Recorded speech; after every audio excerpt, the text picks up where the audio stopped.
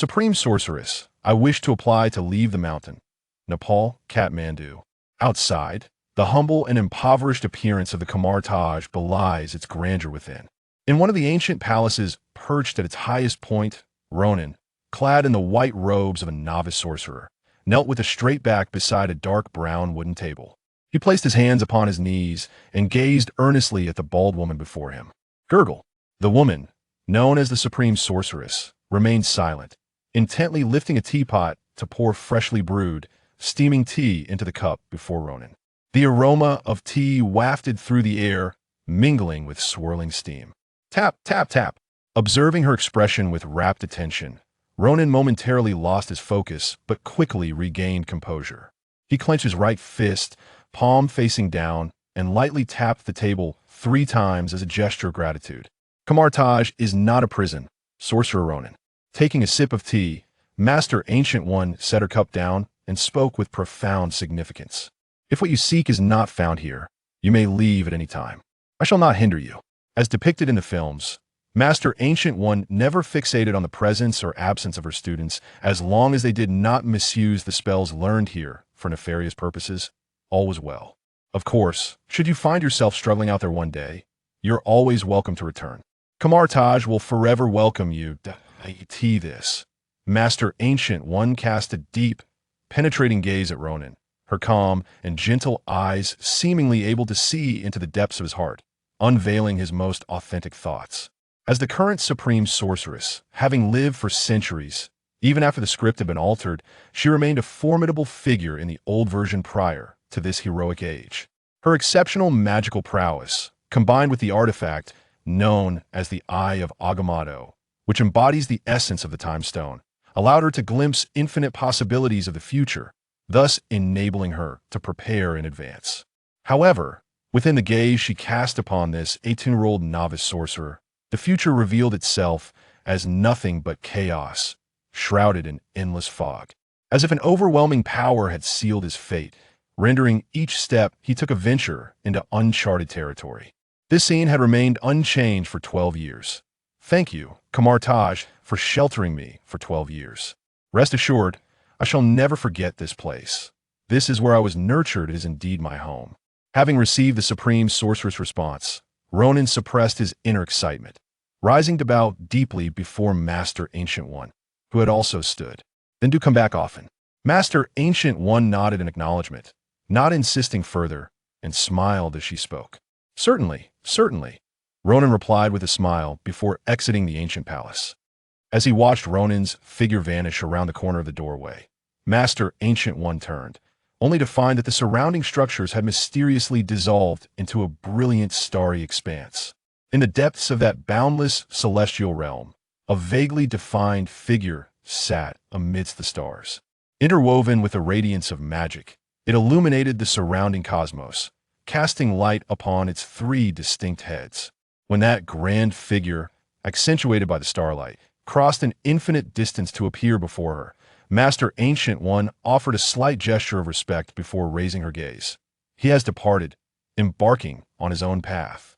Very well, an ancient, resonant voice echoed through the realm of thought, causing Master Ancient One to momentarily lose herself, only to find herself once again in the familiar ancient palace.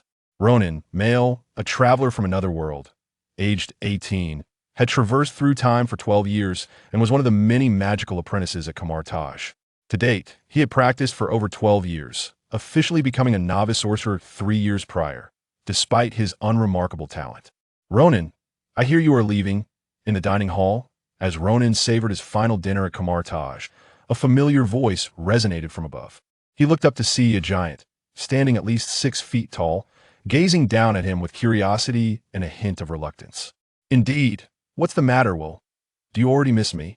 Gesturing for Will to sit, Ronan took a bite of the braised eggplant he had received, jesting. A bit, I suppose. Practicing magic is tedious enough without you. It will be even more dull. Taking a seat across from Ronan with his tray, William Wilson bit into a meat bun, his curiosity piqued. By the way, why the sudden decision to leave? Didn't you plan to stay here for over a decade? To be precise, it's been 12 years and 4 months. Quickly finishing the remaining rice in his bowl alongside the eggplant, Ronan nonchalantly corrected him. Right, 12 years already dead. I thought for sure you'd choose to stay here for life, honing your magical skills. Will set down the half-eaten bun, his eyes fixated on Ronan, eagerly awaiting his friend's explanation. He felt discontent, not only because his dear friend was leaving, but also due to his lack of understanding of Ronan's true thoughts. After a moment of silence, Ronan averted his gaze from Will, looking out towards the training courtyard through the wooden window, and began to speak slowly. Will, how do you perceive my magical talent? You seem alright. Becoming a novice sorcerer at just 18 is quite commendable. Will scratched the back of his head, sensing the underlying implications in his friend's words, realizing why Ronan had suddenly decided to leave. After all, at the age of 20, he too was a fellow apprentice who had achieved the rank of intermediate sorcerer, having trained for just over 12 years. But I practiced magic for 12 years, and am still just a novice. Sighing, Ronan shook his head gently, speaking softly. I feel my talent does not support my continued studies here, which is why I wish to seek other opportunities. I see. Will fell silent, unable to find any justification to persuade his friend to stay. At times, talent cannot be compensated for by mere effort. So be it. Fate is unyielding, one cannot force it. Ah, then I wish you find a path that suits you. As Will extended his broad hand, Ronan smiled and clasped it. Thank you for your kind words. Releasing his grip, Ronan picked up his tray and stood to leave. Will, farewell. Farewell. Hearing the farewell from behind, Ronan hurried to his room to pack his belongings. He would descend the mountain the following morning. Passing through the flickering training courtyard and the deserted ancient corridors, Ronan's gaze suddenly sharpened, focusing on a vibrant blue screen that appeared in his line of sight. Original ability. Ability reconstruction. Ability sequence list. None. Ronan had not spoken the whole truth. His magical talent was indeed lacking. Since he began training at the age of 6, he had only recently stepped into the realm of novice sorcery. But this was not the true reason for his desire to leave.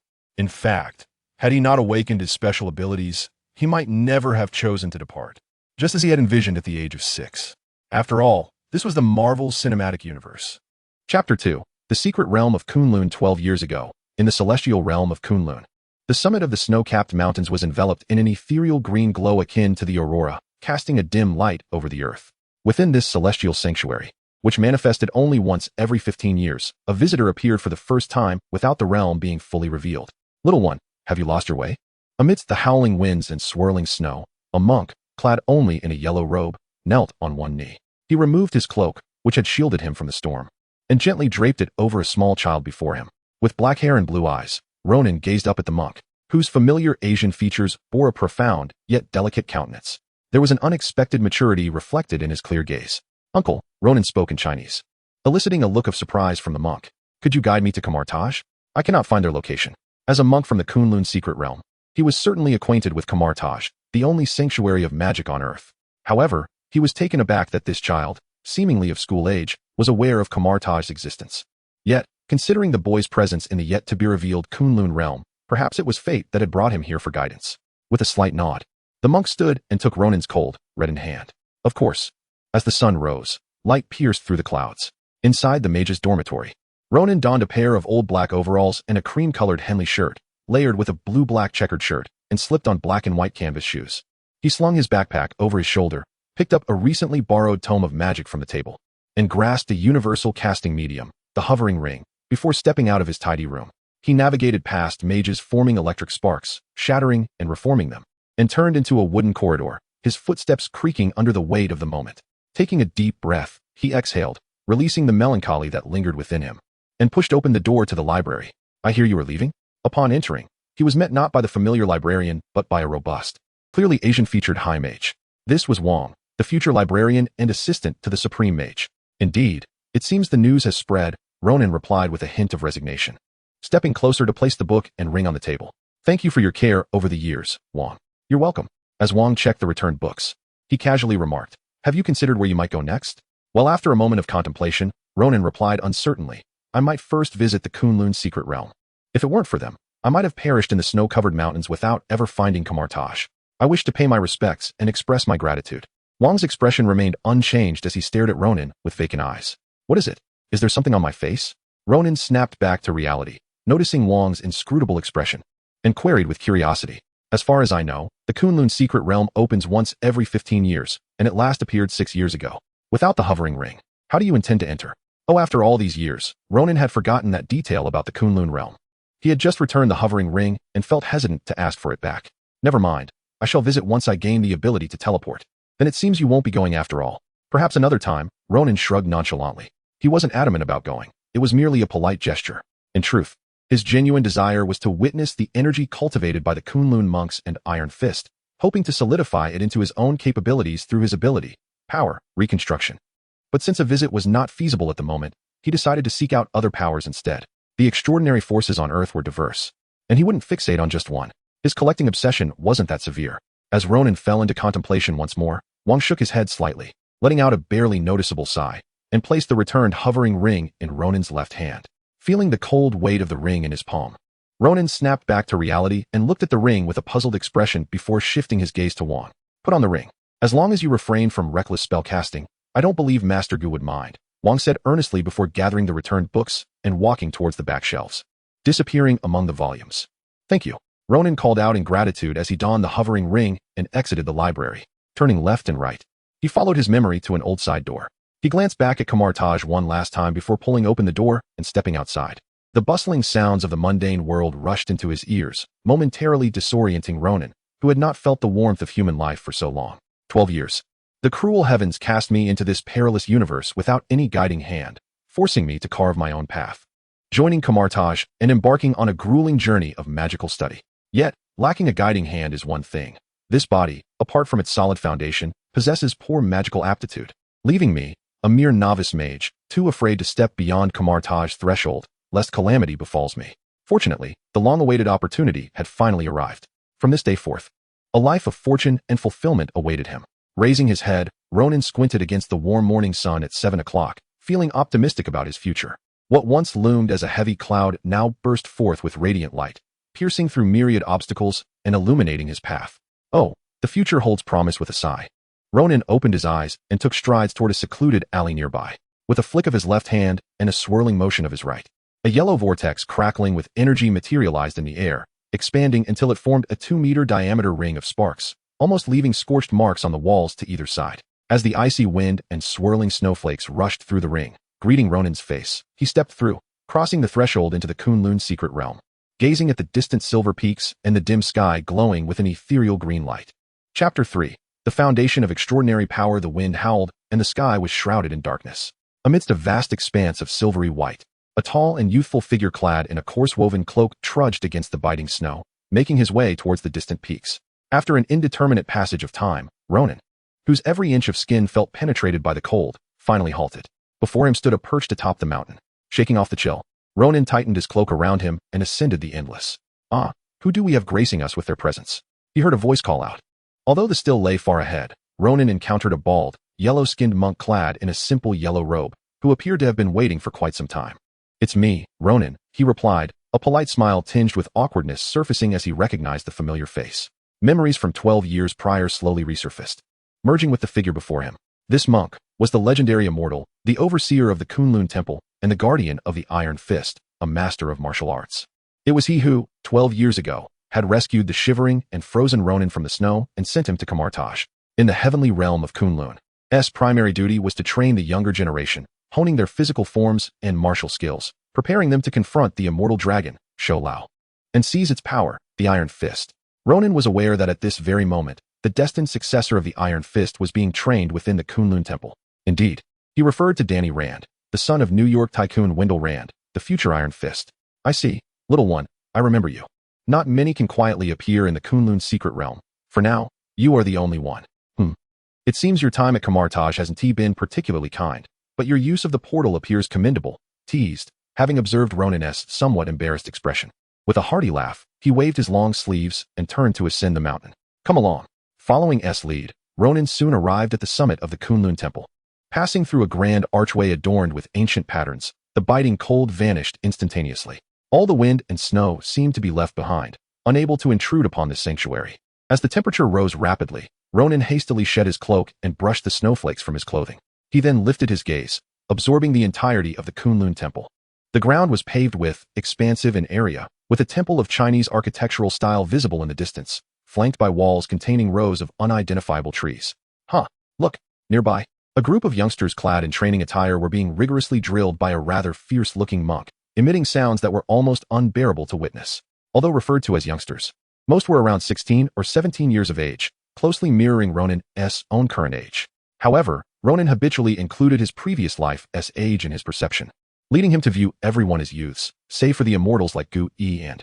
Among that group of youngsters, two stood out notably, one dark-skinned and the other fair, creating a striking balance. The two in the forefront, one is my son Davos. Have you met him before? Do you recognize him? Who had seemingly vanished upon entering, had quietly returned to Ronin's side. I can recognize him, but the one on the right, Ronin remarked, unable to suppress a glance at, who was unmistakably of Asian descent. He vaguely recalled that Davos was S son, yet he appeared strikingly similar to a mixed-race individual. Mister, your genetic expression seems lacking. His mother is of mixed heritage, explained, having trained his senses to be astute over many years. He noticed Ronin's subtle reactions and the confusion etched upon his face, letting out a sigh. At that moment, the monk instructor concluded the first phase of training, allowing the youngsters to engage in paired practice. Shall we observe? You might just regret not staying to train in martial arts, chuckled, guiding Ronin to stand before Davos and Danny Rand, watching their sparring match unfold. While the black and white brothers' eyes remained locked in fierce competition, Ronin could distinctly sense that from the moment he stood before them, Davos had accelerated his attacks, momentarily gaining the upper hand over Danny Rand. Perhaps it was not solely Ronin's presence, but S arrival that triggered this response in Davos. Ronin knew little about Davos, or even the Kunlun realm itself. Although he could be considered a Marvel enthusiast in his previous life, it was limited to films and select series, leaving him largely unfamiliar with the other members of the Defenders, including the future Iron Fist. Apart from their names, he retained no other knowledge. With the years that had passed, only the most profound memories lingered, rendering him unable to discern the source of Davos's peculiar reaction. Nonetheless, Ronin's focus remained on the brilliant yellow energy that began to emerge amidst the escalating intensity of the duel between the two. Suddenly, the previously disadvantaged Danny seized upon a momentary lapse in Davos's defense, retreating his right leg before unleashing a powerful kick, sending Davos hurtling through the air.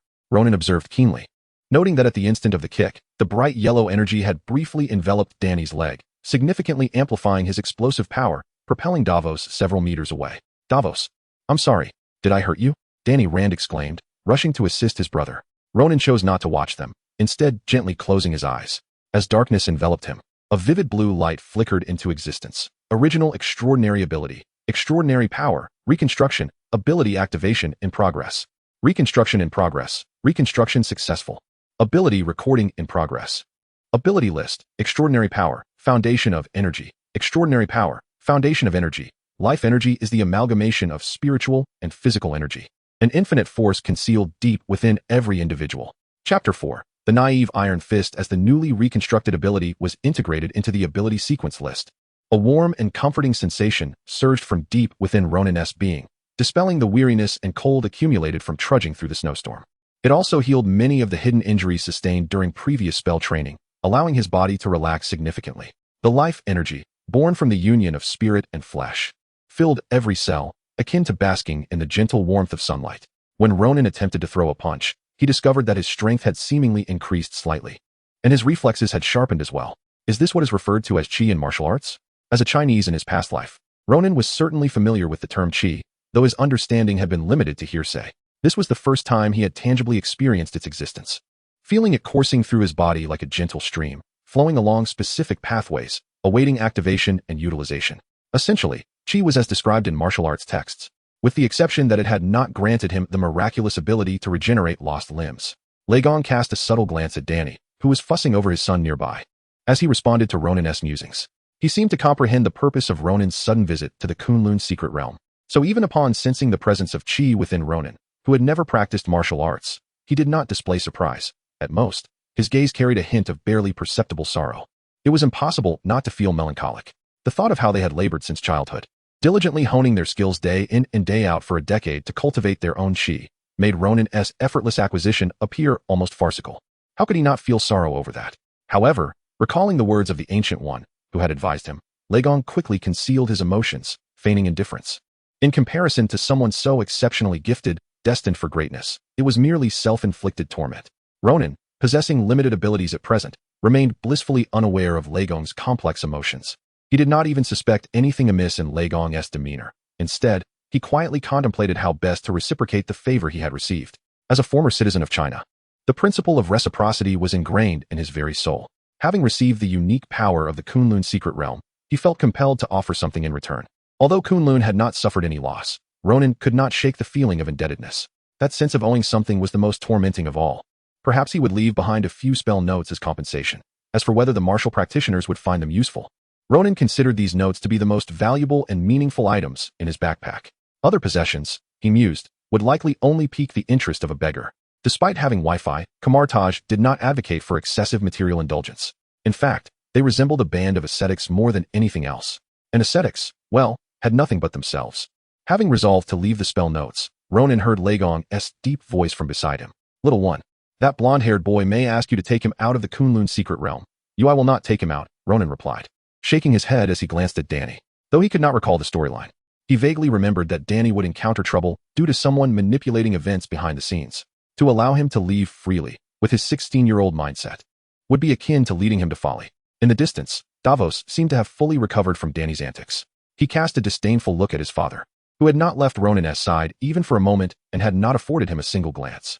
With a huff, he pushed Danny away, like swatting a bothersome fly, and stormed off the square. Danny reached out as if to grasp Davos's retreating figure, but ultimately let his arm fall limply to his side, dejectedly approaching Ronan instead. Ronan observed Danny's approach with calm composure, but his peripheral vision could not locate Lei Gong. He must have gone to comfort his son. It appeared he was not as indifferent as he seemed. As the responsible party, he had to maintain fairness and could not show favoritism openly. Ronan watched as Danny, with his conspicuous yellow hair, arrived before him, his demeanor decidedly anxious. "Hello, I am Danny Rand, Lei Gong's disciple." Perhaps it was Ronan's mature aura that instilled a sense of hesitation in the future Iron Fist, as he stammered, struggling to articulate his introduction. Ronan, a splendid name. Indeed, after the completely unremarkable flattery, Danny, still visibly nervous, finally posed his burning question. May I ask where you are from? How do you know Lei Gong?" Fearing that Ronan might perceive the true nature of his curiosity, Danny quickly followed up with another question. "I am from." Ronan paused with a playful intent, observing Danny's wide-eyed expression, which seemed to hold its breath, before finishing with a smile. "Kamar-Taj. I am an old acquaintance of Lei Gong. He saved my life when I was very young." "Kamar-Taj? What sort of place is that? Is it inside the Kunlun secret realm? Why have I never heard of it?" Danny's sudden rush of questions revealed his growing suspicion. Was it possible that he had indeed guessed correctly, that Ronan had come from the outside? As he gasped for air, Danny had essentially concluded that Ronan was an outsider from the moment he laid eyes on him. The reasoning was clear. Ronan's modern attire starkly contrasted with the surroundings. Had Lei Gong been deceiving him all these years, claiming that the Kunlun secret realm emerged only once every 15 years, remaining isolated from the outside world? If that were the case, how had Ronan appeared here? After all, the last emergence had coincided with the incident involving Danny, which had occurred 6 years ago. Kamar-Taj, what kind of place was it? Suppressing all doubts, Danny feigned curiosity and inquired further. Amused, Ronan watched as Danny's expression shifted like a painter's palette, and he began to explain. Kamar-Taj can be understood as a place similar to this one, accessible only under specific conditions. However, unlike your realm, Kamar-Taj practices magic. With that, Ronan extended his left hand adorned with a mystical ring and began to trace circles with his right hand. In no time, a portal materialized successfully. Casting a glance at the astonished Danny, before he could fully grasp what was happening, Ronan swiftly flung his hands backward, and the portal enveloped him. In the next moment, the light dissipated, leaving no trace of Ronan, save for a few ancient-looking notebooks left in the spot where he had stood. Chapter 5. The flipping of memories at 11 o'clock in the morning in Guangdong. After earning a modest sum through the benevolent use of magic, Ronan returned to his homeland in this otherworldly realm. He planned to first indulge in a feast of local delicacies before contemplating other matters. In a tea house named Longxiangju, Ronan gazed at the nearly overflowing platter of dim sum, his eyes sparkling with delight. Lowering his head, he inhaled the fragrant aroma of the food, tears of joy streaming down his cheeks. How delightful! After 12 long years, I can finally savor morning tea again. Slurping away, he relished the shrimp dumplings, golden cake, and chicken feet in black bean sauce, washing it all down with tea to cleanse his palate. After half an hour, feeling his belly swell, he noticed the abundance of remaining dim sum on the table. He languidly called for a server to bring takeout boxes. 5 minutes later, he hoisted a bag containing 2 disposable containers, slinging his backpack over his shoulder, ready to journey to the center of this universe. This center was not the cosmic nation, but rather the bustling city of New York. As a hotspot for events in the Marvel Universe, New York was home to a significant number of superheroes. From the Defenders to the Avengers, all of whom could be spotted in the city. When superheroes congregate, it is almost inevitable that chaos will ensue. Ronan stowed the takeout boxes in his backpack and found a secluded corner where he traced a few arcs in the air, opening a portal. Stepping through, he arrived at 177A, Brick Street, the location of the Sanctum Sanctorum in New York. Typically, the sanctum was guarded by resident sorcerers, but Ronan found it oddly devoid of their presence. This was perhaps for the best, for he had distanced himself from Kamar-Taj, and trespassing into the sanctum could lead to unfavorable encounters. He merely intended to borrow a gateway, so there was no need for formalities. With a slight bow toward the staircase, Ronan pushed open the grand door and stepped outside. Where to next? Seamlessly blending into the colorful crowd, he drifted along, pondering the sources of power available on Earth. In 2007, prior to Iron Man's emergence and the dawn of the heroic age, extraordinary abilities had not yet revealed themselves in significant numbers. As far as Ronan was aware, the options were quite limited. Excluding Iron Man, who possessed no supernatural enhancements, the Avengers lineup consisted only of Hawkeye, Black Widow, Hulk, Thor, and Captain America. However, Ronan was uncertain if he could replicate the serum that created Captain America, fearing the potential for adverse effects. That was a risk he could not afford to take. Thus, he was left with the prospects of Hulk and Thor. Though Thor was likely out of reach, still residing in Asgard for several more years before his father would cast him down to Earth for romantic escapades. As a novice sorcerer, Ronan could not recklessly breach Asgard. That would be tantamount to courting death. Consequently, the most viable option was to seek out Hulk or perhaps take advantage of the chaos during the battle between Hulk and Abomination in New York. The Eternals also came to mind. As descendants of the Celestials, the Eternals possessed the remarkable ability to harness and manipulate cosmic energy, albeit with varying powers despite drawing from the same energy source. Ronan speculated that the diversity in their abilities might stem from different energy circuits, allowing him to potentially acquire an entirely distinct set of powers through their energy manipulation. A complete set of abilities, including flight, weapon manifestation, mind control, super speed, healing, illusion, energy projectiles, strength enhancement, and, most intriguingly, matter reorganization, a truly tantalizing prospect. With this decision made, Ronan resolved to first seek out Hulk and, if necessary, pursue the Eternals. After all, there was still a year until Iron Man's debut, and he refused to believe he would achieve nothing in that time. Regrettably, the timeline of Captain Marvel coincided with his arrival in this world, and her powers had yet to manifest. Had circumstances been different, he could have easily acquired her abilities and become a formidable force against Thanos. But there was no point in dwelling on such thoughts. Opportunities would arise in due course. Shaking his head, he dismissed the myriad ideas swirling in his mind. With a general direction set for the future, Ronan's previously taut nerves began to unwind since departing Kamar-Taj. He glanced down at his tattered clothing and decided to find some well-meaning individuals to borrow a bit of money. It would also provide an opportunity to practice his skills on a few local thugs and refine his control over his powers. 5 months later, in Brasilia, strolling through the vibrant streets adorned with exotic flair, Ronan donned black flip-flops, vibrant shorts, a white tank top beneath a floral shirt, and a straw hat, resembling someone returning from a Hawaiian vacation. Goodness, it's scorching. Ronan glanced up at the blazing sun overhead and muttered a curse. The date was now March 2008, and the arrival of Iron Man was drawing ever closer, heralding the dawn of the heroic age. However, despite the passage of 5 months, Ronan had yet to uncover Hulk's whereabouts. Not to say he had found nothing. After utilizing his magic to delve into past memories, he had recalled a number of future events and details. He remembered that Bruce Banner's location was exposed when a drop of his blood contaminated a bottle of soda, leading an omnipotent being in the Marvel Cinematic Universe to become intoxicated and subsequently pursued by military personnel. Although Hulk ultimately evaded capture, this incident inadvertently birthed the Abomination.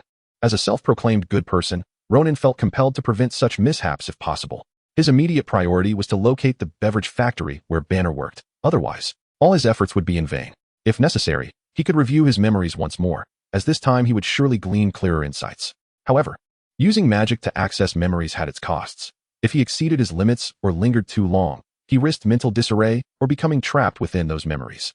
Thus, Ronan could only explore his recollections incrementally, being but a novice sorcerer. Golden energy gathered beneath his feet as he leaped onto a nearby rooftop, seeking a quiet spot to sit and invoke his magic to sift through his memories. Chapter 6. Bruce Banner. Ronan ascended to the rooftop of a modest 3-story building, finding a quiet corner to sit and cross his legs, allowing his mind and body to relax. After 5 months of rigorous training, he had begun to master the manipulation of chi, feeling confident that he could now engage in a balanced contest with Captain. With a deep exhale, Ronan slowly closed his eyes. He retrieved the suspended ring, skillfully formed the necessary seals, and silently recited the incantation. As his consciousness sank into the depths of his psyche, memories surged forth like a tidal wave, threatening to engulf the solitary vessel adrift in this vast ocean.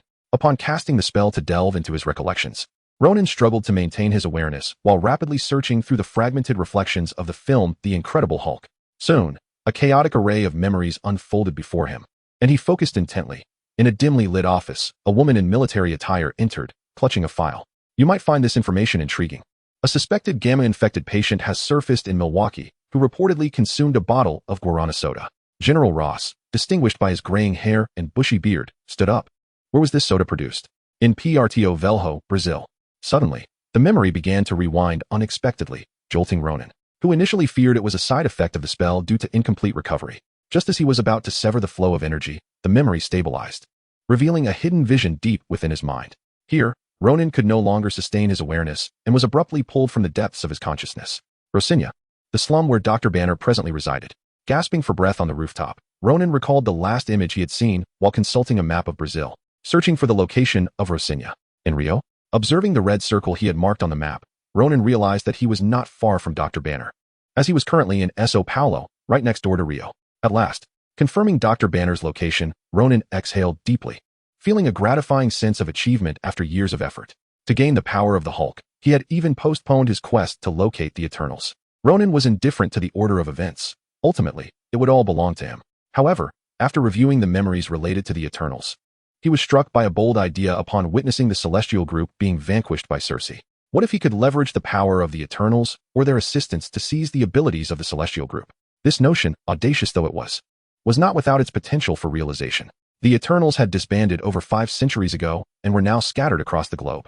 If he could connect with each of them one by one, amassing their powers, combined with the Hulk's physical strength and the Eternals' mastery over cosmic energy, Ronan could theoretically venture deep into the Earth's core, reaching temperatures of 6,000 C, to locate the celestial seed left by the supreme Erishem, thereby reconstructing the unique powers of the celestial race. Moreover, if the Hulk's physical strength proved insufficient to traverse the Earth's core, Ronan had a second option, the divine strength of Thor. He was unconvinced that the god of thunder, who withstood the energy of a neutron star in Avengers: Infinity War, would falter against the Earth's core temperatures. The prospect of acquiring the abilities of the Celestial Group was undeniably enticing, and the execution did not seem overly challenging, offering multiple fallback options. Thus, Ronan resolutely decided to pursue this course of action, reminiscent of his earlier audacity in disregarding risks during installations. Having acquired this extraordinarily potent power of reconstruction, Ronan felt compelled to elevate his ambitions. Otherwise, he would be no different from a mere salted fish. Given that the abilities of the Celestial Group were fundamentally the strongest on Earth, he could not help but aspire for even greater heights. Alright, enough daydreaming for now. It was time to eat and then embark for Rio. Once he had made contact with Dr. Banner, he would set out to locate the Eternals across the world. Ronan slapped his face, gathered his thoughts and the map, and picked up his hat before departing the rooftop. In Rio, at the foot of Christ the Redeemer, within the infamous Rosinia slum, Bruce Banner had just completed a day of work as a laborer and was preparing to return home. Before entering his dilapidated rental, he instinctively surveyed his surroundings to ensure he was not being watched. No anomalies detected. Not spotting any suspicious figures nearby, Banner sighed with relief, knowing he could remain here a little longer without the need to flee again. Truth be told, the original Dr. Bruce Banner would not have paid such attention to these details. However, 5 years of extensive experience in evasion had imparted upon him certain rules. Thus, he had never ceased to engage in learning, living up to the title of doctor. Upon reaching the top floor, Banner retrieved his keys to unlock the door. But despite the noise he made upon entering, his alert pet did not greet him as usual. The room felt eerily quiet, almost oppressive. Instinctively halting his hand from reaching for the light switch, he observed the shadowy outlines of the furniture in the dimness, keenly sensing an atmosphere of tension and unease. Something is amiss. Woof. Just as Banner began to retreat, preparing to escape, he heard the familiar bark of his dog from the bedroom, and with that sound, the unsettling aura in the air seemed to dissipate. After a moment's contemplation, Banner was reluctant to abandon the belongings he had accumulated over the past few days, some experimental equipment for extracting substances to heal himself, and the laptop he had painstakingly procured to communicate with Mr. Blue. These items represented his hope for healing and reintegrating into human society. Hahu, taking a deep breath, Banner steeled himself and illuminated the darkness of the room. Using the light from the staircase as cover, the sudden brightness did not blind him, allowing him to immediately spot a young figure standing quietly at the bedroom door, petting his dog. It was a young man with gentle eyes, black hair, blue irises, and pronounced features, appearing quite youthful, yet emanating an oddly mature aura. "Hello, Dr. Banner." The young man smiled as he set the dog down. Chapter 7. Folk Remedies. Who are you? Why are you in my house? Upon hearing the young man, who inexplicably appeared in his home, accurately call out his name, Banner relinquished his earlier intention of fleeing with a bucket in hand and resolved to abandon the bucket altogether as he prepared to escape. Although he had yet to detect the presence of anyone else besides himself, the thought that others could be on their way unnerved him. Banner was not particularly concerned for his own safety. After all, numerous experiments had demonstrated that in moments of imminent peril, the creature within him would emerge to shield him from harm. His true concern lay in the potential danger to the lives of everyone in the vicinity if he were to be cornered by the military and his emotions spiraled out of control. After all, once transformed into the Hulk, his rationality diminished significantly, making it challenging to consider the well-being of others. Glancing down at the small creature tugging at his pant leg, seemingly expressing hunger, a flicker of remorse crossed Banner's eyes before he averted his gaze. My name is Ronan. I am not here to cause you trouble, Dr. Banner. Just as Banner took a step back, moving towards the threshold, the young man's calm voice resonated from within the room. You may choose to flee. I will not impede you. Alternatively, we could sit down and have a proper conversation. I have a few suggestions regarding how to control your transformations that you might find beneficial. With that, Ronan, undeterred by Banner's readiness to bolt, casually made his way to the kitchen to pour himself a cup of hot water. He had prepared it while Banner was absent, preferring it over the unboiled tap water favored by many foreigners. 10, 9, 3, 2, 1. With a decisive gulp of water, Ronan silently counted down the seconds, listening to the faint sound of the door locking and soft footsteps behind him, and a smile crept onto his lips. Turning around, Ronan beheld Dr. Banner standing at the door, his expression a mixture of vigilance and readiness to escape, which elicited a chuckle from him. Yet, in the wake of that amusement, he felt an inexplicable sadness, a sense of empathy. Living a life akin to that of a frightened mouse must be arduous. Unable to present himself in public, devoid of friendships, and with only a small creature and the elusive Mr. Blue to converse with, he spent his days crammed in a lawless slum, engaging in menial work that belied his extensive education, all while striving to maintain emotional control to prevent another outburst. To be honest, Ronan held a deep admiration for Dr. Banner. Had he been in the same position, he doubted his own temperament would remain intact. Reflecting on this, Ronan's resolve to assist Dr. Banner in escaping his predicament solidified. At the very least, he could provide him with a sanctuary free from disturbance. Fortuitously, Ronan was well acquainted with many places inaccessible to the average individual. In a fleeting thought, Ronan finally heard Dr. Banner's voice. What suggestions do you have? Please, enlighten me. Upon hearing Ronan mention his advice for controlling the Hulk's emergence, Banner initially scoffed. He was acutely aware of his own condition. Only through maintaining emotional stability could he avoid losing control, a rule he had painstakingly discovered over the past 5 years. Yet, as a scientist, he refused to assume an air of superiority, recognizing the value in considering the insights of this enigmatic young man. While he doubted the practicality of the young man's suggestions, they might illuminate a new perspective. Moreover, given that Ronan had found him without bringing the military along, Banner was willing to extend a modicum of trust. I have 2 suggestions for controlling your transformations. Raising his cup, Ronan shook it towards Dr. Banner, who declined with a gesture. Unfazed, Ronan shrugged and began to articulate his thoughts. The first is diligent practice. I understand your transformations are influenced by emotional control, so honing your skills is an excellent option. There is a place I know that serves as a superb training ground, and I believe the residents there possess the capability to subdue you should you lose control. Perhaps Ronan's choice of words was unfortunate. Upon hearing the term subdue, Banner's mind immediately conjured images of laboratories and prisons, causing his expression to darken. Are you referring to a prison? You must be one of them. Ronan, recognizing Banner's misinterpretation, remained composed and continued. That place is not a prison, for I emerged from there myself. When I say they can subdue you, I do not mean with weapons or artillery, but rather, magic.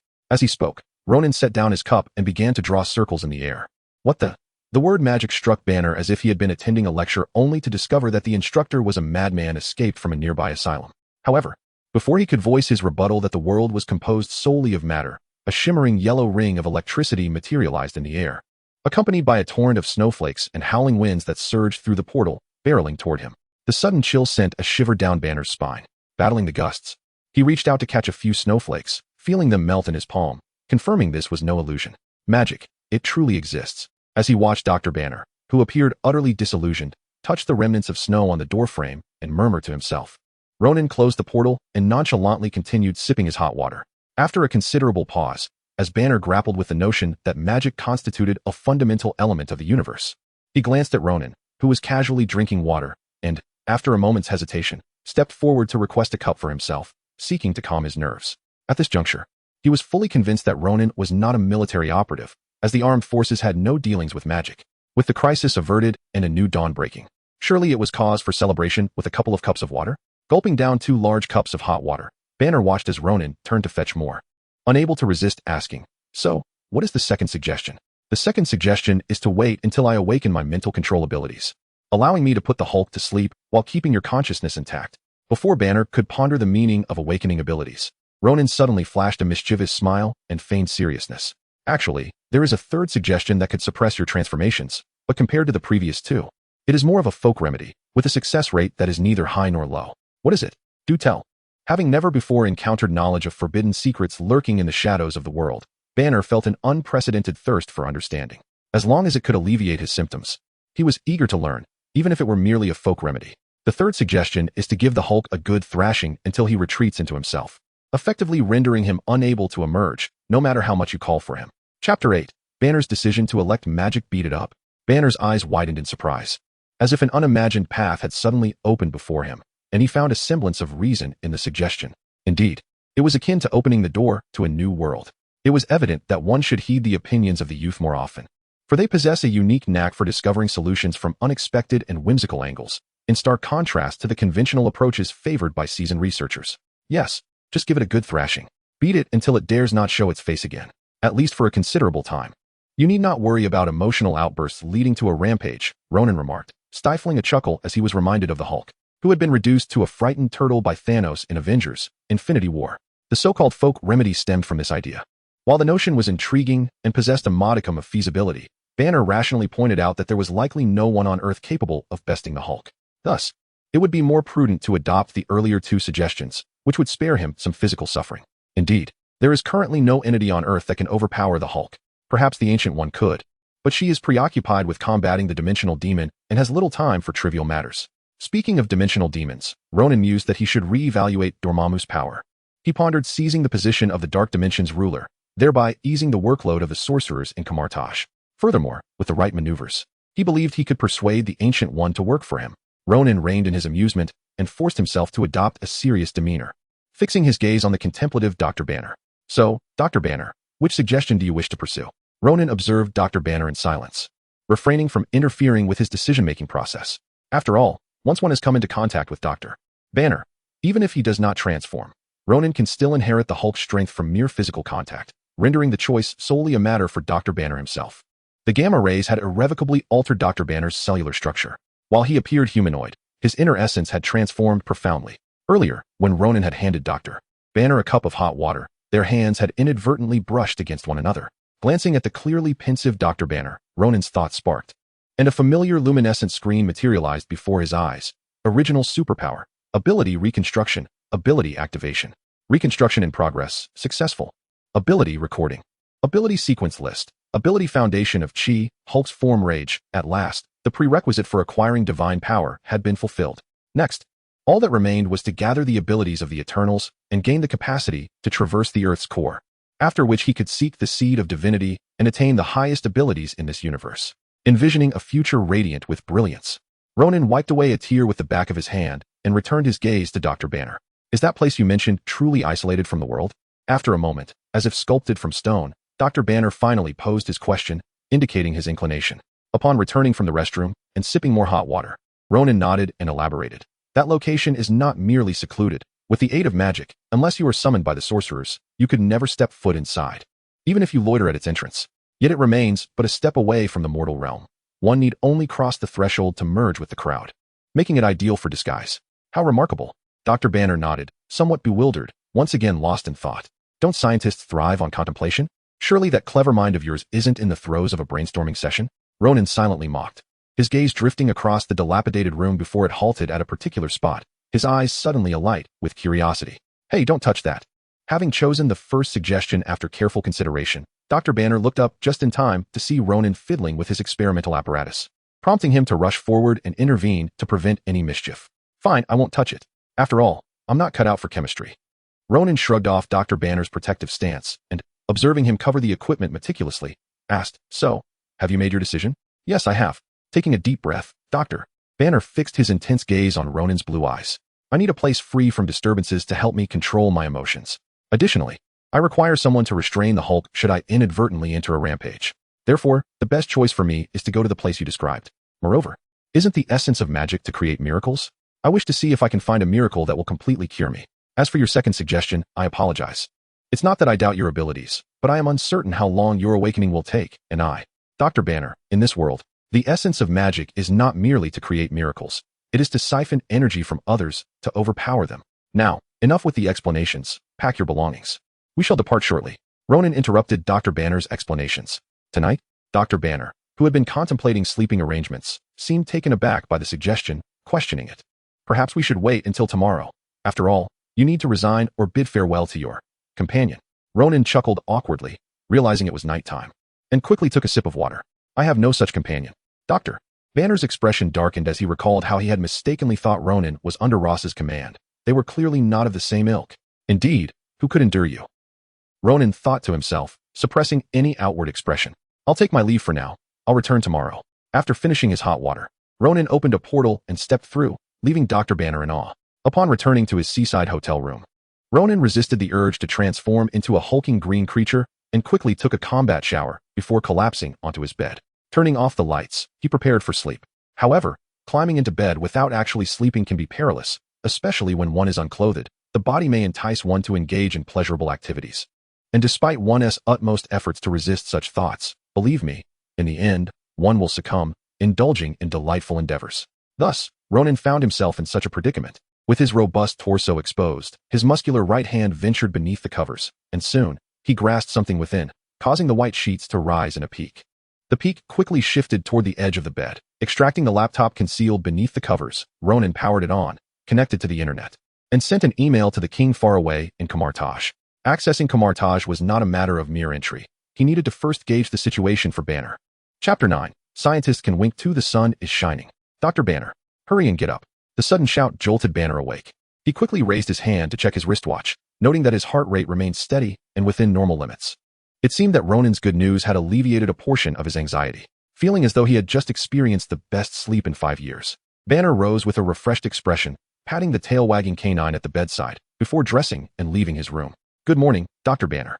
Ronan smiled as he placed the breakfast items from a plastic bag onto the table, observing Banner, who was sniffing the aromas like a dog. He regretted not having a camera to capture the moment. Nevertheless, he decided to improvise.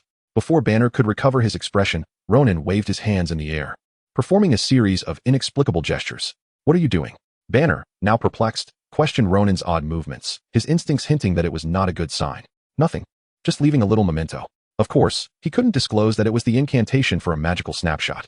Dismissing the inquiry, Ronan swiftly shifted the topic. Come on. Let's eat breakfast. We need to hit the road afterward. Banner, choosing not to delve into the earlier gestures, obediently sat down as Ronan presented him with steaming, fragrant food. He then handed him 2 wooden sticks. Banner looked up, bewildered. Ronan replied, What's the matter? Take the chopsticks. How are you going to eat dim sum without them? I don't know how to use these.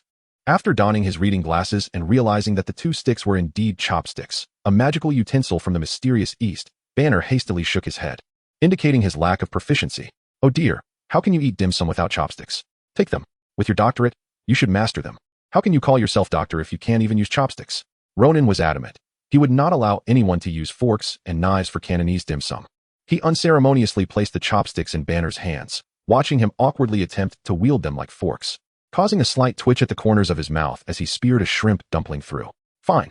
Sometimes you have to poke at them like that when you can't pick them up. It's not a big deal. Thus, the 2 men gathered around a small dining table, swiftly devouring the entire spread of dim sum with satisfied sounds echoing from their full bellies. Delicious.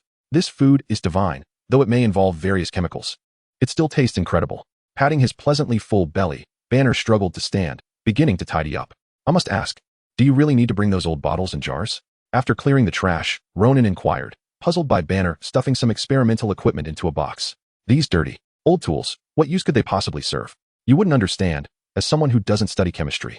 In any case, to achieve complete recovery, I believe a touch of scientific methods is still necessary. Banner replied in a deep voice, hastening to pack his gear. It was clear that he did not place all his faith in magic, which was beneficial. Preparing mentally meant he could withstand potential setbacks without succumbing to rage. All right, I'm ready. Due to each transformation drawing the relentless attention of the military, and since it had only been 4 months since his last discovery, Banner's belongings were scant. Aside from a set of experimental tools, a laptop, and a Portuguese dictionary, he had only a few changes of clothes. 1 box sufficed for everything. Oh, and a furry friend. Banner glanced down at the small stray dog pacing anxiously at his feet, sensing that its owner was about to leave. Despite being the epitome of objective rationality, he had developed a fondness for the little creature and wished to take it along. Of course, he did not insist on bringing it. His intention was to take it if possible, or find a good home for it, perhaps with the Latin beauty at the factory who had shown interest in him. Girls, after all, were often the sentimental types, and he believed that with a sincere request and a wink, she would not refuse him. Trust me, no one can resist a wink from a scientist who isn't an old bald man, especially not with Banner's youthful charm and his lovely, medium-length gray hair. I haven't seen anyone with pets inside, and I'm not sure if there are rules against it. Ronan found himself momentarily stumped by Banner's probing question, which had inadvertently delved into his knowledge-blind spot. After a moment of contemplation, Ronan proposed to Banner, who was giving the dog one last scratch under the chin. Let us assess the situation first. If it's not feasible, it can tag along with me. After I drop you off at Kamar Taj, I'll be continuing my journey, and it would be nice to have some company to converse with along the way. After acquiring Hulk's powers, Ronan intended to pursue the eternal strength, preparing for the ultimate conquest of the celestial being Tiamat. In Ronan's recollection, aside from a few elusive Eternals, like Ikaris and Circe, most were fixed in specific locations, such as the Bollywood star in India or the recluse in the Amazon rainforest, Juke. Ronan's next target was the Eternal residing in the Amazon, especially since he was already in Brazil and the rainforest lay to the north. With such proximity, there was no reason not to go. Very well, if all else fails, let it accompany you. Banner acquiesced, rising and lifting the box. I'm ready. Ronan nodded, drawing a circle to open a portal. Not that. He meant to draw a circle to create a portal. As the portal formed, Ronan stepped aside, gesturing for Banner to proceed. With a mix of trepidation and curiosity about the unknown, Banner stepped through the glowing archway, accompanied by his furry companion. Ronan followed closely behind, re-entering the familiar realm of Kamar Taj after more than 5 months away. Chapter 10. Magic requires talent, be it in medicine or scientific research. So, is this the Kamar Taj you mentioned? The sacred place of magic? As he stepped on the azure stone tiles, the almost untainted fresh air made Banner involuntarily twitch his nose. He lifted his gaze towards the ancient palaces, his Adam's apple slowly moving up and down, revealing a hint of tension in his expression, which was mirrored by the silence of the furry companion at his feet. Indeed, this is Kamar Taj, where I have practiced for over 12 years. Returning to the familiar Kamar Taj, Ronan felt a sense of coming home, his entire being suffused with relaxation. He patted Banner on the shoulder and took the lead, stepping forward. Follow me. I shall introduce you to the administrator of Kamar Taj, the foremost figure in the realm of Earth's sorcerers, the supreme sorceress, Ancient One. Ancient One, is that her name? Her real name? As he kept pace with Ronan, Banner pondered the name that sounded more like a title, confusedly inquiring. First of all, it's her, not him. Ronan promptly corrected Banner's unfounded stereotype, making it clear that the supreme sorceress is a woman. He then affirmed Banner's next question. And yes, Ancient One is indeed her name. Don't ask what she was called before, for even I do not know. Guiding Banner through the corridor, they arrived at the training square. Ronan observed the neatly arranged apprentices undergoing training, feeling as if it were just yesterday. After spending several months in the real world, contrasting the changes in living conditions with the comfort of the mental realm, Ronan couldn't help but exclaim, how much better the real world is. No need to rise early for arduous training. One can wake naturally. There are no endless books to read, only endless pleasures, no monotonous vegetarian meals. Every meal can be a feast. Indeed, magic comes at a cost. Behind Ronan, Banner gazed at the flickering sparks of energy throughout the training square. He watched the esteemed middle-aged sorcerers at the forefront, deftly sketching astonishing magical runes in the air, his eyes suddenly igniting with a fervent desire for knowledge. Yearning to join them and explore another system of energy application. This way, signaling Banner to follow, Ronan led the way to the right passage of the square, preparing to cross it towards the palace at the end. Oh, all right. Coming back to his senses, Banner called to his furry companion and followed Ronan's lead. Before long, the trio ascended a modest staircase and arrived at the front of a palace, whose ancient design exuded a rich historical ambience. They stepped over the wooden threshold. Ancient One, I have brought him. As serene as when he departed, the Ancient One sat quietly on a cushion beside the tea table, dressed in a dark robe, pouring tea into the 2 empty cups opposite her. Observing Ronan bowing in respect and addressing the bald woman before him as the Ancient One, Banner could not help but rub his reading glasses, finally confirming that this was indeed the so-called strongest figure in the realm of Earth's sorcerers. Truly, strong individuals are often devoid of hair. Why am I not bald then? Is it because I lack strength? Silently concealing these questions in his heart, Banner shyly averted his gaze from the gleaming head of the Ancient One, realizing that she too was scrutinizing him. Please sit. Retracting her gaze from the green behemoth, the Ancient One maintained her composure and gestured for them to take their seats.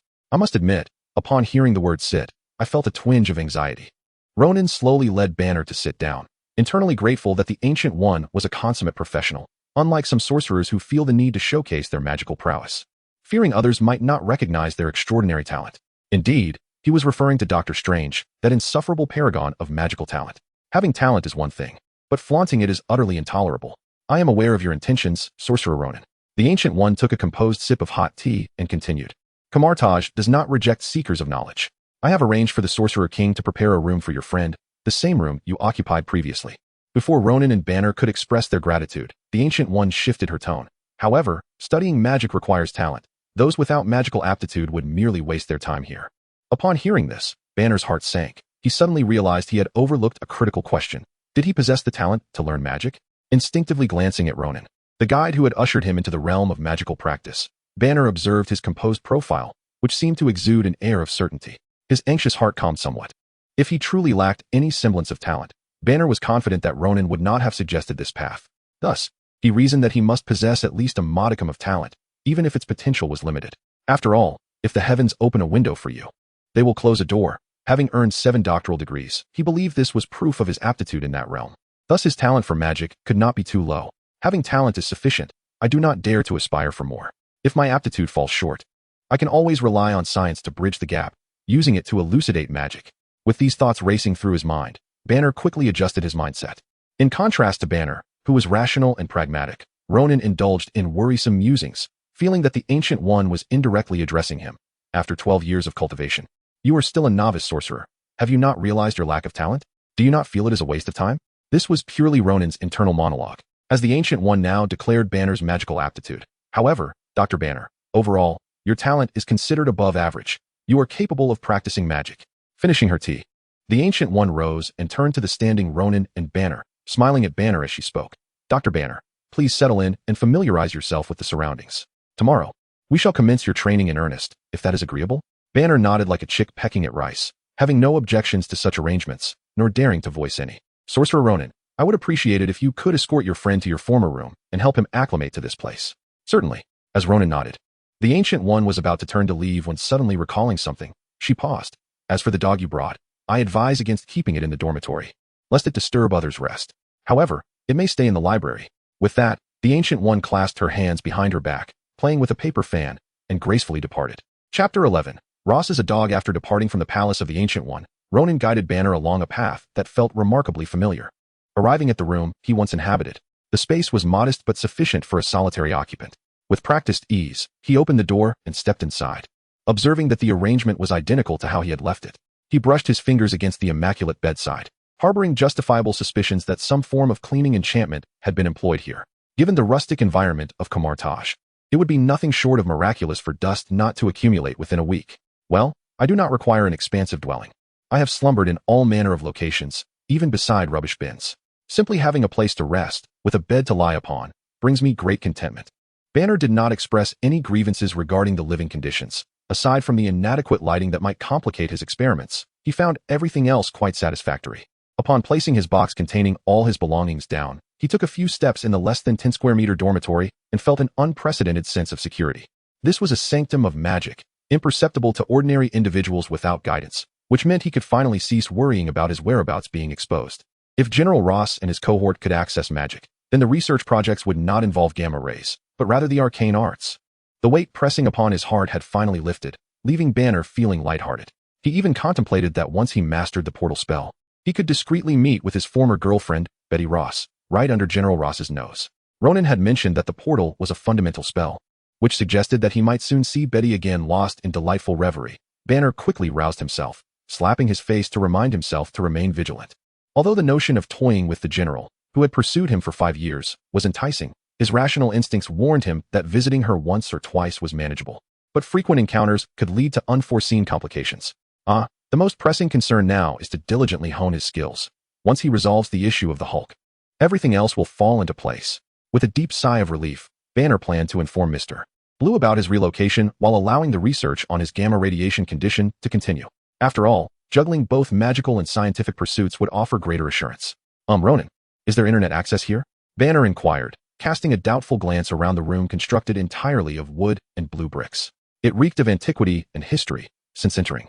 He had yet to spot a single modern piece of furniture. Well, except for the old lamp on the wooden table by the window that emitted a warm glow. Of course, how could there not be? Seizing the opportunity while Banner was evidently lost in thought, Ronan playfully tussled the young pup until he heard Banner's question, then released the dog, who lay feigning death on the floor. Here, to access the internet, you must use a laptop. The cable is right here. Approaching the wooden table by the window, Ronan bent down and retrieved a white Ethernet cable, laying it out on the surface. After introducing the existence of the cable, Ronan scooped up the pup and addressed Banner, who wore a look of astonishment at the unexpected presence of the cable. Come on, let's explore the surroundings, and then we can let your dog roam in the library. By the way, are you not going to give your dog a name? I have no idea how to refer to it, so for now, I'll call it Wangsai. After all, Wangsai is a universal name for dogs. It's suitable for both genders and all ages. So it works for now. About that. Initially, Banner had chosen to keep the stray dog merely for companionship and to have it serve as a guard, without any intention of forming a lasting bond, as he could be discovered at any moment and forced to flee again. Thus, he had never considered giving it a proper name. However, with the crisis now averted, and having developed a bit of affection for the animal over the past few months, it was time to bestow a name. Let's call it Betty. After much contemplation, Banner settled on a name deeply rooted in his past. Ronan's expression turned slightly peculiar upon hearing this. It wasn't that he had any objections to the name Betty. It was just Betty? Are you sure? Yes. What's wrong? Is it not a pleasant name? Banner replied, perplexed. Surely, he couldn't name it Bob. That would be utterly mundane. Betty was such a lovely name. After all, his ex-girlfriend was named Betty. It's fine, but don't you remember? Your dog is male. Bestowing it with a feminine name might be a bit awkward for it. How will it ever find a girlfriend? Banner exclaimed, Huh? My dog is male. I completely forgot. Ronan sighed, exasperated. Then let us name it Ross. Caught in an awkward exchange of glances between Ronan and Betty, Banner pondered deeply before ultimately selecting another name with which he held personal significance. All right, Ross, let us go. With a shrug, Ronan carried Ross out of the room, feeling no inclination to critique Banner's choice of name. After all, it was his dog.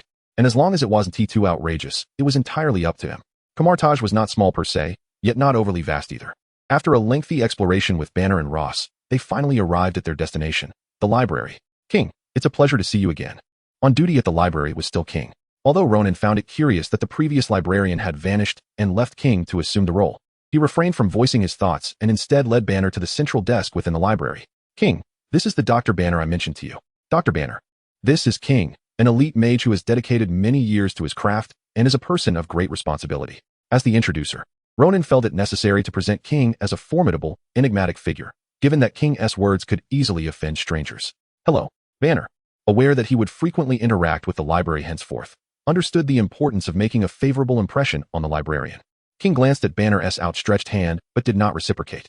Instead, he replied with a disinterested, hello. Ronan sensed trouble brewing. He was not concerned about anything else. But King's bluntness could lead to complications. He quickly redirected the conversation. So, King, Dr. Banner will officially begin his training tomorrow. Perhaps you could prepare some foundational texts for him to review in advance. Understood. King responded curtly, slamming his book shut and rising to disappear into the shelves behind him. Chapter 12. Do you understand the value of 7 doctorates?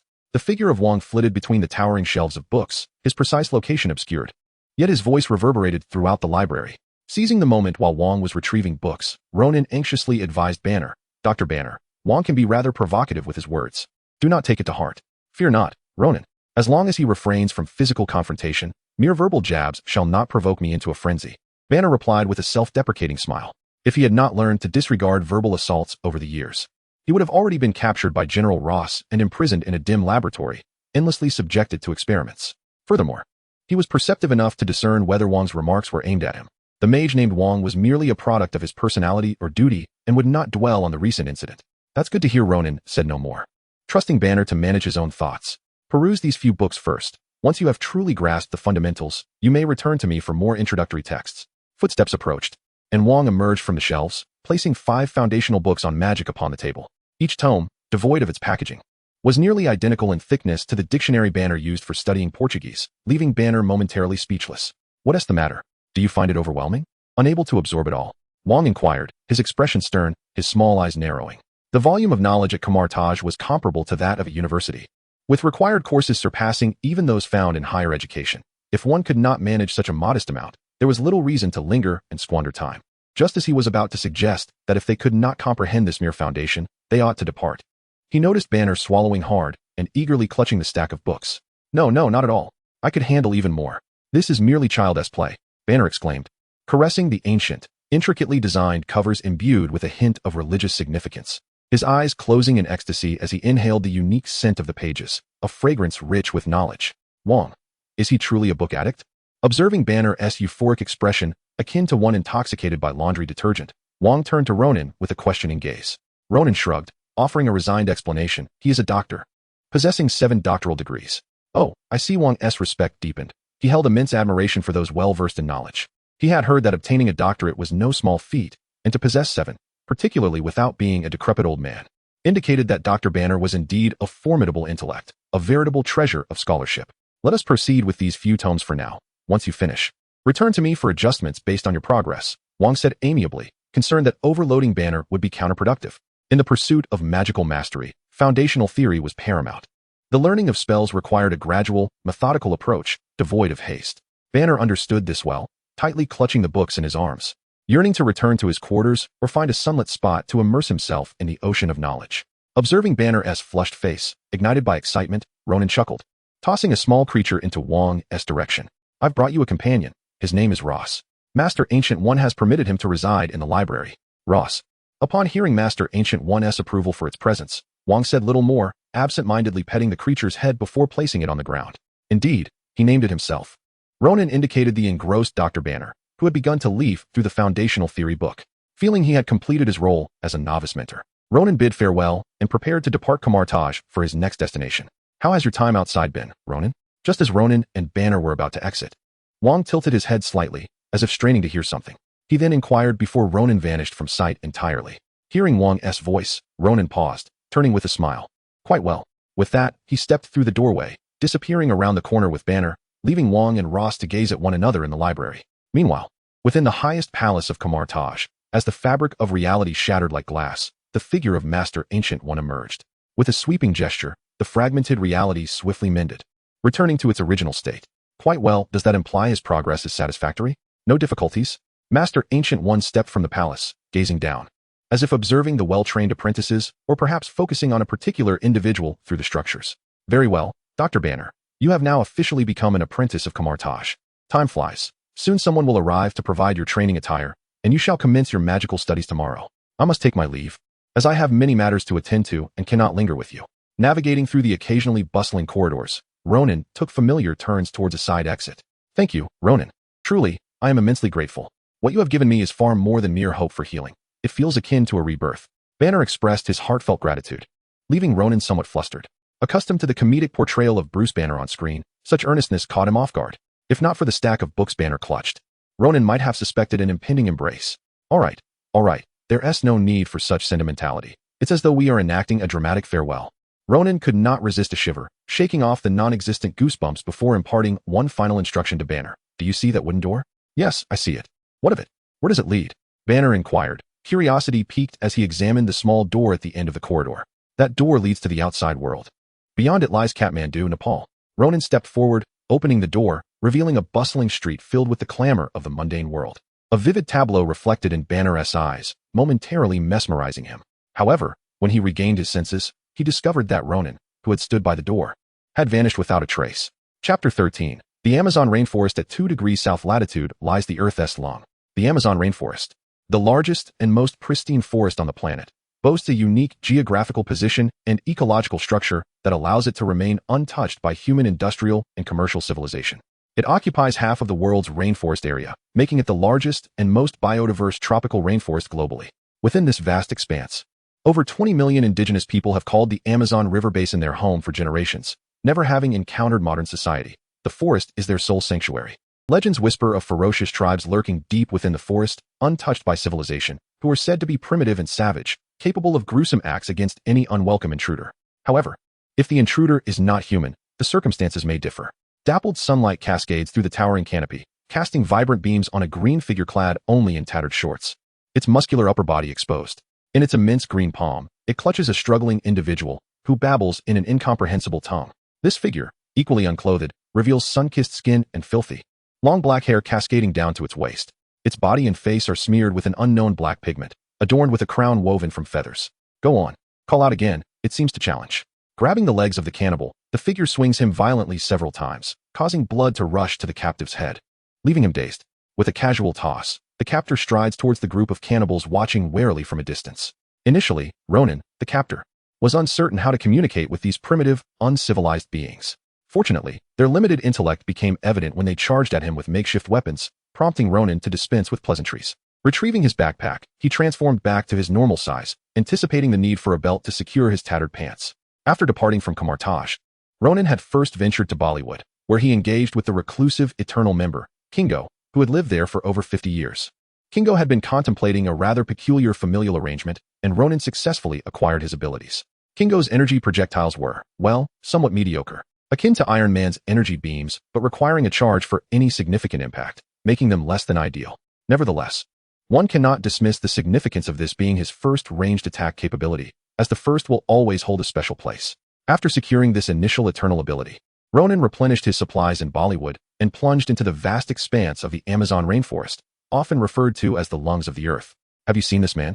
he inquired, presenting a drawing to an elder cannibal, whose wise eyes sparkled with discernment. The paper depicted a dark-haired man resembling a singer, with an unkempt bowl cut and deep-set eyes that seemed to swirl with a vortex, capable of ensnaring the heart.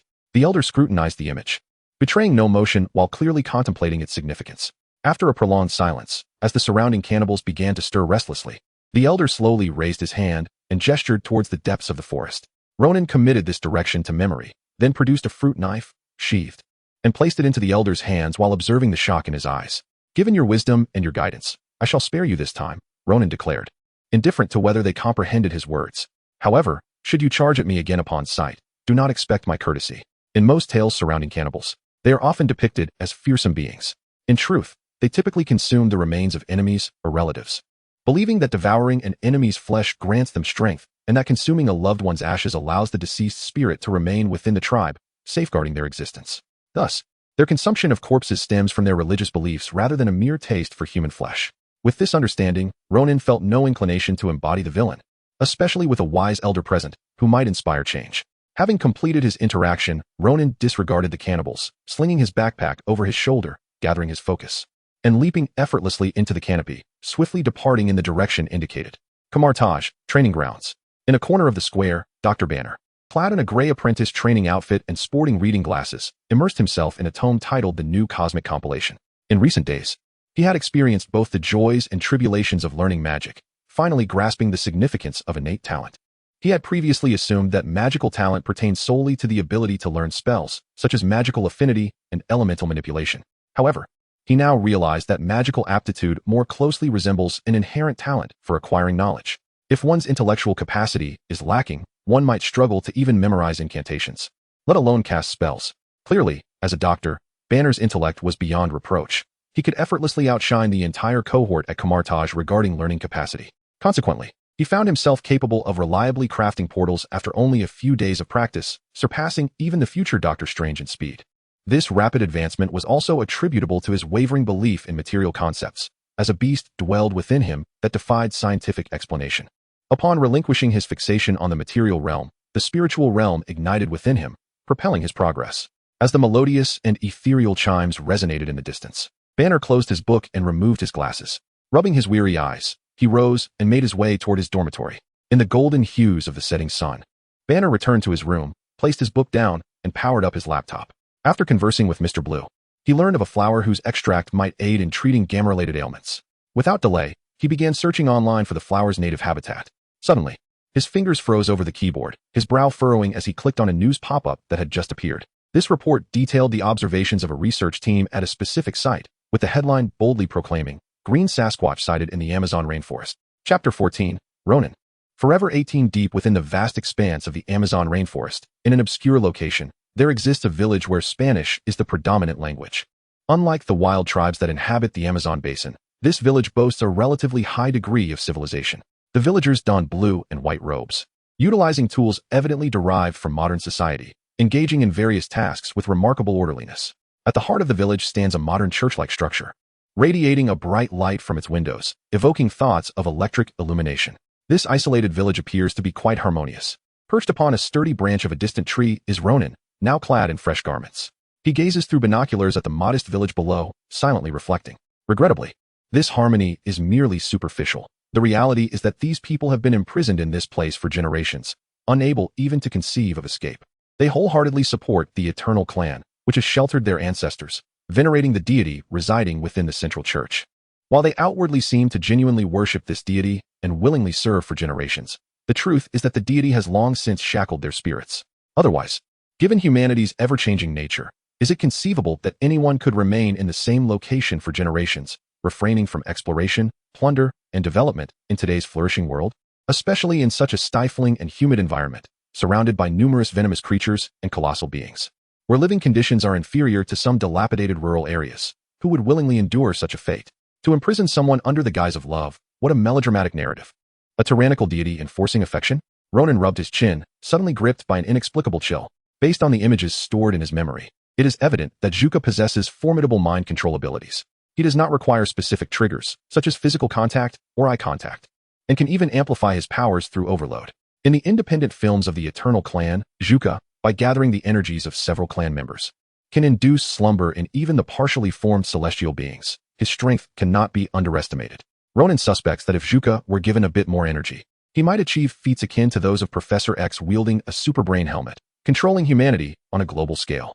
It is imperative that Ronan finds a way to bolster his mental defenses, otherwise he fears he would succumb at the first encounter. Since departing from Kamar-Taj, Ronan has only acquired 3 abilities: a modestly potent energy manipulation, the Hulk's transformation into a larger and greener form, and the energy projectiles of the Golden Hook. None of these abilities can resist mind control. Fortunately, Ronan foresaw such circumstances and prepared accordingly, with the unique ability sequence he obtained when acquiring the Golden Hook laying a solid foundation for his plans. Ability sequence list: Energy manipulation, Hulk's might.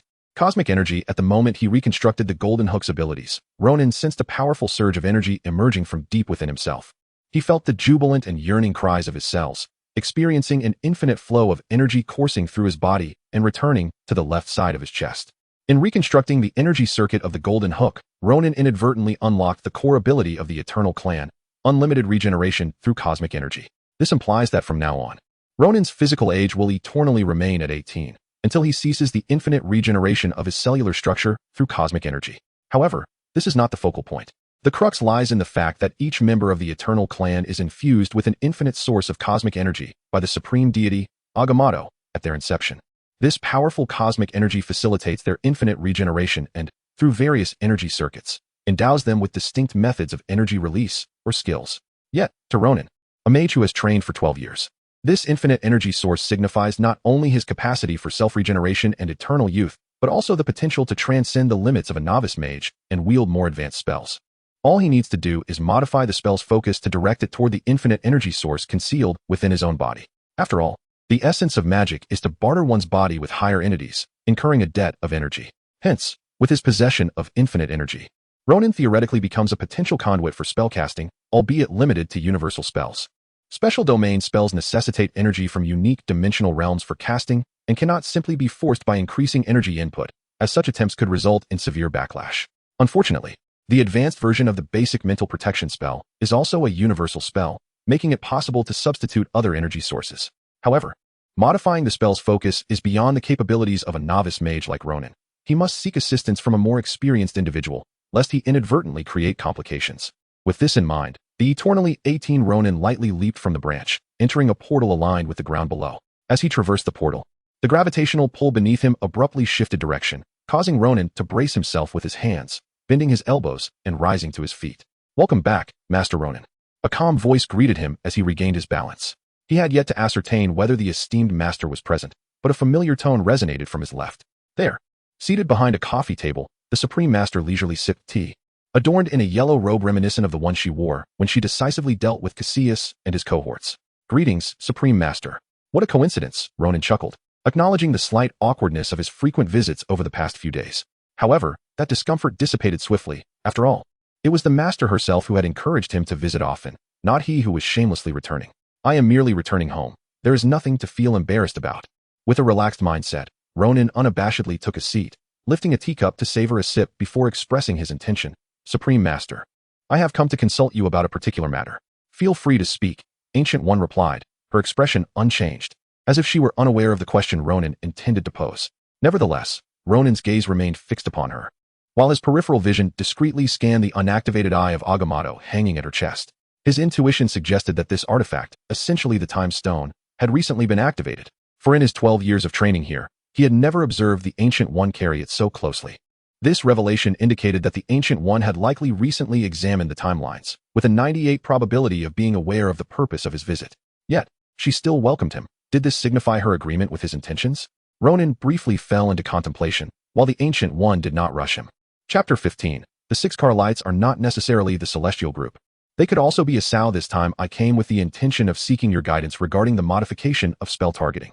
After a brief moment of contemplation, Ronan straightforwardly articulated his purpose. Under the formidable power of the Time Stone, Ronan was convinced that his every action and utterance had long been anticipated by the Ancient One.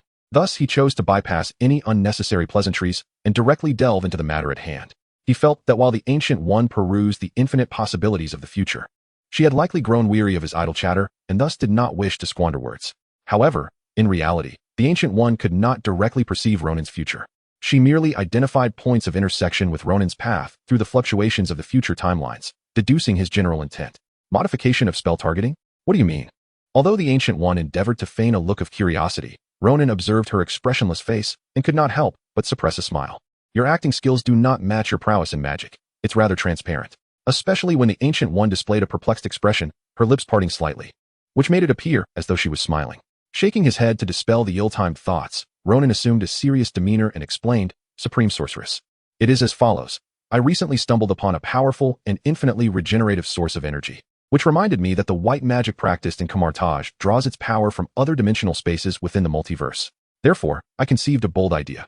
As he spoke, Ronan fixed his gaze on the Ancient One's noble and fair visage, observing her nodding as if encouraging him to continue, prompting him to muster the courage to lay out his thoughts in full. I was wondering if we could modify the spell's targeting to direct it toward that energy source. Would it not exempt us from the costs of spellcasting? That energy source possesses neutral attributes and lacks sentience, thus it would not demand recompense from us. If we could redirect our spells to target it, we would no longer have to worry about our physical condition when casting spells, and we could evade certain uncontrollable risks. We could even alter your targeting of energy drawn from the dark dimension. I can withstand it. Ronan did not state this outright, but he had faith that the Ancient One would comprehend his meaning, given her mastery over the timeline. She had likely heard all that needed to be said. The Ancient One did not respond immediately, her calm gaze fixed upon Ronan, making him somewhat uneasy. Ronan, does the energy source you acquired have a name and origin? Name and origin? Ronan was taken aback, struggling to grasp the question. He understood the need for a name, as spells require precise targeting through nomenclature. But why inquire about its origin? The origin of cosmic energy would simply be the creators of that energy within the universe, the Celestial Group.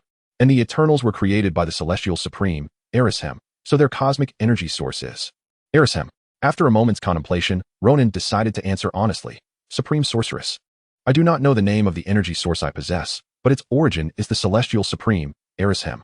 The Ancient One nodded slightly, sipping her tea as she remarked, in that case, modifying the spell's targeting will not be feasible at this time. Erishem is not only the Celestial Supreme. He is also the first naturally born Celestial, an ancient being that emerged at the dawn of the universe. Our galaxy was created by him and his kin, and he is both the user and creator of all cosmic energy. Under this premise, all spells targeting cosmic energy will inevitably establish a connection or resonance with Erishem, akin to invoking the gaze of a supreme being from a specific dimensional realm when casting spells from that domain. In essence, utilizing the powers within that realm without permission will attract special scrutiny. Based on your description, I deduce that you merely possess that energy source temporarily, and are not its true master. Hence, we cannot utilize it. Even if it appears advantageous, the risks are far greater. Ronan replied, very well. He felt deflated, having believed that the energy within his body was now his own, only to discover it was a borrowed power. He had hoped to leverage this opportunity to ascend to the rank of a high sorcerer, fulfilling a youthful ambition, only to find it was a mere illusion. How vexing. Of course, should permission to use cosmic energy be granted, then modifying spell targeting might not be out of reach. At that moment, the Ancient One shifted her tone, indicating that Ronan's idea bore a degree of feasibility, albeit requiring the consent of the true master of the energy source. I do not believe Erishem would spare us a moment's attention. Ronan managed a wry smile. Erishem was no idle lord, but rather preoccupied with hatching celestial seeds, creating new star systems, and expanding territories, completely indifferent to their plight. Unless, suddenly struck by a thought, Ronan's expression transformed from resignation to seriousness, his gaze crystallizing as he entered a state of contemplation. It does not necessarily require Erishem's approval. If we could obtain the consent of any member of the Celestial Group, we could utilize cosmic energy as a foundation for spells. The Ancient One leisurely added, seemingly casually, yet perhaps hinting at something significant. Indeed, Why must it be Arisham's consent? Other celestials would suffice. Ronan exclaimed, experiencing a revelation that reinvigorated him. While he could not negotiate with Arishem, he could seek favor with other celestials. Deep within the earth lies the seed of the celestial Tiamat. Could he not alter the targeting to direct it toward him? After all, he had not yet been born and would not respond. Lack of response could be construed as tacit approval. Or perhaps if he could reconstruct the abilities of the celestial group, would Arishem recognize him as one of their own? Or must he possess 6 car lights adorned with various hues of red, yellow, blue, and green to truly be considered a member of the celestial group? 6 car lights plus pink? Would that not resemble a sow? Observing Ronan's changing expressions, the Ancient One feigned ignorance, calmly rising to escort him out. Very well, Sorcerer Ronan. I have addressed your inquiries. I have other matters to attend to, so I shall not see you out. She had recently recruited a particularly talented disciple, handsome yet ferocious, with a hint of moral decay. However, with guidance and the shifting of future timelines, she believed she could lead him back to the righteous path. Thank you for your guidance, Supreme Sorceress. Ronan stood and bowed. But I have one small request. Chapter 16. Some things cannot be attained simply by trying. As the sun descended, sinking below the horizon, a portal shimmering with sparks suddenly materialized beneath the towering ancient tree. Adorned with moss and various fungi, in the Amazon rainforest, a figure emerged from it. Ronan stepped through the portal, his foot landing on the relatively firm ground. The mingled scent of damp, decaying foliage and fresh earth, recently washed by rain, invaded his nostrils, prompting him to involuntarily sniff. Breathing in the vibrant air, richer than that of Kamar Taj, Ronan glanced upward at the overcast sky, feeling the effects of a temporary spell clinging to him, and resolved to wait until night deepened before taking action. The mental protective spell, personally cast by the Ancient One, would last for 3 hours. Ronan planned to confront Chulk directly and perhaps persuade him. Searching for the Eternals one by one was far too slow, and with some without fixed abodes and others concealed in desolate lands, without precise coordinates, he could not even utilize the portal and was forced to walk. Relying on this meandering path, Ronan was uncertain how long it would take to find the next Eternal, let alone inquire about Chulk or persuade him to assist. Do not ask why he did not consult Jean Go. The Eternals had declared themselves their own ancestors and descendants, a notion too preposterous to bear, thus severing ties with Jean Go to avoid contagion from perceived madness. Ronan doubted that after unveiling the truth of the Eternals' genesis and the conspiracy of Arishem, Chulk could remain composed and refrain from seeking clarification from the Eternal Supreme, Ajak. Ronan leaped up to the treetops, his figure flickering among the branches. After all, the manifestation of the celestial group required the sacrifice of all earthly beings. Centuries ago, Chulk chose to seize human will to prevent humanity from self-destruction, making it implausible for him to ignore an impending apocalypse. He would protect humanity, not necessarily for all, but for those wretched souls who had served him through generations, viewing him as a savior and spiritual refuge. This was his duty and his responsibility. Indeed, Earth was fraught with calamities. Delving into anyone's background could uncover existential crises. A daunting endeavor. Before long, returning to the previous position from which he observed the village, Ronan quietly awaited the passage of time, casting a minor spell to ward off mosquitoes and other nuisances.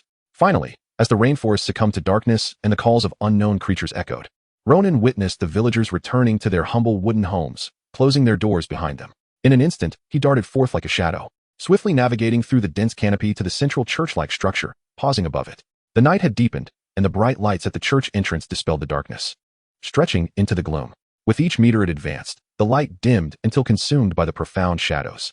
Suddenly, brilliance pierced the darkness, advancing further into the void. A heavy thud accompanied the creaking of the wooden door, both sounds coinciding in an instant, the latter's louder echo masking the former, preventing anyone from noticing a figure stealthily landing atop the church. Chulk pushed open the church doors, and a flood of light burst forth from within, illuminating the area and revealing the outlines of distant trees. Having just concluded a tedious day of work, he stretched languidly and opened his mind's map to check for any wild tribes encroaching upon his villagers. To his relief, there were no controllable units within a 5-kilometer radius. It seemed his previous display of power had sufficiently frightened them, prompting a mass exodus from their homes. Chulk nodded in satisfaction and prepared to retreat indoors for rest. Suddenly halting, he lifted his gaze to the church's roof. In his perception, a figure was crouched there, engaged in some unknown activity. Initially assuming it was a villager repairing the roof, he intended to command them to rest and resume work the following day. However, as Chulk extended his influence to secure the target, he found himself unable to do so, as if the individual simply did not exist. Who was up there?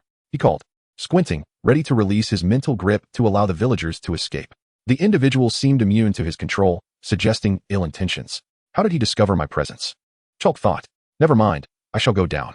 Upon hearing Chulk's voice, Ronan realized he had been discovered. Nevertheless, this was fortuitous. It was preferable to be noticed than to intrude abruptly, potentially frightening Chulk. With a smirk, Ronan leapt down from the roof, landing on the ground before the church. Who are you? What brings you here? Chulk asked, a stranger's face appearing in his domain, immune to his abilities, causing him a stir of uncertainty, though not overly so. He was an Eternal. In addition to mental control and immortality, he possessed another power, the ability to summon others. There were 10 Eternals dispatched to this planet. And even in a chaotic summons, he could likely summon 5 or 6. Although 500 years ago he had severed relations with them, they shared a bond akin to siblings, having emerged from the same origin. He believed that if he set aside pride and signaled for help, they would not abandon him. Fixating on the young man with dark hair and blue eyes, Chulk's thoughts raced, bolstering his confidence, causing him to stand tall, arms crossed, exuding an air of superiority, as if he had an army behind him. Ronan thought, is he more foolish than portrayed in films? Why is he puffing out his chest? One cannot feign what one lacks. A modicum of self-awareness would serve him well. Surrender, brother. Some things cannot be achieved merely by trying. They require practice. Suppressing his exasperation at Chulk's posturing, Ronan stepped forward and extended his hand. It is a pleasure to meet you, Chulk. My name is Ronan, and I am here primarily to share intelligence regarding the Eternals and Erishem of the Celestial Group, as well as to elucidate why your kind remains on Earth and has not been recalled to Olympia. Upon hearing these words, Chulk observed the smile on this young man's face and felt an unsettling chill racing up his spine, causing a shiver of unease. Chapter 17. Youth has no price. Hitch a ride straight to the Celestials. So, you are essentially suggesting that the reason for our eternal race's immortality is that we are, in essence, merely machines? Within the church, illuminated as brightly as day by powerful fluorescent lights, Ronan sat calmly beneath the creaking ceiling fan, observing the uproar of Chulk, who seemed utterly bewildered, as if he had never encountered such revelations before. After all, this old fellow had lived for over 7,000 years and still did not understand his own nature. It was likely he felt embarrassed to admit his lack of worldly experience. Erishem refers to you as synthetics. I am uncertain whether you are purely mechanical or biomechanical, but at the very least, your composition includes mechanical elements. To be candid, Ronan himself was unclear on what precisely the Eternals were. Erishem's advanced technology was beyond his comprehension, and even Tony would struggle to grasp it.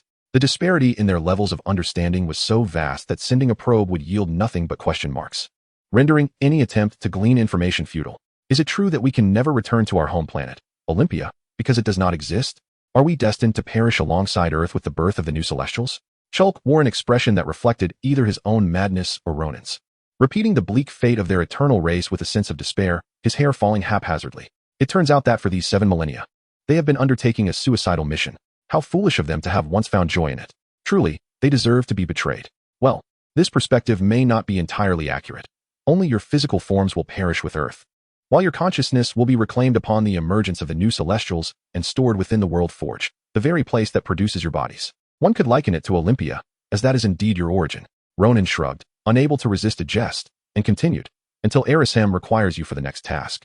He will extract the memories from your previous mission, infusing the blank slate of your consciousness into a new vessel, thereby sending you forth from Olympia to fulfill the grand mission bestowed by Erishem, landing on some primitive life-bearing planet alongside 10 unfamiliar kin. Eternal member Chulk. Ronan's words gradually painted a chilling picture in Chulk's mind, causing him to shudder involuntarily, attempting to dispel the sudden chill that coursed through him. After a moment of silence, Chulk finally spoke in a subdued tone. How can you prove that what you say is true? I do not require proof. Time will unveil all truths. Ronan crossed his arms, dismissing Chulk's desperate struggle without judgment. The reality lay before them. Denial would not alter it, and ultimately, time would reveal all answers. Alternatively, you may seek out Ajak. As the leader, she has been aware of the ultimate purpose of this mission from the very beginning, and she knows Erishem's true nature. After all, she has been the one communicating with Erishem all along. Ronan remarked meaningfully, considering that if he could lead Chulk to Ajak, perhaps she, having prepared to defy Erishem's orders, could persuade Chulk to reunite all Eternal members to strategize collectively. At that point, by quietly following Chulk, once they were gathered, he could capture them all at once. The more Ronan contemplated, the more exhilarated he became, tears of excitement escaping from the corners of his mouth, his once mature and composed demeanor becoming rather lecherous. Ajak. Indeed, Ajak has always been in communication with Erishem. She must know something. Perhaps even more than we do, yet she has not shared it with us. Chulk's emotions became complex. He felt a strong urge to confront Ajak for answers, while simultaneously fearing the validation of Ronan's claims. Chulk, you know that prolonging this matter will yield no favorable outcome. The situation is urgent. It is time to return to our kin. Chulk sighed quietly, making his decision. He resolved to set out the following morning to seek out the others, intending to confront Ajak once they were all assembled. Having finalized his plan, Chulk calmed himself and raised his head, only to be met by the sight of Ronin's inexplicably lewd expression, which made him furrow his brow. Chulk, what is this man thinking? Why has he become so disreputable? Ahem. So what do you think? Do you believe me? Or do you intend to confront Ajak for clarification? Wiping the saliva from the corner of his mouth, Ronin suppressed his lewdness and assumed a serious demeanor. I will seek out Ajak, but not alone. If she has deceived us for 7,000 years, then the other kin deserve to know the truth as well. I will find them first, and then we will confront Ajak together. Chulk shook his head, dismissing the image of Ronin's earlier lewd face from his mind, not wishing to dwell on it for even a second, and explained, we should locate the other Eternals first. If you insist on this course of action, then I shall secure my place on this journey. As the thought flashed through his mind, Ronin realized he needed an excuse to join this endeavor. Such a splendid opportunity lay before him. He must seize it. Once aboard, he would effectively possess all the capabilities of the Eternals, and subsequently, he could begin to covet the powers of the Celestials. Hitching a ride was imperative. Youth has no price. Hitch a ride straight to the Celestials. When do you plan to depart, and what mode of transportation do you intend to use?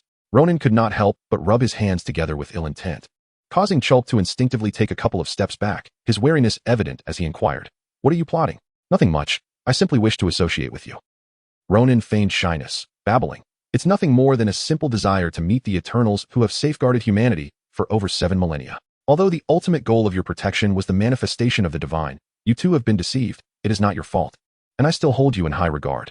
Ronin's eyes sparkled with fervent enthusiasm, reminiscent of a devoted fan, as he earnestly expressed his admiration. Lacking sufficient acting skill, he relied on the glimmer in his eyes to assuage Chulk's suspicions, branding himself as a potential admirer of the Eternals, thus alleviating Chulk's doubts entirely. Being a fan was perfectly understandable. The desire for close proximity to one's idol was nothing unusual. I plan to set out tomorrow morning in search of my kin. And as for transportation, we could either take a boat from the city port or fly. What do you suggest? Looking at Ronin, who was eagerly raising his hand, Chulk felt an overwhelming urge to sigh, and indeed, he did so. You may not believe it when I say this, but I am actually a mage. One who can open portals. Chapter 18. The God and the Horse I Am. In fact, a mage capable of opening portals. This was Ronin's exact words 3 days ago, and Juka believed him. With portals existing, it seemed feasible to traverse the vast expanses of Earth, transforming it into a mere village. However, 3 days later, in Australia, April's weather in Australia is quite pleasant. Amidst this comfortable climate, 2 uninvited guests arrived in the central desert, a land engulfed in golden sands.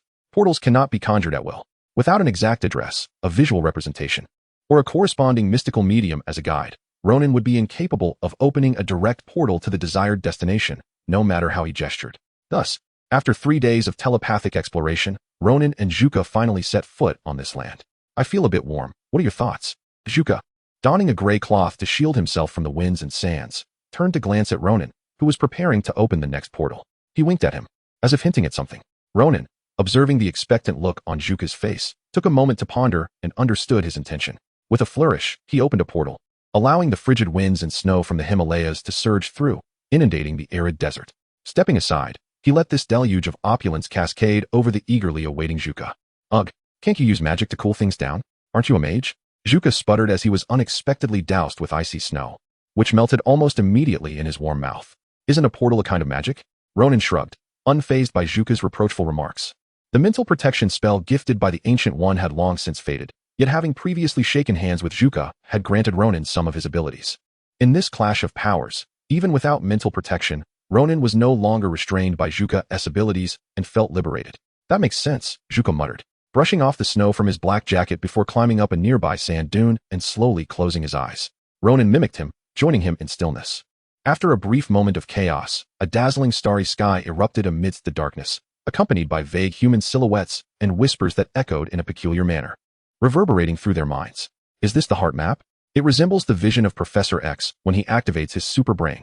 I wonder how vast its range is. I must explore its limits at some point. After eavesdropping on the heart map for a while, Ronin found himself inundated with nothing but the sordid thoughts of teenagers and inner grievances, ultimately regretting his inability to glean anything significant before withdrawing. I have found them, Juka exclaimed, opening his eyes and pointing to the left front. Really? How far away are they? Ronin assumed it would only be a few kilometers, but the next moment, he received a response that left him utterly stunned. Approximately over 600 kilometers? Juka tilted his head, brushing aside his bangs with an uncertain tone. 600 kilometers? Your sensing range extends that far? And that's just the radius. Remembering the foolishness of 3 days prior, when he was still grappling with his abilities and unaware of their limits, Ronan stifled an unusual expression and opened a portal, continuing in the same direction. They opened several portals in succession until they arrived at a small hill, where, amidst the vast desert, a single-story humble mud house came into view. They are right there, Zhuka said excitedly. After hundreds of years apart, it would be a lie to claim he did not miss his family. After all, they had coexisted for over 6,000 years. Even raising a dog would foster attachment, let alone a robot. Meanwhile, Ronan was even more enthusiastic. It was known that residing in Australia were Gilgamesh and Saint Na, members of the Eternal Tribe, one a mighty warrior, the other a weapon specialist, both possessing remarkably useful abilities. Well, to be honest, Ronan's excitement primarily stemmed from Saint Na's powers. After all, the strength of one's abilities isn't the only consideration. Charm is a lifelong affair that cannot be overlooked. If only he could acquire that ability to conjure various weapons at will, he would surely wake up laughing from such a dream. As for the other ability, which was either divine or equine, Ronan regarded it as merely an accessory. He was indifferent to the capability of transforming into a green Bigfoot, which was rather mundane in comparison. With a flourish, he opened another portal, this time directly in front of the small house's door, pretending as if he had teleported from the Amazon just 3 days prior. As for the 3 days that had elapsed, Ronan suggested he might have been engaged in singing and dancing rap, resulting in a loss of 2.5 days. Gilgamesh, Saint Na, hello? Is anyone home? Stepping through the final portal, Zhuka approached and knocked on the door, but received no response. Not home. Zhuka frowned, his brow furrowing as he turned to find Ronan, only to discover his absence. Where did Ronan go? While Zhuka was knocking, Ronan, who had fond memories of such houses from his past life, circled the dilapidated mud dwelling and, as expected, found a field of crops behind the house. Observing the water bucket and ladle nearby, as well as a hoe carelessly strewn on the ground, Ronan felt an irresistible urge from deep within his soul to farm. Unable to contain himself, he grabbed the ladle and began pouring water from the half-full bucket onto the parched land. What are you doing? Just as he poured the first ladle of water, Zhuka suddenly appeared from behind, startling Ronan, causing him to fumble and drop the ladle, which thudded to the ground, burying the newly sprouted seedlings back into the soil. I was watering the flowers? Ronan replied uncertainly, relieved that Zhuka was uninterested in his actions. Who quickly redirected the conversation. Gilgamesh and Saint Na seemed to be out. They may have gone on a trip. As Zhuka spoke, he suddenly paused, his brow furrowing, but soon relaxed, as if recalling something significant. I think I know where they went. Chapter 19, Materialization of Weapons. Where are they? Upon hearing that they were not home, Ronan's face fell instantly. After tirelessly traversing half of Australia, only to arrive at their doorstep and be informed that they were absent, these 2.5 days could have been better spent singing and dancing. At least he might have had a chance to win a basketball. While Jill was indeed away, Selena was certainly present, though she might just be asleep. It suddenly dawned on him that over a month ago, Jill had approached him with a request to hypnotize Selena, allowing her to slumber for a while. Zook scratched his head awkwardly, a hint of embarrassment on his face, and continued. He mentioned that he wanted to take a vacation and it wouldn't be wise to bring along the ever-volatile Selena. Hence, he planned to let her sleep alone at home for a time. What a disaster. After a thorough search spanning 3 days, he finally stood at their door only to realize that Jill had long since vanished on a carefree holiday. Alas, his memory was failing him. What? Abandoning his wife for a vacation? Is he even a man? It seems love indeed fades with time, doesn't it? Even eternal life cannot stave off the decline of passion. How misguided I was. Wait, why was he projecting himself into Selena's role? He merely desired her abilities. Nothing more. Shaking his head, Ronan inquired, so what do we do now? Should we awaken Selena directly or wait for Gilgamesh to return? With the ability to transform into a green behemoth as his safety net, Ronan felt little fear about Selena possibly awakening in a rage. After all, the original Gilgamesh had managed to subdue her with a single blow, so Ronan figured he could handle it too. If she truly did go berserk, should he strike her head or her chest? Ronan rubbed his chin, seriously contemplating. Don't misunderstand. I merely fear that striking her head might worsen her already fragile mental state. It would be prudent to strike her chest instead. If Gilgamesh could do it, why can't I? We all act in her best interest. And I trust he wouldn't mind. Ronan snapped back to reality as he heard Zook's voice. Now that we're here, let us wake her up. Just keep your distance to avoid any sudden strikes. Trust me, you want to know how painful that could be. Ronan obediently nodded and followed Zook to the front door. Gazing at the locked entrance, Zook shot Ronan a knowing glance, and Ronan quickly deciphered his intent. With a theatrical flourish, he delivered a kick to the door. Boom. Though the green behemoth form did not enhance his strength in his current state, Ronan possessed other means of augmenting his power, namely, his life energy. While this energy might not be the most glamorous source of strength, it proved useful at times like these. Using his magically enhanced golden leg, he executed a 360-degree spinning kick that shattered the locked wooden door. With a flourish, he lowered his foot and cast a triumphant glance at the stunned Zook. How about that? Impressive, isn't it? Impressive? You're a fool. Zook rolled his eyes at Ronan's momentary bout of theatricality and stepped into the cozy abode of Jill and Selena. The rustic dining table, wooden chairs, and simple unadorned porcelain all contributed to a rather humble aesthetic that matched the exterior of the cottage. However, considering the residents were immortal beings who never fell ill, such surroundings were not entirely unacceptable. Scanning the cluttered yet tidy interior, Ronan noticed Zook approaching a door in the corner. Zook turned back to him, signaling him to be cautious. Get ready. Selena could wake up in a frenzy at any moment. Ronan took a couple of steps forward and raised his foot. Smack. Zook slapped Ronan's well-toned chest in a moment of panic. Are you out of your mind? I didn't T-signal you to kick the door. I meant for you to prepare a portal. A prolonged slumber could confuse Selena's perception of reality, and she might go berserk the moment she awakens. Well, you could have said something. How was I to know what your signals meant? We aren't that familiar. Ronan pouted, finally grasping Zook's intent. Essentially, Selena had a rather formidable case of morning grumpiness. Seeing Ronan finally comprehend, Zook quietly opened the door and stepped inside. Selena, resembling Julie, lay peacefully on a handmade wooden bed by the window, adorned in a slightly yellowed white gown. Her expression was serene, fingers intertwined on her abdomen, and her long white hair spread across the cooling mat, appearing almost lifeless. With a flicker, a shimmering portal materialized at the foot of the bed. Zook nodded at Ronan, who maintained the spell, as his deep brown eyes transformed to a brilliant gold, awakening the slumbering figure. Zook, what brings you here? Did you finally decide to escape your dreary place for some fresh air? To their surprise, Selena did not awaken with aggression, but rather like a typical person who had just roused from slumber, squinting, rubbing her eyes, stretching, and yawning without a hint of madness. Not to lie, but your place is rather shabby. Seeing no signs of an outburst from Selena, Ronan retracted the portal and stood with arms crossed to the side. Selena, are you alright? Having not seen Selena for centuries, Zook hesitated to comment on whether her eternal affliction had improved. Previously, he had simply allowed Gilgamesh to bring Selena within the limits of his power to induce her slumber, but had never truly encountered her. I feel splendid. Having enjoyed a dreamless sleep, I am quite refreshed. Selena ran her fingers through her white hair, attempting to tame it, and in the absence of conflict, her demeanor seemed markedly more stable. And who might this be? A sorcerer? Curiously tilting her head at Ronan as he closed the portal, Selena inquired. No, he is. Zook began to introduce Ronan, but Ronan swiftly pushed him aside, eager to present himself. Greetings, Lady Selena of the Eternal Clan. It is a pleasure to make your acquaintance. My name is Ronan, a practitioner of arcane arts. In anticipation, Ronan extended his hand, inviting Selena to shake it with a somewhat mischievous intent. Abilities activated. Reconstruction in progress. Reconstruction successful. Ability registration in progress. Ability sequence list. Ability Foundation of Chi, Hulk S form, Rage, Ability, Cosmic Energy, Forms 1, 2, 3. Ability, Cosmic Energy, Form 3 Materialization of Weapons, Chapter 20. The birth of the celestial gods requires not wisdom, but global warming so. You mean to say that my eternal demon syndrome is not a gradual disintegration caused by the overwhelming burden of memories, but merely because the memories from my last mission were not fully cleansed? And those memories, the 6 in the immortal diagram, are indeed real occurrences? They have become the sacrifices for the birth of the new celestial gods? Saint Nas sat at the wooden dining table, a look of confusion and daze on her face, her fingers grasping an unadorned ceramic cup, from which wisps of steam could be faintly seen rising. The tale seemed as if she had yet to awaken, feeling more surreal than a dream. Indeed, the earth is the next 6 in the immortal diagram, if we do not halt the manifestation of the gods, Ronan replied, leaning against the wall. The celestial group requires the power of sentient beings to incubate their birth, which truly tested Ronan's ability to refrain from sarcasm. It is akin to incubating a chick from an egg, where the requisite is not a suitable temperature, but rather an abundance of insects residing on the eggshell surface. Temperature? A flicker of realization crossed Ronan's expression. The birth of the celestial group necessitates an increase in the number of sentient beings, that is, humans. And this growth naturally propels the advancement of civilization.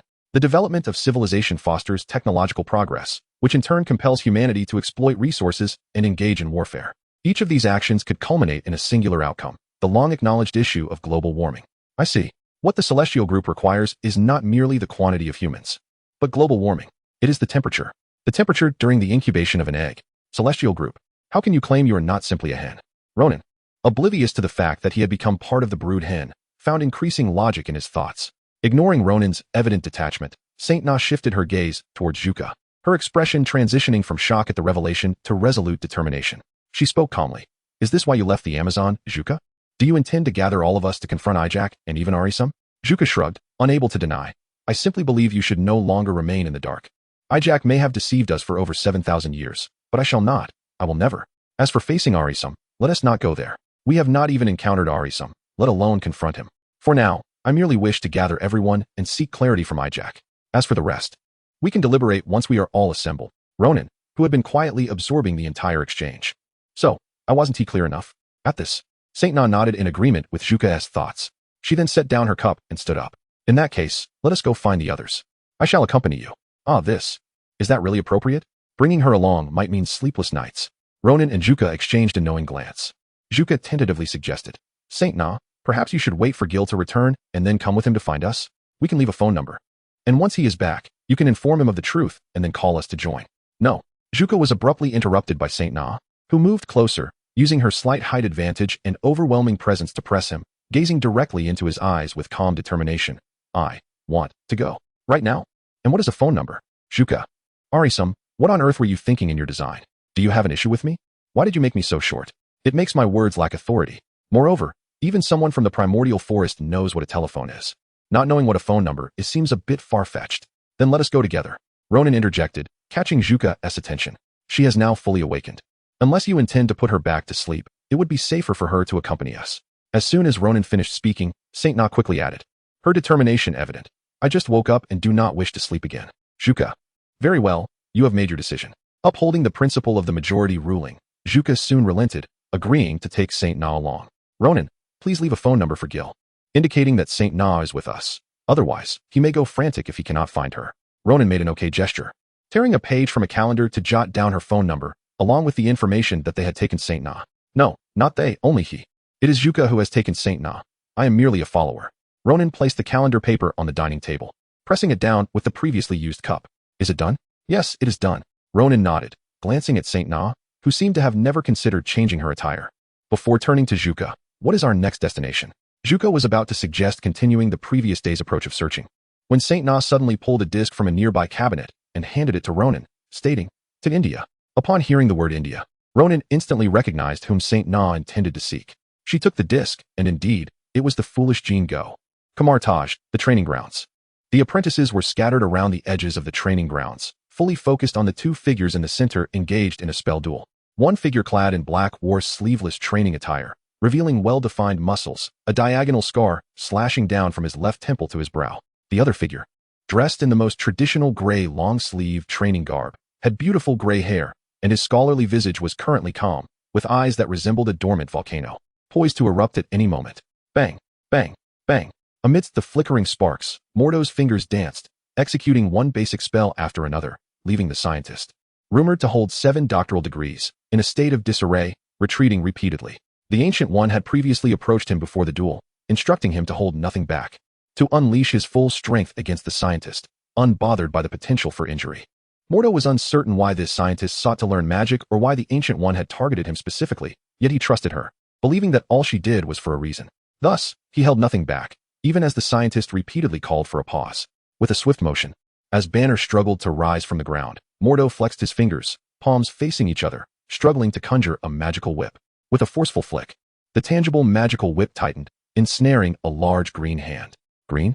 Mordo suddenly froze, realizing too late the immense power emanating from the opposite end of the whip, which lifted him off his feet, spinning him around before launching him towards the distant palace. Just then, the sound of shattering mirrors accompanied the emergence of countless reflective surfaces that engulfed the green creature in the center of the courtyard, swallowing its unfinished words. Mordo, who had been experiencing flight, found himself saved at some unknown moment, appearing in a corner of the courtyard, still in shock. No wonder they told me not to hold back. It all makes sense now. Chapter 21. The leader of the CP fandom Mumbai, India, Bollywood Film Studio. Today has not been particularly favorable for Jean Go. While filming a scene with wire harnesses, just as he was about to reach the designated spot over 10 meters above the ground, the sturdy steel wire suddenly snapped, causing him to plunge from that height, landing face down. However, this was not what vexed him. After all, he was an Eternal, and such a fall could hardly injure him. Remarkably, he did not even suffer a scratch on his face, let alone elsewhere. What left him feeling helpless was the fact that he had fallen before the eyes of all the actors and crew from nearly 3 stories high, yet emerged unscathed, which made it difficult for him to explain. Nevertheless, it was not overly troublesome. After all, everyone's physique is different. Similar incidents have occurred elsewhere on Earth, such as an ordinary mother lifting a truck, which could be easily glossed over. However, to those who idolize him, whatever he said would be believed, allowing him to evade suspicion effortlessly. Yet, To some trained professionals, such explanations resembled little more than a clumsy lie, suitable only for deceiving children. These individuals stood behind him, identifying themselves as agents of S.H.I.E.L.D., specifically sent to find him. I reiterate, I am unaware of what you are insinuating. Immortality? What sort of immortality is this? I am no vampire. I am a handsome man who walks beneath the sun. You are slandering me. In the dressing room, Jingo faced the mirror, awkwardly applying makeup while addressing a Caucasian man behind him, who he suspected might be British, judging by his receding hairline. Perhaps you are not a vampire, Mr. Jingo, but you are undoubtedly ageless. Phil Coulson, who had flown to India specifically to meet him, refused to be swayed by Jingo's flimsy excuses and presented him with a document. Perhaps you could clarify why your great-grandfather, born in 1889, yet dying young, bears an uncanny resemblance to you? Genetic inheritance? Jingo replied uncertainly, glancing at a photograph of himself from the early 20th century on the Bollywood stage. Oh, genetic inheritance? A convenient explanation. But how do you account for the striking similarities between your grandfather, father, and your great-grandfather? Is your great-grandfather's genes so potent that his descendants can only emulate his likeness? Coulson gestured for him to peruse the documents further and retrieved another file from an agent stationed at the door. Moreover, regarding your family, there is another matter that perplexes me. We have been unable to locate any birth records for your grandfather, father, or you, nor do we have any records or photographs from your lives prior to adulthood. It is as if you emerged from the earth at a designated time to inherit the family name. For instance, your father dies unexpectedly, and you immediately appear, claiming to be his son and bearing an identical visage, with no prior indication of your existence.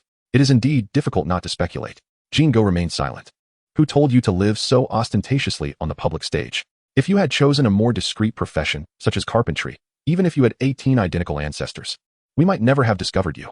Seeing the astonished expression reflected in the mirror, Coulson chuckled inwardly. Yet soon, his amusement faded. Perhaps you did spring forth from the earth like wild grass, impossible to eradicate entirely. As Jingo caught a glimpse of Coulson's eyes turning golden in the mirror's reflection, he was suddenly reminded of a familiar figure. One who had long since parted ways with them, his kin. He scanned the modest dressing room, failing to spot the familiar silhouette, and turned back to the still figure of Coulson, tentatively asking, Juko, is that you? What do you think? Coulson's smile was devoid of warmth as he and the agent guarding the door opened it and stepped out. Jingo fixated on the wide-open doorway, soon spotting two familiar figures entering, accompanied by a tail. That tail, how should he put it? It looked somewhat familiar, but that was not the crux of the matter. Sheng Na. Upon seeing Sheng Na, clad in white, following Zhu Ku, Jingo instinctively glanced toward the entrance behind them, but did not see the imposing figure of Gilgamesh. Where is Gilgamesh? Why isn't he by Sheng Na's side? Wait a minute, what if Sheng Na loses control? I cannot contend with her. With a single stroke, she could send me to meet Erisham. Relax, Sheng Na is not so easily uncontrollable. We have measures in place.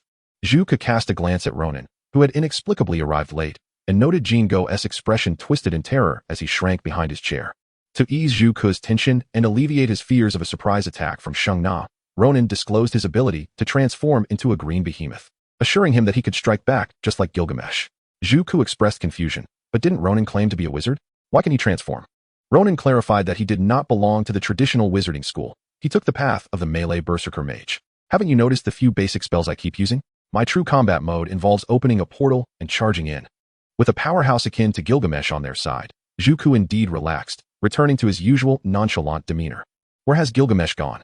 Don't tell me he has perished or broken up with Sheng Na. I can't bear either of those news. Peeking over the back of his chair to steal a glance at Sheng Na, he found her calm and composed, which allowed Jingo to exhale in relief as he pondered why Gilgamesh was absent from this scene. As the leader of the CP fandom, Jingo placed great importance on the second eternal couple following Icarus and Circe. Any actions that undermined his pairing were unforgivable. He's probably off somewhere on an island, enjoying himself, perhaps feeling a bit fatigued from taking care of me for so long and in need of some fresh air. Without needing Zhu Ku to speak on her behalf, Sheng Na stepped forward, looking down imperiously at Jingo, who was cowering behind his chair. Jingo. Chapter 22. Hair loss is not necessarily due to late nights and overtime. It might also be the result of stubbornness. We need you, Jingo. Ajax has deceived us for over 7,000 years. Our lives, our memories, the missions assigned by Erisham, all of it is a fabrication.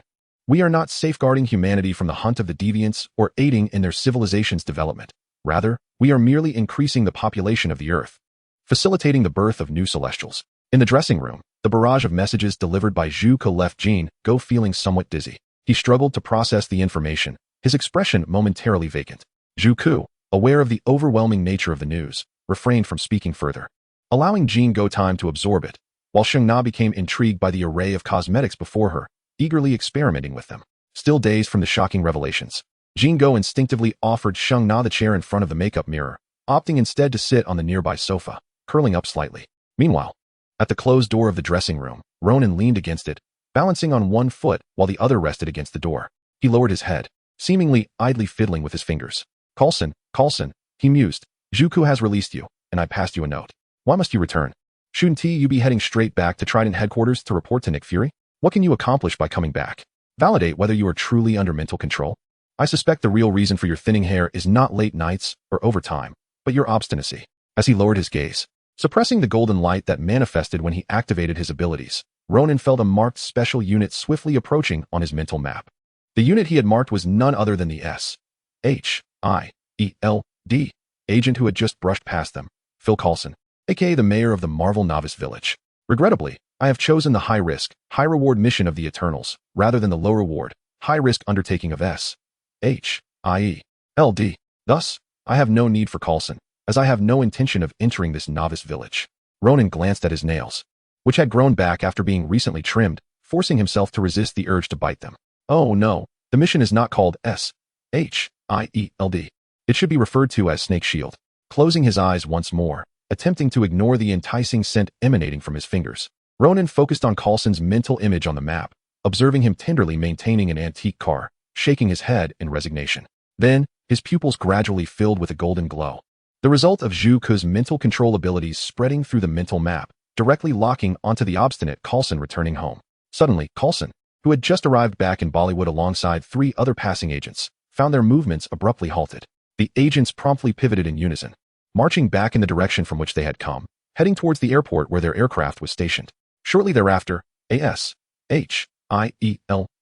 plane departed from that airport once more. Half an hour earlier, at a small airport belonging to S.H.I.E.L.D., a plane had just taken off. After instructing the pilot to ascend, Coulson seated himself in the cabin next to the same agent from earlier, sitting up straight with a proud demeanor, golden light radiating from their eyes. In Coulson's left hand, he held 2 documents pertaining to Jingo, while a white note rested in his right hand, awaiting his attention. The aircraft quickly accelerated, swiftly leaving the Indian subcontinent. Upon entering the sea, the golden light in Coulson's eyes vanished, the mental suppression lifted, and his consciousness gradually returned. Where am I? Wasn't I interrogating that immortal named Jingo? How did I end up on this plane in the blink of an eye? Coulson opened his eyes, exchanging bewildered glances with the agent across from him. What is happening? Where are we headed? Regaining his composure, Coulson stood up in the stable cabin, hastily approaching the pilots to question them. Upon hearing the officer who had just commanded their ascent now inquiring again, the 2 pilots exchanged knowing glances before turning to Coulson. Their eyes tinged with sympathy as they gently replied, Sir, you just instructed us to return to headquarters, a matter of mere minutes ago. The pilots glanced again at Coulson's receding hairline before quickly averting their gaze, feigning concentration on the front. I just commanded you to return to headquarters? Hearing their unanimous response, Coulson's expression turned grave as he sought confirmation once more. Yes, we just departed the airport and entered the Arabian Sea. Turn around. Sir? I said. Turn around. After barking the order at the pilots to return to India, Coulson was about to return to the workstation in the cabin to relay his suspicions about being under mental manipulation during the inquiry with Jingo to director Nick Fury. Suddenly, an unusual sensation in his palm drew Coulson's attention. He looked down to find a white note resting there, its origin a complete mystery to him. He couldn't even recall when he had picked it up. Could it be? Setting aside the headset he was about to don, Coulson unfolded the mysterious white note, laying it out on the workstation, revealing a message that read, Tell Nick Fury to steer clear of Jingo. They are not human and have no interest in joining your super team. They have their own mission. This brief statement conveyed immense information, prompting Coulson to take a deep breath, solidifying his resolve to return to Bollywood in Mumbai. However, the true reason behind Coulson's obstinate decision to turn back lay in the signature at the bottom of the note, a well-wisher eagerly awaiting Carol Danvers' return from the stars. Carol Danvers, as the most prominent figure in S.H.I.E.L.D. and one of director Nick Fury's confidants, Coulson, who had joined S.H.I.E.L.D. over 13 years ago, had once encountered this extraordinary woman, referred to as Captain Marvel by the director. Coulson had limited knowledge of Captain Marvel. He only knew one thing. She had indeed ventured into the depths of the cosmos 13 years ago and had yet to return. It was during that time that the current director drafted the Avengers Initiative, named after the aircraft piloted by Captain Marvel. Now, Coulson swiftly typed a message on the workstation and clicked send, relaying it back to the director's office. He believed that, rather than seeking suitable candidates for the Avengers Initiative. The director would be far more interested in the origins of the initiative and its current whereabouts. Chapter 23. I never sail against the wind. For I only engage in favorable battles. Jingo, you must accompany us, Zhu Ku invited after a long silence, approaching the curled-up Jingo in the dressing room. How do you know all this? Jingo evaded the question, shifting the topic. He told me his name is. Zhu Ku gestured towards Ronan, who leaned against the door, eager to introduce him, but Jingo interrupted. Ronan, I know his name. In fact, I met him not long ago. He claimed to be my #1 fan. However, he doesn't even know my works. He glanced at Ronan, who appeared aimless at the door, and continued. I wondered why he pretended to be such a fervent admirer despite knowing nothing about me. Now, I find myself understanding a bit more. But why didn't he tell me directly? Instead, he sought you out. And how did he come by this information? You trust him so readily? Jingo cast another look at Ronan, confirming he was indeed the young man who had feigned enthusiasm just a week prior, yet remained utterly uninformed about Jingo's oeuvre. Naturally, Jingo was not overly troubled by this. One more fan or less was inconsequential. What gnawed him was the fact that he was the first Eternal to have encountered Ronan. So why was he not the first to uncover the entire truth? Did it imply a lack of respect? And where did Ronan acquire all this knowledge? Could he truly be trusted? Ronan, could you come here for a moment? Zhu Ku suddenly recalled that he had not inquired about how Ronan had obtained this information, which clearly was not something any ordinary earthling could know, as they lacked the ancient wisdom and understanding of the Eternals and the Celestial Assembly. Yet, he did not doubt the authenticity of Ronan's intelligence, as Ronan's earlier confidence was quite convincing, and his assertion that time would reveal all indicated a carefree disposition. Moreover, he even suggested I confront Ajax directly, which hardly seemed indicative of deceit. Zhu Ku's gaze drifted vacantly towards Ronan, who was approaching, as fleeting thoughts flitted through his mind. If Ronan could read Zhu Ku's thoughts, he would likely scoff at the notion that humanity lacked antiquity. After all, could one not see that the humans from the adjacent universe, CW Toilet Station, possess records of the cosmic overseers? The ancient heritage of humanity far surpasses what anyone could imagine. Damn, isn't it said that celebrities suffer from face blindness towards their fans? There were so many fervent admirers that day. How could you still remember me? As Ronan noticed Jingo repeatedly glancing in his direction while seated on the sofa, he realized Jingo had recognized him. Upon hearing Zhu Ku's voice, he finally set his foot down from the door and stepped forward. Here we are again, idol. Ronan casually pulled over a small stool, intertwining his fingers and smirking at Jingo. Hello, my fervent admirer. Jingo's lips twitched slightly as he resolved not to dwell too much on this charlatan. Instead, he was more curious about why Ronan had not disclosed this information to him earlier. Considering he was the one living in the real world, why had Ronan gone to seek out primitive beings in the primeval forest? I wish to know where you acquired this information, Jingo insisted, sensing an unusual atmosphere between the two, as if sparks were igniting. Zhu Ku hurriedly intervened to diffuse the tension. Why didn't you tell me first? You came to see me a week ago, Jingo added, clearly perturbed by the question. Why would there be a reason? It's simply because you are a neutral party. During the upcoming civil war of the Eternals, you would likely withdraw, Ronan internally scoffed, masking any emotion on his face.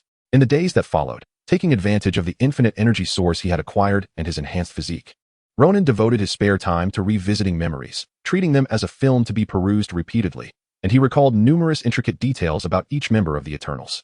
Among them, Jingo left a rather faint impression, primarily because he had not participated in the final battle. Furthermore, Jingo was merely Icarus's sidekick, subconsciously inclined to follow him. A few encouraging words would only solidify that inclination. As a fervent believer in Erishem, Icarus cared little for the lives of billions on Earth. In the film, he was even capable of committing patricide for the sake of his beliefs. Ronan could not guarantee that if Jingo were the first to know, he would not hasten to Icarus. Should Icarus discover that Ronan held the truth, he might rush over to quash it, fearing his beloved woman would learn the truth. Of course, Ronan was not afraid of confronting Icarus. It was merely that Icarus's abilities, aside from his beams, included flight, granting him aerial supremacy and exceptional maneuverability, making a confrontation quite frustrating for Ronan. And I, Ronan, never engage in battles that are fraught with adversity. I only partake in favorable encounters. Just wait. Once I have reconstructed all my abilities, I will strike down whoever I please. Even Jesus himself will find his powers reconstructed and be thoroughly dealt with. Ronan suppressed the overwhelming thoughts threatening to spill forth, lifted his head, and presented Jingo with a grin that bordered on insincerity, stating languidly, Unfortunately, your schedule is too packed. I can't very well ask you to abandon your flourishing career to join me in saving the world, can I, Jingo? Ignoring Jingo's expression of utter disbelief at his unexpected response, Ronan shifted his posture, crossing his legs. As for where I acquired this information, well, firstly, I am a mage. A raging mage, I know that, Zhu Ku interjected, appearing suddenly. Casting a side eye at Zhu Ku, Ronan adjusted himself once more, propping up another leg. Moreover, Within the sacred ground where I studied magic, there exists a time artifact. At this juncture, Ronan opted to say no more. So, you imply that the information was derived from that time artifact? Jingo probed, feeling a sense of discomfort at Ronan's insinuation, cautiously seeking a definitive answer. No, I never claimed that I obtained the information from that artifact. In truth, your focus should not be on the term artifact, but rather on time. The reason I know your origins and secrets is all due to time. The future time is also a part of this concept of time. Thus, Ronan did not lie. He indeed learned everything through the passage of time. Chapter 24. The Manipulator's Scheme, Washington, D.C., Trident Headquarters. Having experienced 2 instances of mental manipulation and subsequent expulsion in Mumbai, Coulson gradually regained his composure. Realizing that the unknown entity, be it the elusive graviton or another hidden power, was decidedly unwelcoming, not only towards him but towards the entire S.H.I.E.L.D. organization. Consequently, upon regaining consciousness for the second time over the Arabian Sea, he refrained from obstinately demanding the pilot to turn back. Instead, he acquiesced to the desires of this enigmatic force and returned to the headquarters in Washington. Director, I have returned. Outside the director's office, Coulson instructed the 3 accompanying agents to remain behind, anticipating that the director might wish to interrogate them individually. After knocking and receiving a response from within, Coulson entered, leaving the trio waiting outside. Are you certain you experienced mental manipulation, Coulson? Behind a steel desk, glimmering with a cold, iron hue, a solitary black eye orb swiveled in its chair, scrutinizing Coulson, who stood resolutely before the desk. Twice, I endured 2 instances of mental control. Coulson nodded, placing Graviton's dossier and a note bearing Captain Marvel's true name upon the desk while elaborating on the details. During the first instance of manipulation, I was in Graviton's dressing room with an agent, conducting routine inquiries and psychological assessments. By the way, he hardly struck me as a person with a heroic heart. Rather, he resembled someone awaiting retirement after completing a mission, an elder. Having found a fitting description for Graviton, Coulson continued. Then, I distinctly remember being in Graviton's office one moment, and the next, awakening aboard the aircraft, clutching these 2 items. He gestured toward the papers and note on the desk. His expression reflective. According to the pilots and cabin surveillance, Agent Colt and I returned to the airport prematurely in order to return to headquarters. However, upon entering the Arabian Sea, both Agent Colt and I suddenly regained our faculties and were no longer affected. At this revelation, Fury paused briefly before nonchalantly picking up the note and reading it, multitasking as he listened and scanned the contents. Subsequently, I instructed the pilots to fly us back to Bollywood, but this time, we couldn't even reach the entrance before being mentally manipulated again. Returning to the airport in a rather ludicrous manner, flying away from Mumbai once more. Coulson recalled the charming image captured by the cabin surveillance of their synchronized march, involuntarily flexing his tense leg muscles as a grimace of discomfort crossed his face. Throughout the ordeal, I never beheld the presence of this entity. In fact, I may have encountered him when he slipped the note into my hand, but at that moment, I was not fully conscious. Nick Fury, not human, the Super Squad, the mission, Carol Danvers, Captain Marvel. Ludicrous. Ludicrous? At some point, Fury had become engrossed in the note, lifting his head in confusion, instinctively inquiring, what is ludicrous? I thought you wouldn't pay attention to such matters. Coulson instantly froze, lowering his gaze to meet Fury's gradually clarifying eyes. Under the latter's impassive expression, he contorted his face before turning toward the floor-to-ceiling window, marching in place, just like this. If you suddenly pull a stunt like that, I might think you're being mentally manipulated across the Pacific. Yes, it is quite ludicrous. It feels familiar, but where have I seen it? Fully regaining his composure, Fury observed Coulson, who appeared as if possessed, executing precise steps toward the window, as he began to analyze the implications embedded within Coulson's statements. Being manipulated before even entering Bollywood, none of the 4 escaped unscathed. Was this a form of collective control? Twice, once entering the Arabian Sea, the mental manipulation ceased. Was this the limit of the entity's range, or was it influenced by the ocean? Regardless, this unknown power's capability could at least encompass an entire city, posing a considerable threat. If only we could recruit him. Even if not, we must ascertain that he poses no danger, a walking bomb, capable of orchestrating assassinations without a soul suspecting him. Uncertain if mental manipulation constituted his entire ability or merely a fragment, Fury inhaled sharply, discreetly extending a hand beneath the desk to rest upon his holstered weapon, prepared for any unforeseen events, such as Coulson suddenly turning against him. Fortunately, Coulson appeared flushed, mentally stable, articulating his thoughts coherently, indicating that he had not succumbed to mind control, still his diligent subordinate, S.H.I.E.L. DS Employee of the Year. Director? Noticing Fury's expression darkening ominously, as he scrutinized Coulson's face intently, Coulson was about to step forward when Fury waved him off. What of the other agents who were manipulated? Outside, I worried you would wish to question them individually. so I had them remain behind. You did well. Let them in. Understood. At this, Coulson turned toward the door, but just as he reached for the handle, Fury's voice called out from behind. Coulson?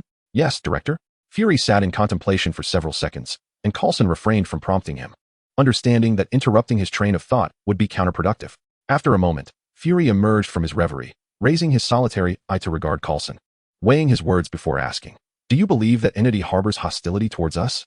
To be honest, I sensed no overt hostility. It merely seems he prefers not to engage with us, neither expressing disdain nor affection.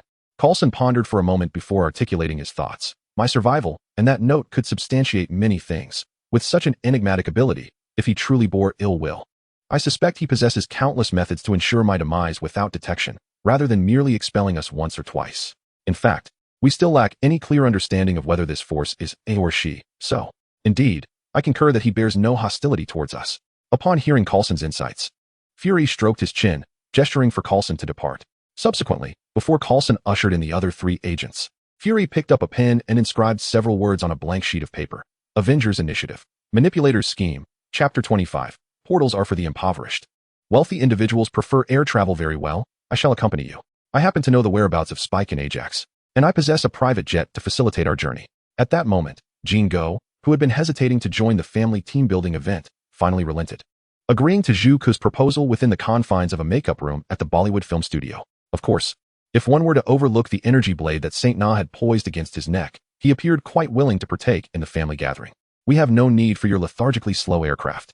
Ronan can open a portal. You merely need to provide the coordinates, Zhu Ku remarked, gesturing towards Ronan. However, in the next instant, he recalled that he ought to gather all the necessary talents before confronting Ajax, thus hastily interrupted Ronan, who had not yet made any move. Hold on. Do not activate the portal just yet. Ah, now he had a reason. The portal was malfunctioning. With his hands pocketed, Ronan stood still, observing Zhu Ku's hand pressed against his chest, feeling a profound sense of internal injury, which in turn affected his magical abilities. Thus, it was unavoidable. If the portal was indeed broken, they would have to resort to the private jet. Yet, on a side note, it seemed Zhu Ku had a penchant for chest touching. Could it be, if Spike and Ajax were together, then they should seek out Makari and Cersei first, before ultimately confronting Ajax? Why? Jingo was perplexed as to why Zhu Ku insisted on gathering other talents prior to finding Ajax. After all, assembling 10 Eternals would not summon Arishem. I wish to expose her hypocritical and vile facade before everyone. The thought of her deceiving us for over 7,000 years, while feigning disinterest and interfering with humanity's development. I detest that pretense of non-interference. Our actions have always been to meddle in humanity's progress. I yearn to witness her expression when the truth is unveiled and everyone accuses her. How splendid it would be. As Zhu Ku slowly approached him, madness gleaming in his eyes, and listening to his voice, which resonated with danger, Jingo suddenly felt that the outcome of this family gathering might not be favorable. If mishandled, it could potentially incite civil strife. After all, he understood his leader well. As the strongest force among the Eternals, Ikaris was Arishem's most fervent admirer.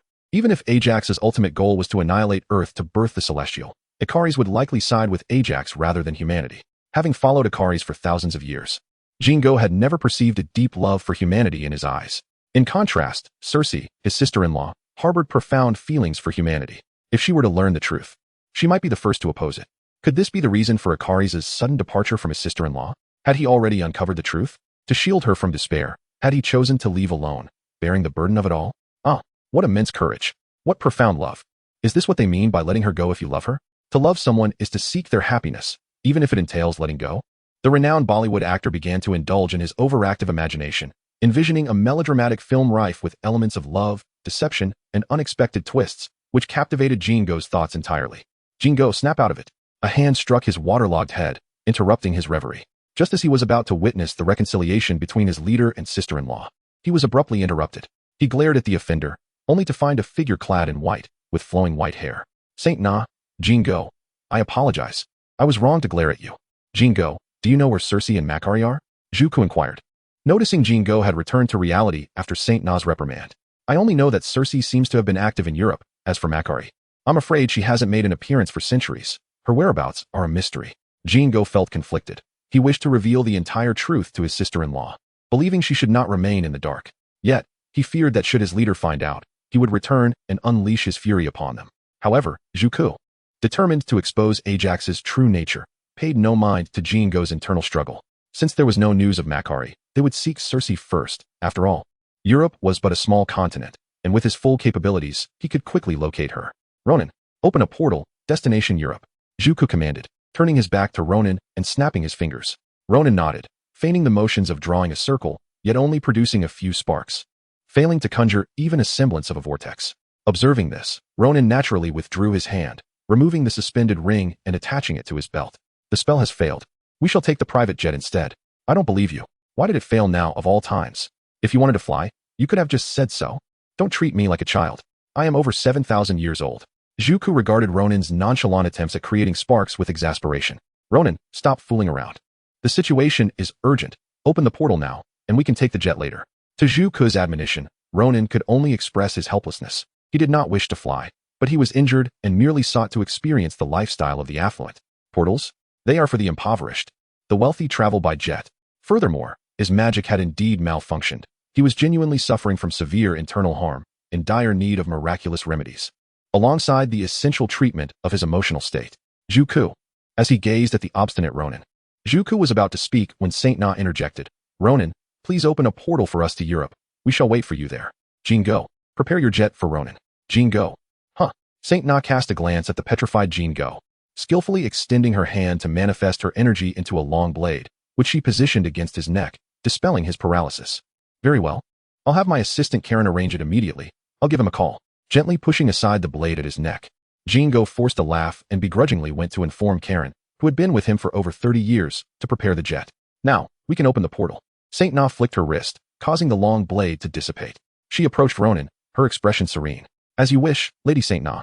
Ronan offered a harmless smile, indicating that the effects of emotional therapy had exceeded his expectations. He no longer required miraculous remedies, as his severe internal injuries had largely healed, and he could now manage to open a portal. With a flourish, sparks flickered, and in an instant, a portal materialized. Chapter 26. As I opened my eyes, a handsome face came into view. What exactly is Jingo's profession? How could he possibly possess such immense wealth? Surely filmmaking alone cannot account for this fortune. In Mumbai, India, at Jingo's private airport, the rustic Ronan appeared utterly bewildered, as if he had never encountered such opulence.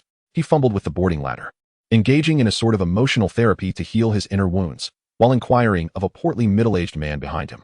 This man, named Karen, was Jingo's personal assistant and the sole ordinary earthling aware of his eternal lineage. Generally speaking, unless one is a top-tier celebrity, it is improbable to amass such wealth. Life is fleeting, and a lack of financial prowess could render one unable to afford even a single private jet, whose operation and maintenance costs are exorbitantly high, beyond the means of most individuals. However, given that our gentleman possesses a family fortune to inherit, passed down through generations, his wealth is substantial. Karen conveyed this with a knowing expression, suggesting that anyone working diligently for several lifetimes would surely have some savings, especially in the thriving Bollywood industry. He understood that Ronan was a friend of the Eternals, and thus felt comfortable speaking frankly. I understand now. Ronan nodded, bending to enter the aircraft, stepping into the realm of the affluent. Unlike Tony Stark, who was also in 2008, Jingo, although somewhat reserved during his filming, infused with numerous dance elements, did not lead an ostentatious life. His 7 millennia of wisdom prevented him from being overly preoccupied with display. Thus, the cabin was not extravagantly adorned, lacking Stark's signature large-screen televisions, surround sound systems, central steel poles, or air hostesses clad in uniforms and stockings. Instead, it was adorned with various screen images of Jingo and numerous trophies, accompanied by his portly assistant. Ronan, exhilarated by his first experience aboard a private jet, dashed about the cabin, causing Karen to fret over his antics. Under Karen's watchful eye, Ronan explored nearly the entire cabin, eventually lingering in the restroom for quite some time before emerging, looking refreshed, and choosing a seat by the window to gaze out at the clouds. His first flight, his first time relieving himself in the skies. Today was a day of many firsts. With his head resting against the glass, he closed his eyes against the dazzling sunlight, feeling utterly content. Little did he know, a small black figure was rapidly approaching from behind, soon aligning with the right wing of the aircraft. It was a man clad in a black trench coat. In London, England, amidst the historical ambience of the streets, a group stood at the corner of an intersection. The man with bangs, positioned in the center, closed his eyes and tilted his head upward, seemingly searching for something. A red double-decker bus slowly passed before them. The nearby roar of its engine and the shadow cast upon his face failed to elicit any reaction. His eyelids did not flutter. Found it, after a prolonged moment. As the increasingly impatient expression of Saint Na became apparent, and amidst Jingo's concealed horror while observing Saint Na, Zuko finally opened his eyes, returning with good news. Finally, where is she? Sensing Saint Na's imminent loss of control, Jingo cautiously stepped back, quickly asking with a wary expression. In the outskirts, Zhu Ke discreetly scanned the seemingly unaffected Saint Na, then glanced at Jingo, who was using him as a human shield, and urged, "We must hurry." "Oh," Jingo replied, scampering off to fetch his car, whisking the two of them toward the suburbs. "Sir? Mr. Ronan?" Amidst a haze of confusion, Ronan seemed to hear a cacophony of voices, growing closer, shifting from indistinct to clear, until they distinctly penetrated his ears. "Huh, what happened? Did we arrive so soon?" Abruptly roused from his dream, Ronan shielded his face from the glaring sunlight, groggily inquiring. "No, not at all." Karen's gaze was fixed on the dark figure just outside the window, observing the lips that were moving, though the words were unintelligible. He swallowed hard and hastily urged, "Mr. Ronan, please look outside." "Outside?" Ronan, still in a daze, instinctively turned his head to gaze outside, only to be startled awake by a handsome face nearly pressed against the window, a level of clarity he had never experienced before. "Ikaris?" Taking a deep breath to steady his racing heart, Ronan suppressed the instinct to transform into a raging beast and smash the window. Recognizing the identity of the face before him, what is he doing here? Observing Ikaris gesturing in the air, Ronan strained to decipher his signals, instinctively heightening his vigilance. "He wants to come in." Outside, Ikaris regarded Ronan, who appeared expressionless, as if struggling to comprehend his gestures, or perhaps was simply bewildered by the airborne individual, revealing an exasperated expression. As the only Eternal possessing the ability to fly, and one of the two aware of the true nature of their mission, Ikaris had consistently monitored the whereabouts of his kin over the years, ensuring he could locate any of them at a moment's notice, while also confirming their mental well-being to prevent any descent into madness. Today, as he prepared for a routine inspection, he discovered that Zhu Ke, who had resided in the Amazon rainforest for centuries, had mysteriously vanished along with his village and the protected inhabitants. Initially, he assumed Zhu Ke had merely relocated his village. But after scouring the entire Amazon rainforest without finding him, Ikaris sensed that something beyond his control had transpired. An ominous premonition settled within him, prompting Ikaris to swiftly visit the locations of other Eternals, only to find that Gilgamesh and Saint Na had also long departed their secluded dwellings, their whereabouts unknown. Where could they possibly be? What has happened? Ikaris pondered, unable to fathom why his kin would collectively abandon their residences, and thus set aside his thoughts to continue the search for the next. An hour ago, he had departed from Australia, crossing the Indian Ocean to arrive in Mumbai, India. As anticipated, Jingo was equally untraceable. However, fortune smiled upon Ikaris. He had a keen awareness of his somewhat foolish little brother, knowing he owned a private jet. Upon his arrival, he had seen a remarkably familiar aircraft just taking off from a nearby airport. That was Jingo's plane. In a moment of reminiscence, Ikaris was caught off guard when a sparkling circle suddenly appeared in the high skies, and before he could react, he plunged into it, landing on the cold floor. Dazed, he lay on the ground, staring upward as a young man with black hair and blue eyes leaned down, a smile gracing his lips as he extended a hand to assist him. "Hello, Ikaris, I am a friend of Jingo." Chapter 27. I am merely an ordinary person arranged by wealthy friends to board a plane. Good afternoon. Circe. On a street in the outskirts of London, Circe, hurrying home, encountered her exuberant neighbor and the charming smiling angel named Malcolm. "Good afternoon, Diana." "Hello, Malcolm." For some inexplicable reason, Circe felt a sudden unease. After greeting her amiable neighbor, she crouched down to stroke Malcolm's white furry head, who was blissfully enjoying the affection bestowed upon him. "It's rare to see you home early. Do you have a date tonight? Is he handsome? Is he adorable?" Diana, with her golden hair and blue eyes, raised her arm to check the time, realizing it was only 4 in the afternoon. Based on her years of neighborly experience, she knew that Circe never returned home before 5 and never hosted any men overnight. Why was she in such a hurry today? Diana's curiosity surged. She seemed to sense a hint of intrigue. Circe paused in her petting, glancing at her neighbor, whose expression was laden with implications. Uncertain of the origin of Diana's assumptions, she quickly waved her hands. No, it's not what you think. I don't have a date tonight. I left work early because I wasn't feeling quite well, that's all." "Really?" Diana appeared skeptical, having never witnessed Circe with any male friends. She had attempted to make introductions several times, only to be rebuffed, which rendered Circe all the more enigmatic, inciting her desire to uncover the truth. Seeing the doubt etched on Diana's face, Circe felt a tinge of exasperation. Just as she was about to change the subject, her gaze inadvertently drifted past Diana's shoulder to the figures awaiting her in the distance. "All right, you win." Catching sight of a familiar car pulling over nearby and several recognizable figures emerging, Circe let out a sigh of relief, feeling a weight lift from her shoulders. "So?" Diana's tone turned suggestive again, but it was swiftly dismissed by Circe. "Actually, my family has come to visit me today, so I must prepare some tea. Let us talk another day. Goodbye." Finally finding an excuse to extricate herself from the well-meaning, yet slightly bothersome neighbor, Cersei sidestepped her and headed towards the three familiar figures awaiting her. What happened? And where is Gilgamesh? As she drew closer, the excitement of reuniting with her family was gradually replaced by a sense of gravity and concern. She surveyed the tense expression of Zerk, the impassive Saint Na, and the restless gaze of Jean Go, her intuition warning her that something was amiss. Gil is fine, Cersei, the trouble lies with us, with this planet. Upon hearing Zerk's words, Cersei's intuition was confirmed, and she understood the reason for her unease throughout the day.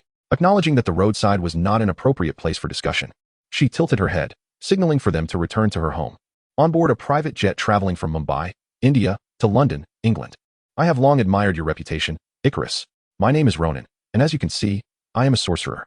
With Jean Go's assistant temporarily acting as a bartender, Ronan leaned against the bar, introducing himself to Icarus. I was unaware that Jean Go had such a youthful acquaintance. Are you even 20 yet?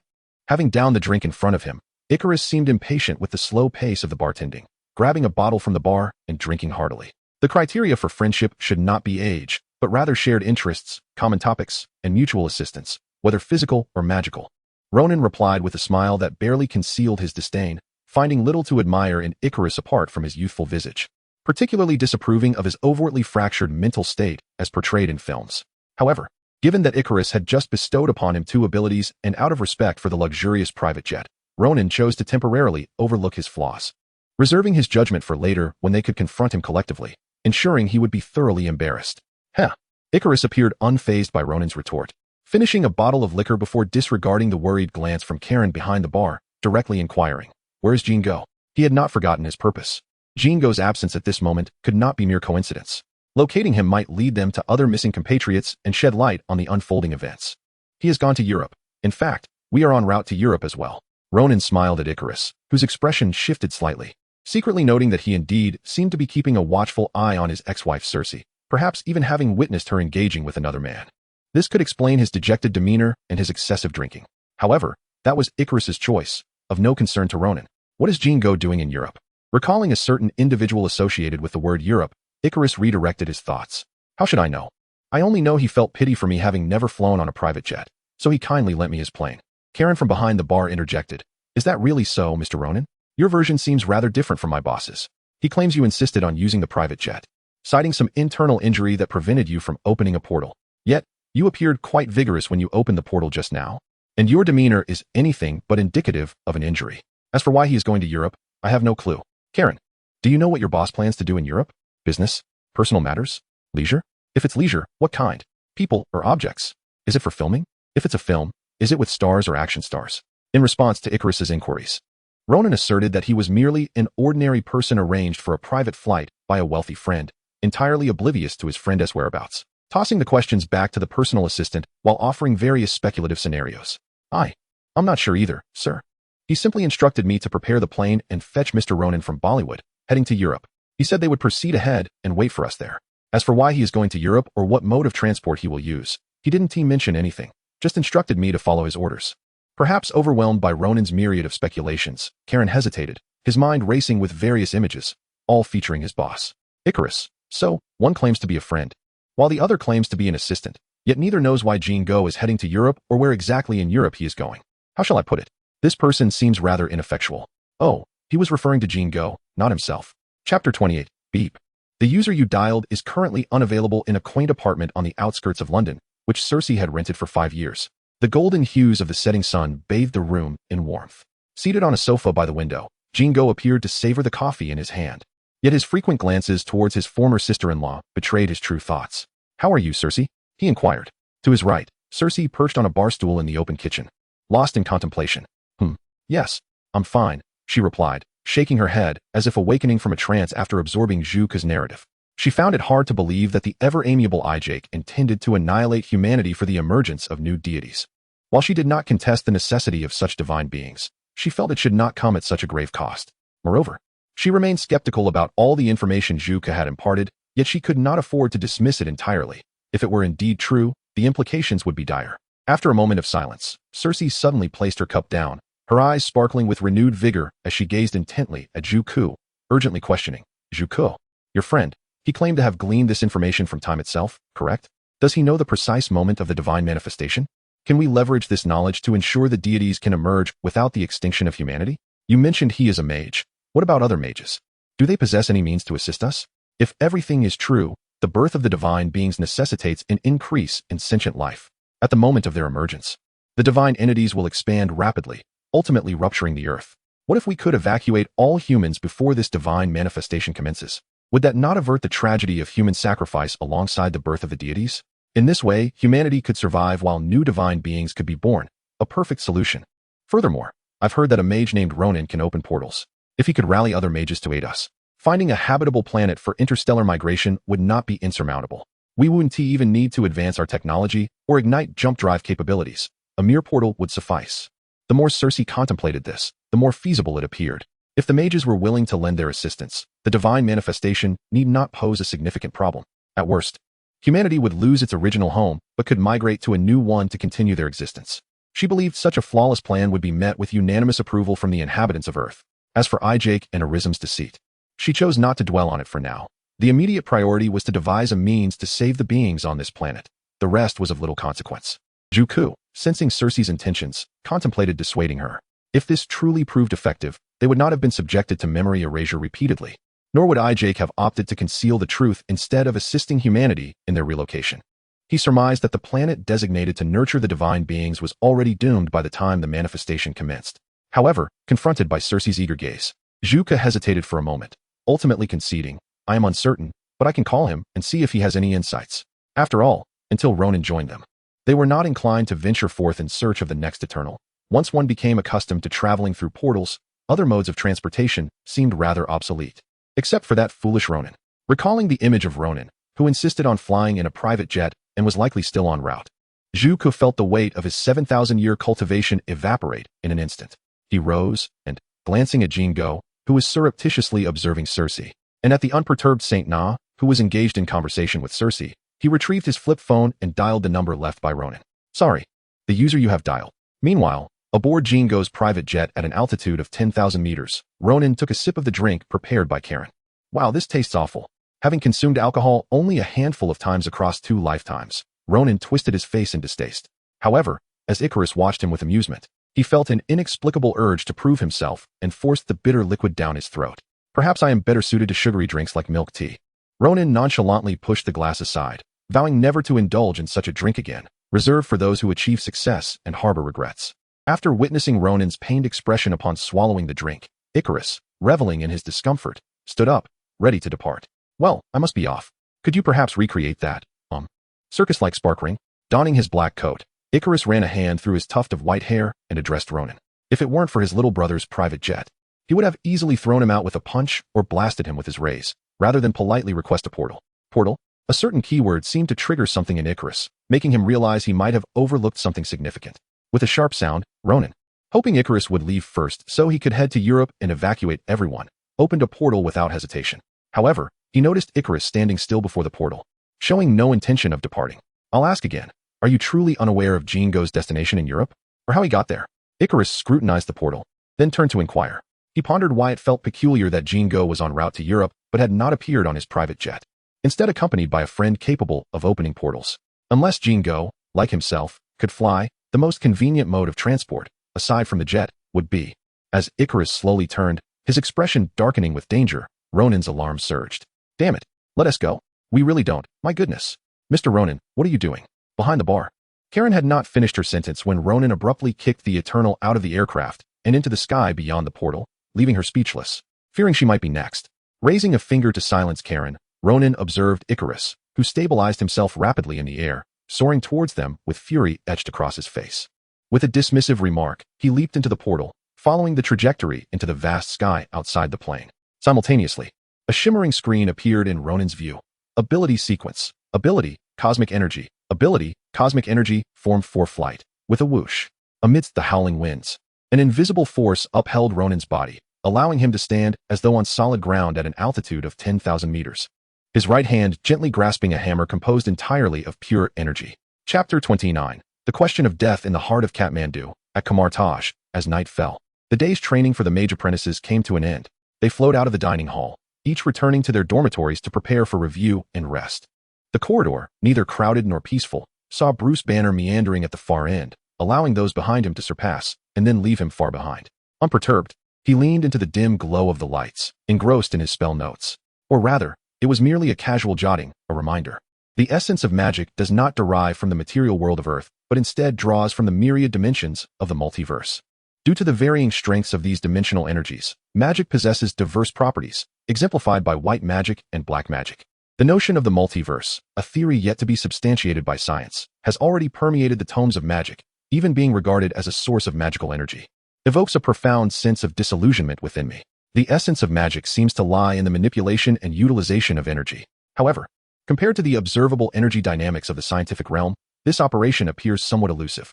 If science creates miracles by adhering to rules, then magic, perhaps, involves using or altering those rules to conjure wonders.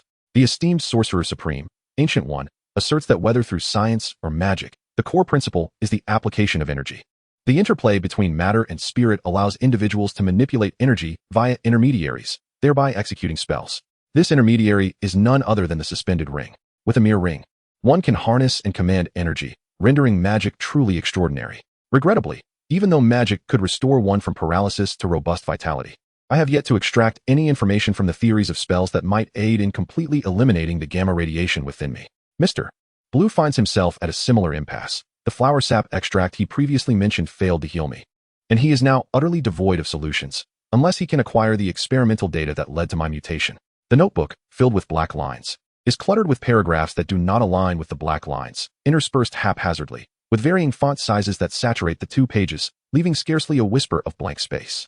With a firm grip, I closed the notebook and gazed down the now deserted corridor, unable to stifle a sigh. I initially believed that upon arriving at Kamar-Taj, I would find a place to rest, no longer needing to worry about being pursued, and that my future would gradually brighten. Yet, unexpectedly, having only just begun to learn magic with the hope of using it to rid myself of gamma mutations, I was summoned by the Ancient One, and in the guise of Hulk, learned of what could only be termed a dreadful message. What transpired that morning remains somewhat unclear to me. I only recall fainting during a spell duel, and upon waking, my clothes had vanished, leaving me in a space that resembled a tapestry of shattered mirrors. Before me, the Ancient One, elegantly fanning himself, delivered a terrifying revelation. You and Hulk are merging, Dr. Banner. Soon, you shall become one. You will be him, and he will be you. A rumble echoed as the unique sound of an aircraft engine resonated from above, a shadow swiftly passing overhead before disappearing from Ronan's view. Raising his gaze to the direction of the private jet adorned with purple lines, Ronan instinctively ascended to evade an impending strike. Suddenly, 2 golden rays, each as thick as 2 fingers, streaked through the clouds at high speed, scorching the air in their wake, narrowly missing Ronan's feet before piercing into the clouds behind him. Who are you? How do you possess the abilities of Sana? What have you done to her? The turbulent air ruffled Icarus's tuft of white hair as he squinted against the wind, matching his height with Ronan's, his voice laced with barely concealed fury. Icarus never considered flying to be his exclusive domain, and thus was not surprised by Ronan's ability to soar. However, the capacity to conjure energy weapons from thin air was not a gift bestowed upon just anyone, especially after being struck by Ronan's hammer. Icarus had witnessed the shield that Ronan materialized for defense. He noted with clarity that its design mirrored that of Sana's shield, small, exquisite, and likely only able to cover half of one's rear.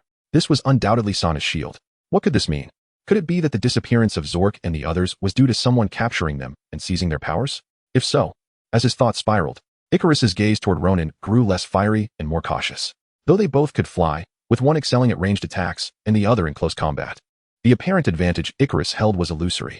With Sana's shield at his disposal, Ronan could easily deflect all of Icarus's ranged assaults. After all, his rays not only lacked the ability to curve, but were also insufficiently robust. Even a diminutive shield could effortlessly defend against them. Who am I really? Young man, do you realize this is a death question? At Icarus's inquiry, Ronan was filled with exultation, convinced he had been asked the right question.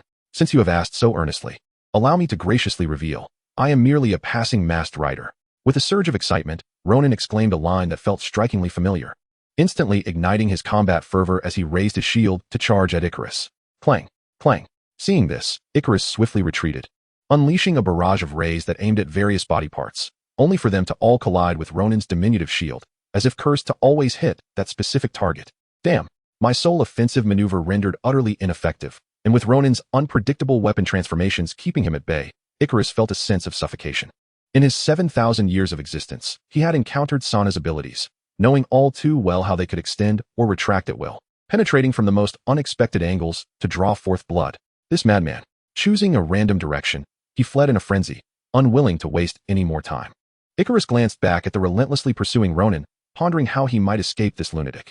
He had never felt so constrained in battle. Wishing to call for a halt and propose that they all discard their weapons and engage in a cooking contest instead. Why has he stopped? Just as he contemplated Ronin's sudden cessation in pursuit, a strangely familiar voice rang out ahead. Before Icarus could recollect its source, he plunged headlong into a shimmering energy vortex pulsating with sparks. Icarus, I finally remember why this feels so familiar. This is the second time. Chapter 30. Worthless beyond transformation in the boundless, desolate expanse of the universe, a spark of light materialized unexpectedly, delineating a radiant circle. It resembled the maw of an unknown creature, expelling a piece of black debris into the vast cosmic wasteland before vanishing without a trace. As Icarus collided with the portal, the sight of the profound darkness before him sent alarm bells ringing in his mind. With no time to ponder the nature of this place, he turned to plunge back into the portal, eager to return to Earth. Unfortunately, Ronin, having anticipated this move, closed the portal the moment Icarus entered, causing it to shrink to the size of a fist in the blink of an eye, leaving Icarus utterly stranded in the void of space. No, the portal did not mute any sound, for Icarus was unable to utter a single word. After all, not everyone possesses the power of Thor or Captain Marvel to converse in the vacuum of space. At last it is done. With Icarus exiled through the portal, the now weakened Eternals could hardly contend with Ronin, who had seized half of their abilities. He felt it was the perfect opportunity to reshape the Eternals in his image during the time it would take Icarus to return to Earth. Calculating the timeline, he noted that it was now April 2008. Soon, the saga of Iron Man would commence, heralding the dawn of the Age of Heroes. Thor, Loki, the Mind Stone, and the Chitauri were poised to make their appearances, and the days of tranquility on Earth were numbered. Ronin resolved to strategize early, contemplating how to extract the utmost advantage from this chaotic era. Moreover, his gaze turned skyward, for that was where civilization's ultimate stage awaited. Perhaps I should assemble an interstellar team to pave the way, as humanity would inevitably reach for the stars. Standing upon ethereal clouds, sunlight poured down upon him, enveloping him in a radiant aura of salvation. Yet, such thoughts could wait. His immediate task was to acquire the powers of the Celestials. Once he secured the acknowledgement of Erishem, none on Earth would dare challenge him. Regaining his focus, Ronin opened a portal and returned to the cockpit. Mr. Ronin, are you all right? Karen peeked out from behind the bar, her half-visible head revealing her concern. Upon seeing Ronin return alone, her expression soured, as she was uncertain how to explain the situation to Karath. I'm fine. Continue piloting the ship. I shall take my leave now. As for what transpired earlier, there's no need for that grimace. I will personally explain everything to Karath. There are reasons for my actions, so fret not. Observing Karen nodding vigorously, Ronin shook his head in exasperation and stepped through another portal. As soon as his foot touched the concrete of a London street, Ronin felt a vibration from his pocket. He unzipped it to produce an old flip phone, a relic that seemed to belong to the previous century.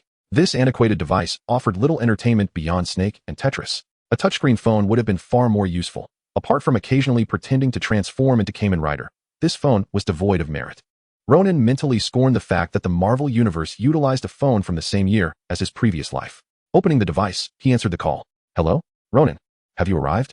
Just got here. Send me the address, and I'll head over now. After receiving the location, he ended the call and surveyed his surroundings, opting for a rather grimy area to venture into. He intended to secure some quick cash before hailing a cab to Karatha's position. After all, having come this far, he ought to enjoy the experience. Kamar-Taj, Mage's quarters. Under the dim, yellowish light, Banner's fingers flew over the keyboard, his pale visage illuminated by the cold glow of the screen, which reflected in his glasses. Mr. Blue, send me the blood sample. Gazing at the words on the screen, Banner recalled a news report he had seen days earlier about a green Bigfoot sighted in the Amazon rainforest. Although uncertain of the report's authenticity, its emergence struck a disquieting chord within him. Should he send the blood sample? He felt it would be difficult to ensure it wouldn't be misused, given his ignorance of Mr. Blue's character and intentions. Furthermore, scientists often become obsessively fixated on peculiar cases. He had no doubt Mr. Blue would secretly retain a sample for himself. Mr. Green, that's not safe. Mr. Blue, running around with gamma radiation everywhere is equally unsafe. Mr. Green, let's meet and discuss this. After sending the final message, Banner logged off without leaving further information. Closing his laptop, he stood, shedding his mage training attire for ordinary clothing from the real world. Tucking a meager amount of pocket change into his pocket, Banner donned a ring resting in the corner of his desk, inhaled deeply, and opened a portal. As he stepped through, 5 years elapsed in an instant. Banner lifted his head to behold the familiar buildings in the distance, his eyes misting with emotion. After being forced to flee this land, he had finally returned after 5 long years. Virginia, Calvary University. Due to the time difference, the sun shone brightly here, appearing to have lingered in the sky for quite some time. Exiting the deserted woods, Banner adjusted his hat and straightened his clothes, preparing to retrieve data from his past experiments and pay a visit to his long-lost ex-girlfriend, originally intending to train for a while before proceeding with his next plan. Unforeseen circumstances brought about by the grim tidings from the Ancient One compelled Banner to act swiftly and prepare for any eventuality. If mastering magic proved time-consuming, he would resort to scientific methods. As for the blood sample, he would keep a close watch on it. Cautiously approaching the entrance of the laboratory, Banner discovered security checking at the end of the corridor. Banner. For an ordinary person, this would spell disaster. However, this posed no challenge for someone who wielded the power of portals. Lowering the brim of his hat, Banner retraced his steps back into the secluded woods, scanning his surroundings before reaching for the portal, a gateway directly into the laboratory. Chapter 31. Everyone hates the Riddler. Yet everyone aspires to be one in the outskirts of London. A resonant roar echoed as bright headlights pierced the night, a sleek, pitch-black sports car gliding like a phantom through the shadows, its feral engine growling to declare its presence. Suddenly, a piercing sound erupted as the ghostly vehicle executed a flawless drift around a corner, gradually decelerating before coming to a steady halt behind another black sports car. At last, he has arrived. From a nearby two-story building, for members of the Eternal Clan, alerted by the sound of the car, gathered at the window and beheld a young man in sunglasses emerging from the driver's seat. He looked up, removed his shades, and nodded at them. The Eternal Clan members exchanged glances, bemused by his choice of eyewear at such an hour. Is this the sorcerer Ronan you spoke of? Ronan's appearance deviated slightly from Cersei's expectations, causing her to reconsider the wisdom of collaborating with sorcerers. After all, technology is controllable and traceable, but humans, especially those with errant minds, are unpredictable and prone to creating chaos. Well, never mind him. He can be a bit eccentric at times, yet for the most part, he is quite reliable. Zook's lips twitched slightly. Despite Ronan continuously testing his patience, he deemed him generally trustworthy and refrained from further comment. A series of knocks echoed from below, prompting the four to hastily descend and open the wooden door. "Ah, I have finally caught up with you," Ronan declared theatrically, adopting a tone reminiscent of street performers. "I presume this is the legendary Miss Cersei? Greetings, beautiful lady. I am Ronan, a sorcerer." After releasing Cersei's hand, Ronan turned to Jingo, who was scanning the vicinity for his personal assistant. "Stop searching. I arrived ahead of schedule. He is likely still in the air or preparing to land. In any case, he is not here." "What? You arrived early? Weren't you adamant about taking the flight?" Jingo glared at Ronan, suspecting he merely sought amusement at his expense rather than genuinely desiring to fly. In response, Ronan remarked, "Some desires flame brightly only at the outset. Once alternatives emerge, that passion quickly wanes. For instance, now that I possess the ability to fly, the once ardent wish to board an aircraft holds no allure. So, Miss Cersei, you are aware of our predicament, correct?" "Indeed. I wish to ascertain if you know the timing of the divine manifestation and whether we can strike a balance between the birth of the celestial being and humanity." Ignoring the bewildered Jingo, Ronan pivoted his focus to Cersei, engaging her in fervent discussion about numerous strategies for saving humanity. Saint Na, an onlooker, occasionally interjected, seemingly supportive of Cersei's aspirations. Zook cast a discerning glance over the conversing group, sensing something amiss. "Wait, weren't we here to rally everyone for a confrontation with Hijack? How did the discourse shift to saving humanity?" Of course, he did not believe humanity should not be saved. He merely felt such efforts may prove futile. After all, this task was assigned by Elysium, concerning the emergence of a new celestial being and a nascent star domain on the celestial map. If Cersei's plans faltered or led to the failure of the new deity's birth, it could incite Elysium's wrath, potentially resulting in the obliteration of the Eternal Clan. By obliteration, he did not mean mere memory erasure, but a complete annihilation, utter destruction, leaving nothing behind. "With all due respect, Miss Cersei, I find your plan lacking in feasibility." Having listened intently to Cersei's proposal for human relocation, Ronan noticed her visage shift slightly, as if her perception of humanity remained entrenched in ancient times, believing them to be naive and unknowing.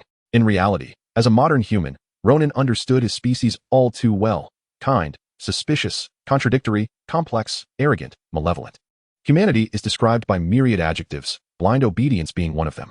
Yet that does not imply they would heed the advice of extraterrestrials to migrate from their home planet to an entirely unfamiliar one. Humanity is not as unified as you presume, Miss Cersei.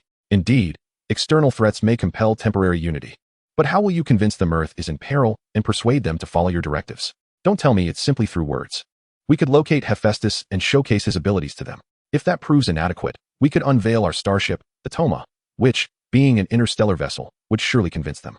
Cersei, undeterred, proposed, but was quickly interrupted by Ronan. "It would indeed persuade them, but only to affirm that you are indeed extraterrestrials. Your sudden appearance with such dire news would only be perceived as a ruse to deceive them into relinquishing their home. At the moment of impending disaster, humanity will not act as you envision, for they are inherently human, and that is their nature. Observing Cersei's morale plummet, Ronan shifted his tone, teasing her curiosity. However, Miss Cersei, do not lose heart. While your plan may falter, mine is poised for success. You have a plan? What plan? Cersei's head snapped up, urgency evident in her voice. It was clear she held a unique affinity for humanity among the Eternal clan, explaining her drastic actions in the films regarding the nascent deity Tiamat. Well, that remains a secret for now. My plan requires the assistance of the Eternal clan. Once you are all gathered, I shall unveil it to you. With that enigmatic statement, Ronan donned a mysterious smile, lapsing into silence. Now, as the atmosphere grew tense, just as Ronan was about to speak, an unsettling sensation coursed through him, akin to something heavy descending upon him, provoking both discomfort and a profound, instinctual awareness. Something has emerged. Zook, with his mental specialization, was the first to discern the nature of this disturbance, and Ronan, amidst his hazy subconscious insights, began to grasp its significance. Nearby, a potent surge of psychic energy had erupted. Chapter 32. While you set out to save the world, I shall rescue the princess and her steed. What is the matter? Cersei turned to Ronan, who had abruptly fallen silent mid-sentence, only to notice that both he and Chuck were gazing in the same direction, seemingly captivated by something. Did you sense it too? Ronan refrained from answering Cersei's inquiry and redirected his focus toward Chuck, who had regained his composure and turned to Ronan with a question. This force was perceptible even to Ronan. Could it be that it was not merely a manifestation of psychic energy? Was there a hint of magic woven within? How else could one explain Ronan, devoid of psychic abilities, being affected? Chuck's mind raced with speculations about the fleeting, now vanished psychic energy, while Ronan began to form a clearer understanding. He suspected it heralded Wanda's first awakening of her powers. Though typically attributed to a human experimentation process due to the Avengers film, Ronan faintly recalled an alternate narrative suggesting that Wanda's abilities were innate, with the Mind Stone merely unlocking her potential rather than bestowing it. The truth would reveal itself through exploration. Resolute, Ronan decided to pursue the origin point of the sudden surge of psychic energy. Its tremendous force had left an indelible void on Ronan's mental map, compelling him to acknowledge its existence. I wish to investigate further. You Eternal Ones should continue your search for the remaining companions. Do you possess any information on their locations? I could transport you there. Is there truly no efficient means of mutual tracking among your kind? Relying on human radar for locating someone is hardly advanced. Caught in the midst of their limited exchange, Cersei felt utterly bewildered, her face a mask of confusion as she pressed. What is happening? Where are you going? Aren't we supposed to save the world together? Chuck and I sensed a powerful energy surge. I intend to investigate. Ronan succinctly explained. He learned from the still-dazed Cersei that she could locate the Eternal's chief scientist, Phastos, and with him, they could trace the remaining Eternals. Without further ado, Ronan obtained the address and swiftly opened a portal, casting the Eternals through before closing it behind them. Go save the world. I shall rescue the princess and her steed. With a clap of his hands, Ronan reopened the portal, emerging in an unfamiliar land. Sokovia, a small Eastern European nation, birthplace of Scarlet Witch and Quicksilver, which had once threatened humanity's existence through its cataclysmic disintegration in Avengers, Age of Ultron. Boom, bang. As the thunderous roar of aircraft and gunfire reverberated through the air, Ronan stepped from a shadowy alley, acutely aware of his proximity to the energy's epicenter, convinced that its source was Scarlet Witch herself. After all, only she could elicit a simultaneous resonance of psychic and magical forces. Suddenly, as he reached the roadside, a bullet, fired from an unseen source, grazed his cheek, embedding itself in the wall of the alley behind him. What chaos reigns here? One could be struck down or bombed without warning. How resilient one must be to endure life in such turmoil. Ronan sighed in relief, grateful for his upbringing in a peaceful nation. Otherwise, he questioned whether he could maintain his current worldview and character.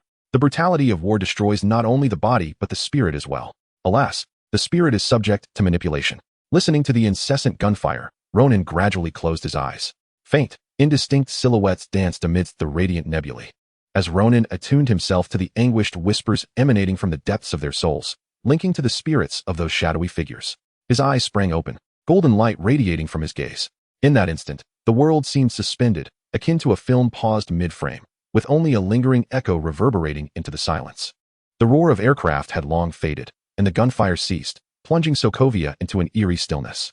Thus, there are moments when free will may not be a blessing. Exhaling softly, Ronan transformed his forceful mental control into a gentler psychological influence, prompting the combatants to lay down their arms, shaking hands and rushing towards the collapsed buildings in search of survivors and the deceased. Having accomplished this, Ronan paid them no further mind. Leaping towards a nearby white residential building, nearly severed in half. Here lay the epicenter of the psychic energy. Wanda Maximoff was in high spirits today. Tonight marked television night, and she would be watching her favorite sitcom, The Dick Van Dyke Show, alongside her parents and twin brother. As she watched her father insert the disc into the projector, Wanda hurriedly arranged her brother on the floor before the television while her parents cozily nestled on the sofa behind her. The screen flickered to life with the grainy black and white imagery of yesteryear, accompanied by nostalgic melodies. Wanda and her brother Pietro were captivated, breaking into laughter at intervals.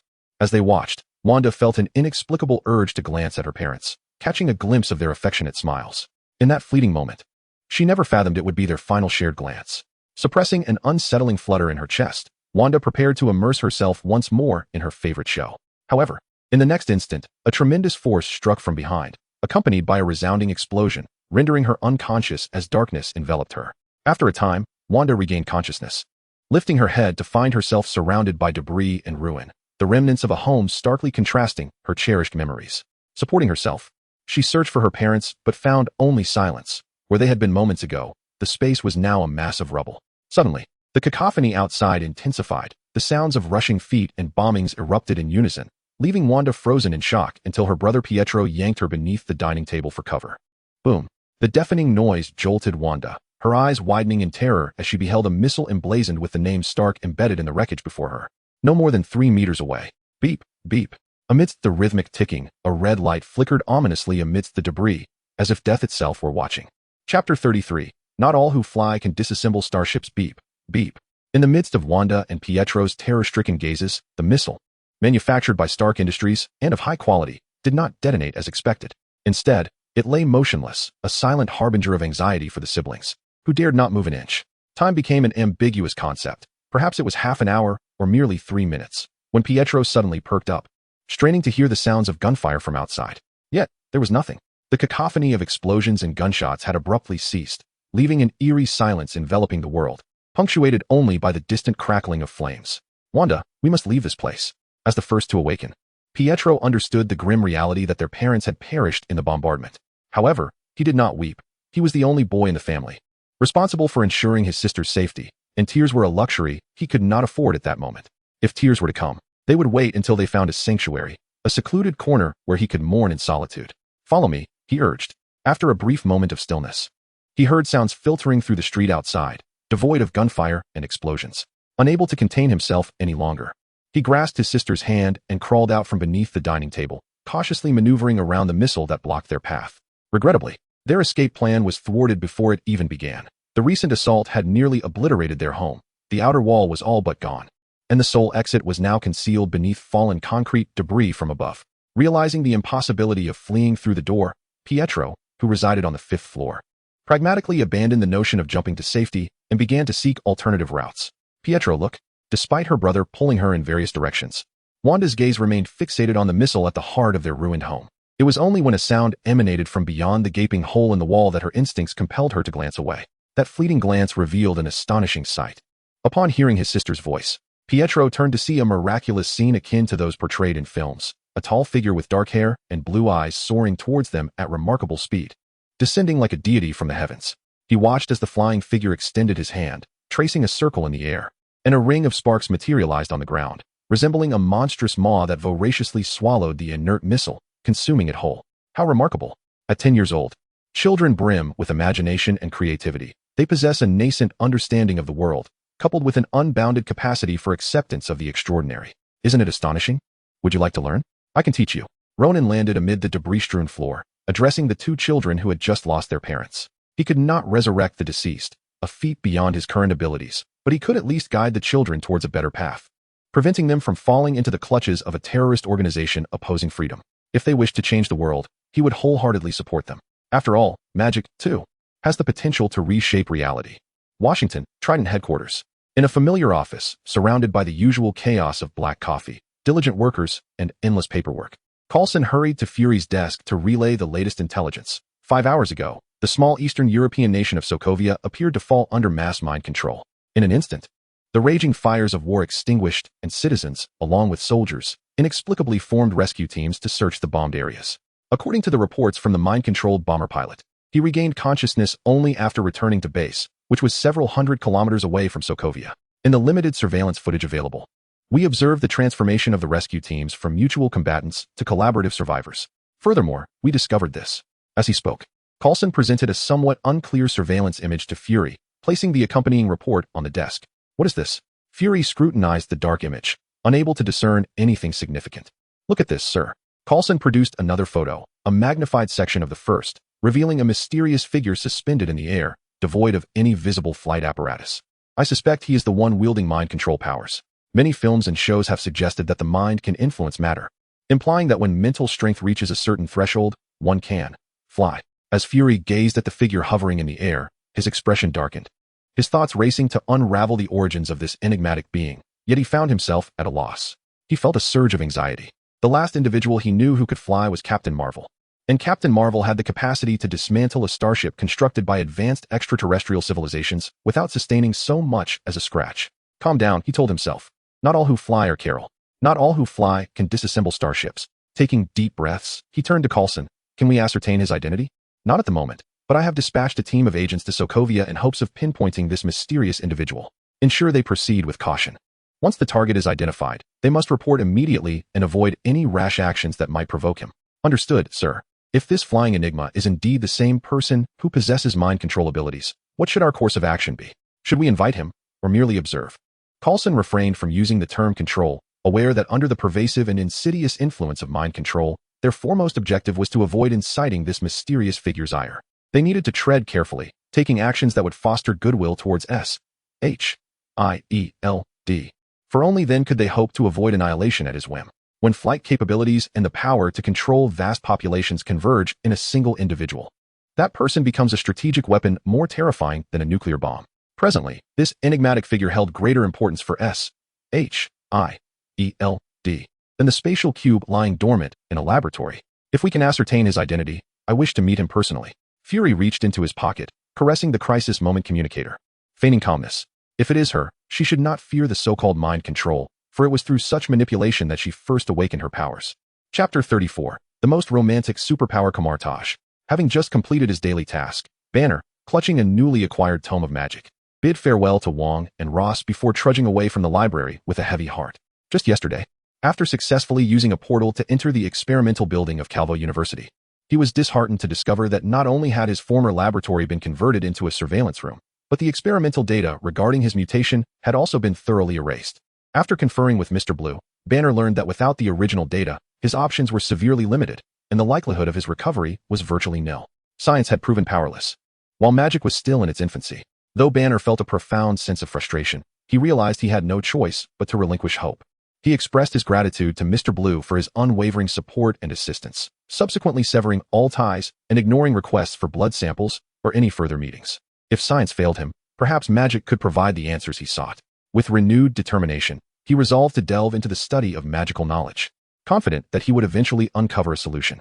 Yet before embarking on this journey, he needed to sever some lingering attachments. Returning to his dormitory with the tome in hand, Banner changed into ordinary attire and activated a portal to Calvo University once more. This time, his intent was to meet his ex-girlfriend. He arrived at the lecture hall with trepidation, hiding beneath a tree and glancing around furtively, eagerly awaiting the appearance of that figure who haunted his dreams. He had resolved that if she had moved on and found another partner, he would not impose himself upon her. Conversely, if she had not, he would assist her in letting go of the past and embracing a new life. After all, their chance of being together had evaporated the moment General Ross witnessed his transformation and relentlessly pursued him. He could not, nor would he, allow Betty to forsake her current life for him, existing in the shadows of the world. Such a life of turmoil and unrest was one he could endure alone. In Sokovia, atop an uninhabited peak, Ronan led a pair of siblings, appearing no older than 10, to a relatively flat expanse of land. This will do, Uncle Ronan, Pietro remarked, glancing sideways to see the steep cliff below, deducing that this secluded spot would be safe from intrusion and artillery fire. Is this the place? Very well, Ronan replied softly, observing Wanda, who stood silently with reddened eyes, her pale lips pressed tightly together, perhaps from the cold or sorrow. Due to his past life, Ronan felt an odd discomfort with the twins addressing him as brother, so he opted to elevate his status to that of an uncle. After all, titles often corresponded to age, just as not every woman could be called sister. Crouching down, Ronan pressed one hand against the icy ground, catching a glimpse of Pietro gently grasping Wanda's cold hand, retrieving a tissue from his pocket to wipe her tears. It seemed to him that he was the older brother, while Wanda was the younger sister. With a slight smile, Ronan redirected his focus to his hand resting on the ground. Suddenly, golden lines erupted from his palm, racing along an unseen pathway across the ground, causing it to gradually sink while intricately patterned gray-white stone walls emerged from the deepening pit, swiftly forming two nearly identical sarcophagi. Ability: Cosmic Energy, Form 6 Material Transformation. Truly, Circe's ability lived up to its reputation as a versatile tool. If paired with Hephaestus's mechanical prowess, Ronan believed he could even craft robots by hand, and with a blueprint. Constructing a Death Star was not beyond possibility. Shaking off the fleeting thoughts, Ronan stepped back to grant the siblings their space. Father, mother at the foot of the sarcophagus. Pietro was the first to place the urn containing their mother's ashes inside, standing quietly beside Wanda, who clung to the urn containing their mother's remains, gently embracing his sobbing sister to offer her the support she needed. After a prolonged moment, Wanda finally ceased her soft, prolonged weeping and placed her mother's ashes into the sarcophagus before standing still for what felt like an eternity. Pietro then gently tugged at Wanda, urging her to step aside. Seeing this, Ronan advanced a step, once more pressing his hand to the ground. The golden lines cascaded forth, the earth writhing and closing around the ashes, sealing them within while a stone monument rose from the ground. The golden lines climbed the monument, forming reliefs that etched the names of the Maximoff couple into its surface. Thus, a new sarcophagus was completed, quietly standing atop the peak, gazing out towards their homeland, as if watching over the two children who had survived the calamity. Once the final touches were made, Ronan stepped back, retrieving two gray-white shards from his pocket, along with a stone he picked up from the ground as raw materials. Before the monument, Pietro held his sister close, staring at the familiar names. Memories of the previous night flooding back, their mother bustling in the kitchen, their father entering with a backpack, eagerly kissing Pietro and playfully scratching his face with his stubble due to his sister. That evening's television show remained the Dick Van Dyke Show. And while he feigned disdain, his body betrayed him, enjoying the show alongside his sister, laughing the loudest. Yet, due to the war, all of that was lost as his eyes grew moist and his vision blurred. Cold tears slipped from the corners of Pietro's eyes. He discreetly wiped them away, only to look up and see a flurry of crimson petals swirling through the air, witnessing a miracle. He followed the direction of the petals, spotting Uncle Ronan standing beneath a tree, transforming it into the very wind of petals.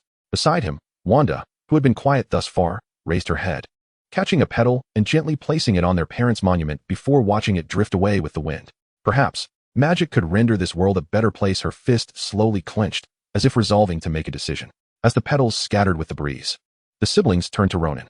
Uncle Ronan, we wish to learn magic. We want to make this world a better place. Gazing into the twins' sorrow-laden, yet resolute eyes, Ronan nodded, extending his right hand from his pocket, palm open to reveal a gift for the children. I have a present for you, my dear ones. Your parents will always be with you. As he adorned their wrists with the gifts, he spoke softly. They were two identical bracelets, crafted from a long crystal linked by a metal chain, each containing a shard of gray-white bone, the remnants of the Maximoff couple. Chapter 35. A joke: the natural-born spellcasters and magic nullifiers are twins. At Calvo University, vibrant students fill every corner of the campus, some gathered under the shade of trees, engaging in discussions or sharing life stories, all harboring the brightest aspirations for the future.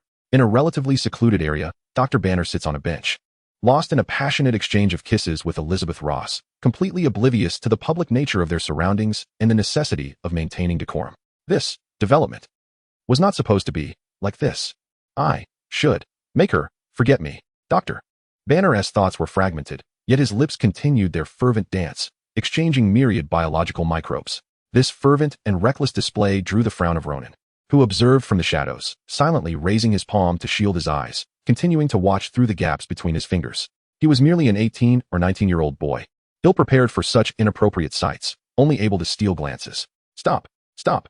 The two continued their back and forth until the taste of their exchanged fluids altered, and finally, Banner's rationality returned, interrupting this unhealthy exchange. In hindsight, knowing that Betty still harbored such strong feelings for him, he ought to have eaten garlic or leeks before approaching her, making her recoil in distaste. Dr. Banner reached into his pocket, retrieved a tissue to wipe his mouth, and then pressed the tissue against his ex-girlfriend's face while cleaning himself, saying, Betty, I know you still have feelings for me, but we no longer have a future together. After finishing, he tucked the tissue, now smeared with a hint of lipstick, back into his pocket, bowed his head, and grasped Betty's hand, unable to meet her gaze. Why? I don't understand. Is it because of my father? We can talk to him. No, it's futile. Banner shook his head, interrupting her somewhat naive words. Unlike Betty, her father, General Ross, was ruthless and utterly devoid of conscience. From the moment he witnessed Banner's mutation, he had sought to capture and replicate him to forge an army of monsters for his own ascension. General Ross was consumed by a singular obsession with power, and nothing else mattered to him. Moreover, it was not solely due to her father. Do you remember the green monster I transformed into that day, Doctor? Banner lifted his gaze, fixing it upon her beautiful face. Whenever I become overly emotional, I revert to that form. Even an accelerated heartbeat can trigger it. I must always maintain control over my emotions to sustain my current state. This meant he could not be with anyone, as he could lose control at any moment. Hearing this, Betty fell silent. It was indeed a significant reason. It wasn't he that she feared for her life, but she worried that if she were hurt, Banner would feel guilty and remorseful. Such emotions could ultimately lead to the dissolution of their relationship. So we really can't go back? Is there anything I can do to help you? After a brief silence, she raised her slightly reddened eyes and softly inquired. You can't help me. The data from that experiment has been completely erased. Without that data, my hopes of healing are zero. What did you say? Just as Dr. Banner was about to divulge some internal information about magic, he was abruptly interrupted by an exclamation, bewildered as he gazed at Betty, whose eyes suddenly sparkled with excitement. Banner, you're coming home with me. What? Why? I told you, I can't get too excited. It's not what you think. I have something at home that can save your life. That data, I have it. Unfortunately, even with that data, you still cannot be completely healed, Dr. Banner. You are destined to become the Hulk. Ronan, already familiar with the storyline, watched the young couple rush out of the campus without taking any action. Banner's fate of becoming the Hulk was a predetermined fact of this universe, unalterable by his own will. Let him struggle, he will eventually have to face the truth. Initially intending to ask Banner for a small favor, Ronan turned towards an outside shop, purchasing a variety of clothes, daily necessities, and 2 laptops. Upon activating a portal back to Kamar Taj, burdened with bags, Ronan observed the anxious twins standing to greet him, feeling a slight headache. He had never anticipated that amidst all his calculations, he would overlook Pietro's magical nullification. Yet, Ronan did not blame himself. After all, who could have predicted that the renowned Scarlet Witch, Wanda, would have a brother who was a magic nullifier? This girl was a natural spellcaster, harboring immensely potent chaos magic, and studying would effectively assist her in controlling her own power. As for the boy, Ronan the sorcerer, your insight is commendable. It is a rare occurrence to find a magic nullifier of such caliber, and your fortune is indeed impressive. The words of the Ancient One echoed in his mind. Having clearly pointed out the twins' magical talents and shared her thoughts, as Wanda possesses top-tier magic, it is advisable for her to commence her studies as soon as possible. Although her power currently lies dormant, with early learning and a solid foundation, the day she awakens will be the day she ascends to her throne. In other words, if Wanda begins learning magical theory now to enrich her knowledge, even if 1,000 years of power were to be absorbed by the sorceress, she could effortlessly overcome them. Furthermore, let alone Agatha, she could likely even take down Thanos. However, as a consequence of Wanda wielding such formidable magic, her brother Pietro remained completely impervious to magic. Unable to pursue any magical training, he could only remain in Kamar Taj as an ordinary person rather than a magic apprentice. While his sister ascends to greatness, he returns to a life of mediocrity. Such a disparity would surely evoke certain feelings in Pietro. However, he did not voice any complaints, simply wishing to stay and accompany his sister, his only remaining family. Wanda, could you help me carry these things back to your room? I need to speak with Pietro. Ronan handed the items to Wanda, who obediently nodded and glanced at her brother, conveying her confidence to him. Watching Wanda enter the room allocated to them, just a wall away from Banner, Ronan crouched down and addressed the anxious Pietro. Child, do you trust me? Pietro was taken aback, but immediately nodded earnestly. I trust you. Uncle Ronan has helped them. They will always believe in him. Receiving Pietro's affirmation, Ronan carefully considered his words before igniting the boy's hope. Magic is not the only path to power, Pietro. I have a way for you to gain strength beyond that of ordinary people, so do not despair. If magic is not an option, there are still other avenues available to you. Ronan gazed into Pietro's gradually brightening eyes, contemplating borrowing the Mind Stone to activate his abilities. He planned to guide Pietro down the original path, but this time, he would design a specialized combat suit to ensure that the boy would have no chance of perishing amidst a storm of bullets. Yes, Makkari from the Eternals is also speed-oriented. I can simply make slight modifications to her combat suit. Chapter 36. The Gathering of the Eternals in South Dakota, United States. Uncertainty loomed as Cersei inquired once more about Ikaris, her eyes filled with concern. Inside a black van that traversed the highway, she gazed at the projected image of Earth emanating from Phastos' device. Not long ago, several Eternals had arrived in America through a portal, seeking their chief scientist. With the looming threat of humanity's potential extinction, Phastos, who had just reunited with his beloved, resolved to join the mission, fighting for love. He utilized technological means to summon Makkari, who had been idly waiting aboard the Domo spaceship. Having grown weary of centuries of monotony, Makkari eagerly responded to Phastos' call. Appearing before them with enthusiasm, ready to engage in battle, they decided to bring along Gilgamesh, who was on vacation in Fiji, and together, The 7 of them journeyed toward South Dakota while attempting to contact their most formidable ally, Ikaris. Yet, even now, Phastos had received no response from Ikaris, and their proximity to Ajax's residence was increasing. No energy signatures akin to Ikaris's could be detected on Earth. Perhaps he found the mundanity of earthly existence uninspiring and had ventured into the cosmos. Phastos, observing the unremarkable projection of Earth, clasped his fingers, shutting it off. So, where is this Ronan the accuser, who claims to possess a means of thwarting the Celestials? Phastos had recently encountered a charming gentleman, and their burgeoning romance was in a sweet phase. Having not yet disclosed his identity as an Eternal, he had concocted a business trip as an excuse for a brief respite, a mere 3 to 5 days. Time was of the essence. He yearned to summon Ronan without delay to discuss the feasibility of their plans, instead of wasting precious moments. Should he return late and find his newfound paramour swept away by another, he would prefer the destruction of Earth over saving it. Yes, South Dakota. In the passenger seat, Druig clutched the phone between his ear and shoulder. His voice rose suddenly. Do you know where Ikaris is? Have you seen him? The others perked up at the mention of Ikaris, eagerly inquiring in unison. All right, bring him over. We're almost there.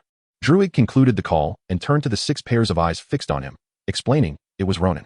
He claims to have seen Ikaris recently and knows where he is, so I asked him to bring Ikaris along. He agreed. With their numbers complete, they set forth to confront Ajax. Phastos cast a sidelong glance at the excited Druig, perplexed as to why the mind specialist was not aware that among them, only he was preoccupied with devising a means to embarrass Ajax, while the others focused on saving the planet. In the back seat, Gilgamesh, a robust figure, occupied 2 spaces. Thankfully, Kingo foresaw this and had procured an 8-seater van. Otherwise, Makari might have had to run to catch up. Observing Saintna engaged in conversation with Circe, Gilgamesh found the situation surreal. Just moments ago, he had been lounging on a beach, sipping drinks in swim trunks. And now he was being whisked away to America to save the world. Frankly, he would be grateful if Saintna refrained from any excessive violence. Glancing again at the seemingly composed Saintna, Gilgamesh began to question if her restlessness had led to her eternal affliction. Perhaps keeping busy had alleviated her condition. Indeed, when one is idle, their thoughts can spiral, leading to ailments. Was humanity's invention of work merely a means to stave off illness? Gilgamesh's simple mind raced with numerous questions. Utterly oblivious to the fact that the vehicle had come to a halt, they had arrived at Ajax's residence. So where are they? In Kamartaj. Having settled the twins into their room, Ronan led them on a brief tour, familiarizing them with their surroundings. This is the dining hall. Come here at mealtimes to eat.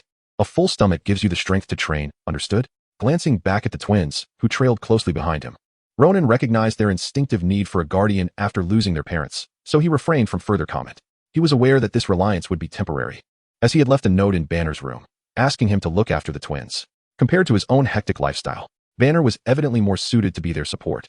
After all, Wanda and Pietro needed companionship, and as a neighbor, Banner was the ideal choice.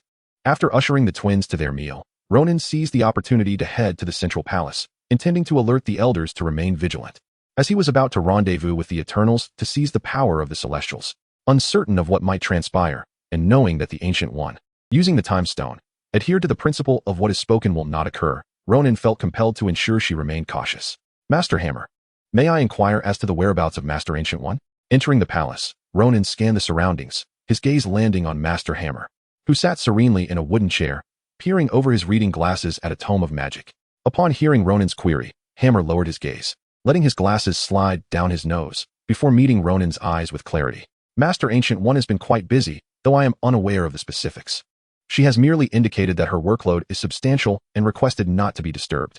With that, Hammer returned to his reading, dismissing Ronan's presence. Busy? With what? Battling Dormammu? Confounded by the lack of information regarding the Ancient One's whereabouts, Ronan reluctantly exited the palace, deciding against pursuing further inquiries. Very well, it should not pose a significant issue. I trust the elders are well aware. Now, it was time to commence. Producing a 5-centimeter black hair from his pocket, Ronan struggled to manipulate its ends, eventually generating a sparkling magical rune in the palm of his hand. Casting the rune before him and spinning it around, a directional portal materialized in front of Ronan. In the next instant, 2 beams of golden light, each the width of 2 fingers, shot forth from the portal, aimed directly at Ronan's head. Chapter 37. Sometimes life is more dramatic than art in the vast expanse of the universe. A figure clad in a black trench coat plunged straight into the asteroid belt before him, rays of energy shooting from his eyes, relentlessly clearing the obstacles that obstructed his path. Damn Ronan, damn Kamen Rider. Ikaris did not quite comprehend whether Kamen Rider was merely a nickname or something more. But that did not deter him from using it as a curse directed at the swordsman who had exiled him into the cosmic void. Carving a bloody path through the asteroid field, Ikaris maintained his course, pressing onward toward Earth without pause. Suddenly, familiar sparks began to flicker ahead, swiftly coalescing into a recognizable portal. On the other side of the portal was a grotesque visage that Akari's longed to tear apart on the spot. Clang. Energy surged and concentrated in his eyes, bursting forth in a torrent. Surely, such an enthusiastic welcome is unnecessary? Casually conjuring an energy shield to deflect the harmless rays, Ronan, observing Akari's closing in, smirked and abruptly severed the teleportation portal. It was nothing. He merely wished to toy with him for a moment. After all, he had collected quite a few strands of Akari's hair, and once he reunited with Zerk, he could easily release him. One could only blame Erishem for being overly meticulous with details, as he had precisely replicated the trait of abundant body hair found among Caucasians, resulting in Ronan having no fewer than 5 strands in his possession after a mere gentle tug. Shaking his head to dispel such frivolous thoughts, Ronan reopened the portal and arrived in South Dakota, America. At last, he had arrived. As the familiar portal materialized before him, Zerk and the others gathered eagerly, awaiting the emergence of Ronan and the Eternal's most formidable warrior. Behind them, the scientist and equipment master, Phastos, gazed longingly at the portal, raising his arm in an attempt to analyze its components, pondering the possibility of constructing a scientific version of such a portal. After all, if he were to have children one day, a teleportation device would prove incredibly useful for picking them up from school, eliminating the worry of tardiness. Wow, so many people are here to welcome me. As Ronan stepped through the portal, a throng of familiar faces surrounded him, their eager gazes directed behind him. Yet they found nothing. The absence of Akari's behind Ronan left Cersei both relieved and slightly disappointed, her emotions a complex mix. While saving the world was a significant affair, encountering her ex-husband still brought an element of awkwardness. Where's Akari's? Ronan, did you not say you would bring him along as well? Unlike Cersei's discomfort, Gungo was eager to see his long-lost brother, and he pressed with urgency. He meant no offense. He simply wished to reminisce and observe the ensuing drama. For as an actor, he relished such melodramatic moments. After all, art springs from life, and at times, life is even more dramatic than a television series, providing endless entertainment. Akari's is still wandering in outer space. Locating him may pose some difficulty, but fret not, I shall attempt to bring him here shortly. Ronan ambiguously suggested that Akari's might arrive a tad later before casually introducing himself to Makari, Gilgamesh, and Phastos, whom he had yet to touch. During this introduction, Ronan's excessively enthusiastic demeanor, fueled by envy of Phastos' abilities, was met with a clear rejection from the latter. Phastos firmly asserted that he was quite fond of his current boyfriend and had no intention of forsaking that bond. Thus, despite Ronan's appealing looks, a romance between them was impossible. Who would desire a relationship with you? I covet your abilities, not your 200+ pounds of flesh. My primary objective is to develop and upgrade. Romance would only impede my sword-drawing speed. Though Ronan wore a cheerful smile, internally he scoffed at the absurdity of it all. With nearly everyone present, Zerk decided it was time to move, leading the group toward a modest 2-story house nestled atop a nearby hill. Knock, knock, knock. Creak. The sound of the decaying door echoed unpleasantly as a long-absent figure appeared before them, her visage unchanged, black hair cascading down, adorned in an apron, seemingly engaged in culinary pursuits. Oh, it's you all. Upon opening the door and beholding the crowd outside, Ajak appeared momentarily taken aback, before her expression softened, transforming into golden lines that gradually dissipated. As Ronan stepped forward to extend a handshake, he was momentarily caught off guard by this sudden shift. Glancing down to find a child, seemingly no more than 10 years old, standing with arms crossed, a disgruntled expression on her face, as if she were berating him for his towering height. So why masquerade as Ajak? Do you, an Eternal, truly need to feign the presence of an adult at home? Is it meant to intimidate the wicked? Spike, you look rather youthful today. As the Ajak shrank into a mere child, the others, realizing the situation, bypassed her to enter the house, some even affectionately tousling her lovely golden locks. Regarding her transformation into Ajak, everyone shared a mutual understanding, refraining from exposing her ruse. They were adults, unable to fathom her pain, yet they offered silent support. What brings you all here? And who is this person? Swatting away Ronan's intrusive hand, Spike displayed a mix of exasperation and reluctance as she closed the door, returning to the now cramped living room, void of the excitement typically associated with family reunions. We will explain later. Spike, where's Ajak? She went to town for supplies and should return shortly. What is the matter? Did something happen? And where is Akari's? Spike scanned the crowd, her heart sinking upon realizing her crush was nowhere to be found. Why do you think she lives with Ajak? It's simply so she can frequently see Akari's when he visits. Akari's. Ronan. Understood, no need to rush.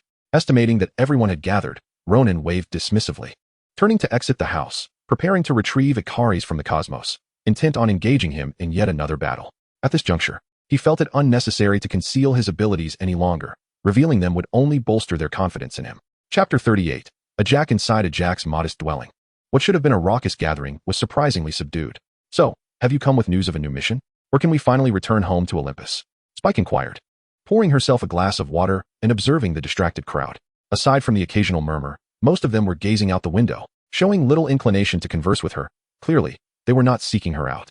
What could possibly necessitate the Eternals gathering, particularly in relation to Ajak? It was evident this was not a festive occasion, so it must pertain to a mission or perhaps a return to their home planet. Yet if that were the case, wouldn't Ajak have been the first to receive such news? After all, she was the liaison with Arishem, relaying all directives issued by him. It seemed implausible that others would be informed before her. At her words, the group exchanged glances, silently urging one another to convey the unsettling truth to Spike. Stop blinking and just tell me the truth. Suddenly, a golden beam pierced through the ceiling, slicing through the air with alarming ease, narrowly missing Spike's head and nearly singeing her lustrous golden hair. What on earth is happening, Ward? Spike exclaimed, instinctively shielding her hair as she crouched down, noticing a significant fissure tearing through the ceiling, debris cascading around them. In desperation, she spread her fingers, golden threads of magic entwining around everyone, pulling them from the imminent collapse of the house. Why are they fighting? Upon stepping outside into the open air, the battle-hardened Sanaa, with her sharp instincts, was the first to look skyward. Her unusual demeanor drew the attention of the others, who followed her gaze to see Ronan in a fierce clash with Ikaris, neither willing to yield. Sanaa, stay calm. Watching the exhilarating confrontation above, Sanaa's combative instincts stirred within her, urging her to manifest her weapon, causing her companion Gilgamesh to tense up, ready to intervene should Sanaa lose control. Of course, that would entail a gentle thump to her chest. After all, her head was already somewhat compromised. Best to let it be. Gilgamesh, heart racing, caught Sanaa's glance before sheepishly retracting his weapon, scratching the back of his head in embarrassment, and also withdrawing his own golden fists. Thank goodness she's all right, he thought, looking up at the sky, uncertain whom to cheer for. High above, Ikaris had just returned from the cosmos. After such a long exile, he could scarcely endure the indignity. Completely oblivious to the fact that his attacks would be futile against Ronan's shield, he launched into a close-range assault, diving and throwing punches. Despite over 7 millennia of combat experience, Ikaris' skills had not reached perfection. If Ronan had to choose between Sanaa and Ikaris for a fight, he would undoubtedly favor Sanaa. Without the ability to fly, Sanaa would likely defeat Ikaris single-handedly. This was the undeniable superiority of a legendary warrior. With an unwavering gaze fixed on the approaching Ikaris, Ronan raised his shield to deflect the beam, while his other hand concealed a gathering of concentrated cosmic energy, coalescing into a basketball-sized golden orb. Ability: Cosmic Energy, Form 1 Energy Sphere, Ronan's ultimate move, reminiscent of a Kamehameha. As Ikaris drew near, Ronan prepared the basketball, timing his maneuvers perfectly, sidestepping Ikaris' dive and slapping the basketball squarely into his face. Boom. The immense cosmic energy erupted upon impact, rendering Ikaris unconscious, his handsome visage marred with wounds, yet none life-threatening. As he lost consciousness, Ikaris plummeted, landing on a gentle slope below, rolling to a stop at Circe's feet. Circe, could someone explain why these two are fighting? Boss, are you all right? Speak to me. Before Circe could react, Ronan knelt beside Ikaris, frantically checking his handsome face while lamenting loudly, uncertain of the sudden chaos. Makari subtly pulled Druig aside, while Sanaa and Gilgamesh instinctively took a couple of steps back. We mustn't approach the fool. The contagion might spread. Festus, please check on him. Circe interjected, unable to watch a man manhandling her former partner. She grasped Ronan's collar, allowing Festus access. He is still breathing. He'll survive. Following Circe's request, Festus crafted a diagnostic device, and, finding no fatal injury on Ikaris, promptly stowed it away, uninterested in further examination. Unlike Ronan, he had never held a fondness for the somewhat arrogant Ikaris, a sentiment Circe did not find surprising. I doubt he will be harmed, especially since I didn't use my full strength. Seizing the opportunity while others were captivated by the defeated Ikaris, Ronan descended from above, casting a glance at the encircled figure, addressing Festus as he approached. No worries. You could have struck harder. Ajak will be back to heal him. So it matters not. Festus chuckled. Though he was unaware of the quarrel's origin, he harbored no resentment towards Ronan. Years prior, he had yearned to humble Ikaris but lacked the opportunity or justification. Now, with assistance in fulfilling that desire, he was more than pleased. So what provoked this? Well, it wasn't so much that he provoked me. It was more of a retaliation for my having banished him to space. What? Festus exclaimed, excitement bubbling over. Do elaborate. How long was he exiled? Just then, a dilapidated car roared down the path, belching exhaust and emitting a cacophony of engine noise, halting abruptly before the gathering. What is happening? What brings you here? Spotting her long-separated kin from centuries past, Ajak felt an immediate sense of foreboding, which was swiftly validated. We have come for your deceit. Ajak. Chapter 39. The anchor of the celestial deity, is it true? Have you been deceiving us from the very beginning? For 7,000 years? Before the dilapidated cabin, a 10-year-old boy resembling Spike turned to the seemingly petrified Ajax as he listened to Juka narrate the shocking truth. She could hardly believe that Ajax, who had always regarded them as her children, had known from the outset that this was a suicide mission, and had concealed it masterfully without revealing a hint of abnormality. Furthermore, the homeworld of our eternal race, Olympia, does not exist at all. From the day we were dispatched to Earth, she never intended for us to return. Juka's gaze was piercing as he fixed it on Ajax. But the latter did not meet his eyes. Instead, she turned her attention to Ronan, standing at the edge of the crowd. Who are you? Ajax's mind was in turmoil. Aside from herself and Icarus, whose faith in Erishem was unwavering, she had never divulged these secrets to anyone else. How did they come to know? What role did this outsider play in this unfolding drama? I am Ronan, here to assist you in preventing the emergence of the celestial deities. To Ajax's ears, Ronan's words effectively confirmed that he was the one revealing the truth to the world. However, she struggled to comprehend why. Why did he know all of this? Who exactly was he? Suppressing her myriad of speculations, Ajax scanned the crowd, noting their eager gazes, as if they sought to extract every truth and detail from her lips. With a sigh, Ajax pressed her lips together and reluctantly responded, "Young man, I do not know who you truly are or why you possess the confidence to halt the birth of the celestial deities, but I advise you to refrain from such actions." Before Juka could retort, Ajax shifted her tone. As early as the 6th century BC, when we were still in ancient Babylon, I had already implored Erishem to show mercy towards this planet. At this, Spike and Circe exchanged glances filled with hope, albeit tempered by caution to avoid disappointment. Yet he refused. Another sigh escaped Ajax as she found a place to sit, recounting the dialogue she had with Erishem. Erishem places immense importance on the birth of the new celestial deities. He will not grant you the opportunity to prevent their emergence. Upon hearing this, the crowd fell into a heavy silence. Even Juka momentarily rendered speechless. Ajax's meaning was clear. She had once tried to persuade Erishem to spare Earth, but had failed and received a warning in return. Erishem, as the supreme being of the celestial deity assembly, was not someone the eternal race could defy. In conclusion, the eternal race had no choice but to await their demise on Earth. Any attempt to thwart the emergence of the celestial deities could provoke Erishem, which would lead to certain death. Then, can we assist humanity in advancing their technology? Perhaps we could relocate them on the day of emergence? Circe, still fixated on her plan for human relocation, proposed with hope. No, Ajax shook her head, dismissing Circe's plan. The birth of a celestial deity requires a minimum of 7 billion sentient beings, and we are currently at only 6.78 billion, far from the critical threshold. If birthing a celestial deity were truly that simple, how many lives sacrificed over the ages for their emergence would be rendered a mere joke? Isn't that better? The population not reaching the critical threshold means we have more time to help them. Circe, Ajax interrupted, we can only choose one, humanity or the celestial deities. Because once the population reaches the critical threshold, the seeds of the celestial deities will expand exponentially within a single day, beginning the true gestation of their forms. Then, after a cataclysmic global earthquake, the emergence will officially commence, lasting for 7 days.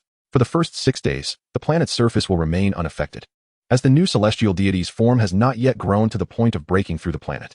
However, on the 7th day, the new celestial deity will emerge amidst the planet's destruction. The reason I assert we can only choose one is that during the emergence, should the number of humans on the planet fall below the critical threshold, it would result in the difficult birth of the new celestial deity, potentially leading to a failure in their formation. Your plan, therefore, would simply strangle the new celestial deity in its womb. Having laid bare all the taboos, Ajax paused, indicating that Circe's plan was utterly unfeasible. Ronan, having listened intently, mused to himself that the birth of the celestial deities was indeed far more complex than depicted in films. If there were no hidden connections, why not evacuate all inhabitants before the emergence? Why must they accompany the demise? It became clear that sentient life was not merely a source of sustenance, but also served as an anchor for the celestial deities, preventing them from detaching from their support until the final moment, hence creating an excruciating dilemma of choice during their birth. Of course, for Erishem, this was not a difficult choice at all. After all, it was merely a planet. As long as new kin could be born, he could create an entire galaxy, complete with multiple planets capable of supporting life. One for many, an absolute bargain. Ronan pondered. If he were to cast aside his identity as a human and envision himself as Erishem, while the decision may be challenging, he would likely lean towards the one-for-many approach, even if it seemed profoundly unjust to the life forms on the doomed planet. Alas, the existence of the celestial deities was fundamental to maintaining the exchange of cosmic energy and the expansion of the universe, signifying that their birth was essential and inevitable. Without the celestial deities, the universe would cease to expand and gradually decline. However, What if I told you that I possess a method to bring forth new celestial deities from Earth without its destruction? Ronan smiled slightly, spreading his fingers as golden threads formed a luminous circle around them. Instantly, countless golden lines surged from the void, enveloping the crowd. In the astonished gazes of those present, a temperatureless crimson hue appeared before them. Above their reach, a seed of the celestial deity, resembling a golden stone, was encased in familiar golden patterns, quietly rotating. That was the seed of the celestial deity, hidden deep within the Earth's core. Chapter 40. Even if it turns green, it cannot endure. In April 2008. At the ruins of the Hanging Gardens of Babylon, amidst the swirling dust propelled by a fierce wind, a diverse group of individuals emerged, halting before a patch of crimson earth. Shielding themselves from the encroaching sandstorm, their gazes were drawn to Phastos, who held a holographic projection of a spacecraft in his palm. With a resounding roar and a profound tremor, the ground before them suddenly caved in, as the long-buried starship, the Tamara, responded to the summons of the chief scientist of the Eternals, ascending from the subterranean depths and dislodging a triangular section of the well-preserved aerial garden ruins. Apologizing silently to the historians who had tirelessly pursued the architectural remnants of ancient Babylon, Ronan followed the Eternals into the vessel known as Tamara. Distinct from Star-Lord S. Milano or the majority of spaceships in the cosmos, the Tamara, crafted by Erishem, exhibited a unique structural design owing to its exceptional scientific knowledge. As part of the cosmic melting pot, the ship's interior was remarkably simplistic. Apart from a central hall designated for discussions, it primarily consisted of a readiness room adorned only with miniature figurines of Erishem, serving as the Eternals' changing area. Apart from that, the Tamara was filled with disjointed corridors. It was more akin to a jigsaw puzzle than a conventional spacecraft. Makari, kindly tidy up this place. Your belongings have piled up to the point where I can scarcely work. Phastos exclaimed, surveying the hall cluttered with debris, his forehead vein bulging. Akin to a bacteriologist returning to a lab overtaken by microorganisms. Considering that Makari had resided there for centuries and the omnipresent garbage bags littered about, Phastos conceded that the area was indeed overrun. Casting a sheepish glance and sticking out his tongue, Makari swiftly began clearing a section of the hall. Phastos turned to Ronan, seeking an overview of his capabilities to gauge their potential strategies. Not long ago, Ronan had showcased his plans to the Eternals using illusionary abilities acquired from Spike, simultaneously demonstrating his own prowess. Upon discovering Ronan's true abilities, the Eternals regarded him with a mixture of awe and bewilderment. Unable to comprehend the emergence of such an anomaly in the universe, they recognized the extraordinary potential of his powers. Realizing that if Ronan were to accumulate abilities that reached a certain qualitative transformation, he could very well evolve into a formidable entity beyond even the Celestials. In that case, given their camaraderie, the Eternals might escape Erishem's control and attain freedom. What aspect would you like me to demonstrate? Just to clarify, I possess all the abilities you do. As for other skills, they are unremarkable and not worth mentioning. Seeing Makari efficiently clear a clean area, Ronan nonchalantly claimed the space. Turning back to address Phastos, you are venturing into the core with temperatures soaring to 6,000 C to confront the celestial seed. None of our abilities can ensure your survival in such an environment. Even Akari's fears the sun, and you should as well. After a moment's contemplation, Phastos raised his fingers and connected his abilities to the central systems of the Tamara, commencing the design of equipment that could enhance survival in extreme heat. Ronan possesses a portal, eliminating the need to worry about the return journey. He merely needs to ensure that Ronan remains unscathed in the high-temperature environment, and their plan would be deemed a success. What about your spells, Ronan? Could your magic create a temporary sanctuary in the core, insulating you from the heat? Holding a broom handed to him by Makari, the ever-diligent Juk raised his head and inquired, do you think that's why I require your assistance? Kamataj might possess such spells, but I cannot learn them. Ronan shot a sidelong glance at Juk, musing briefly, yet ultimately refraining from mentioning his transformation into a green behemoth, as he doubted even that would suffice. He lacked a concrete understanding of 6,000 C, yet the image of Thor enduring a neutron star remained vividly etched in his mind. Without his divine physique and Stormbreaker, Thor would have perished instantly, let alone confront Thanos in his full might. From Hulk's portrayal in Thor, Ragnarok, it seemed that his green form possessed a physical resilience comparable to Thor's pre-awakening state, and Ronan did not believe he could withstand such extreme temperatures. Thus, it was best to leave it to the scientists, as he felt utterly outmatched. While Phastos wrestled with his thoughts, Makari and Juk engaged in playful banter, while Sienna and Gilgamesh admired Erishem's miniature figurines. Ronan turned to the ever-observant Ajak and made a request.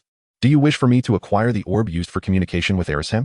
Ajak, taken aback, gazed incredulously at Ronan's youthful visage, utterly baffled as to how he had learned of its existence.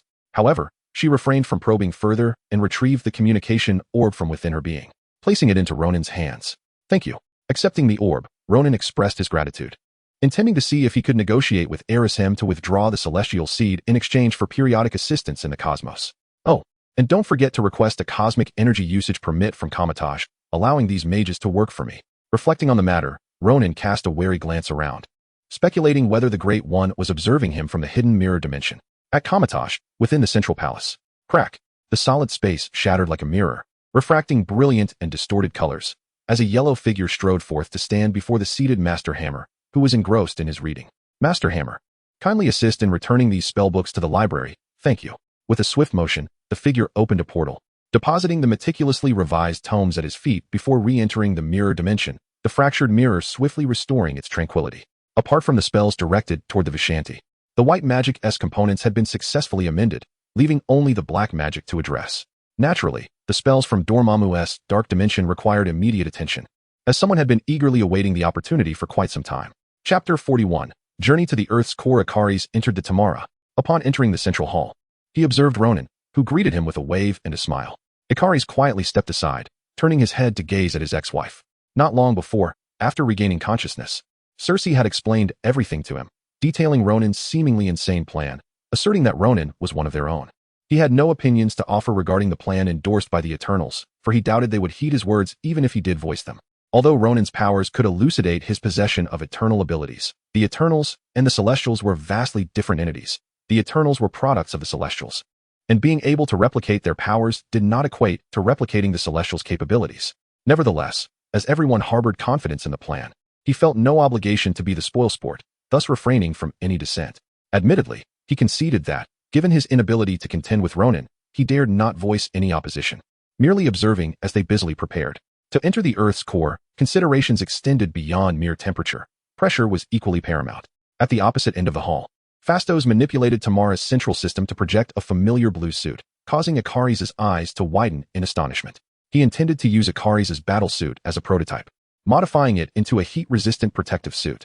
Having previously inquired with Ronan about the conditions under which his abilities would activate, he chose not to balance the suit's performance, instead focusing solely on heat resistance and pressure tolerance, deeming other aspects adequate.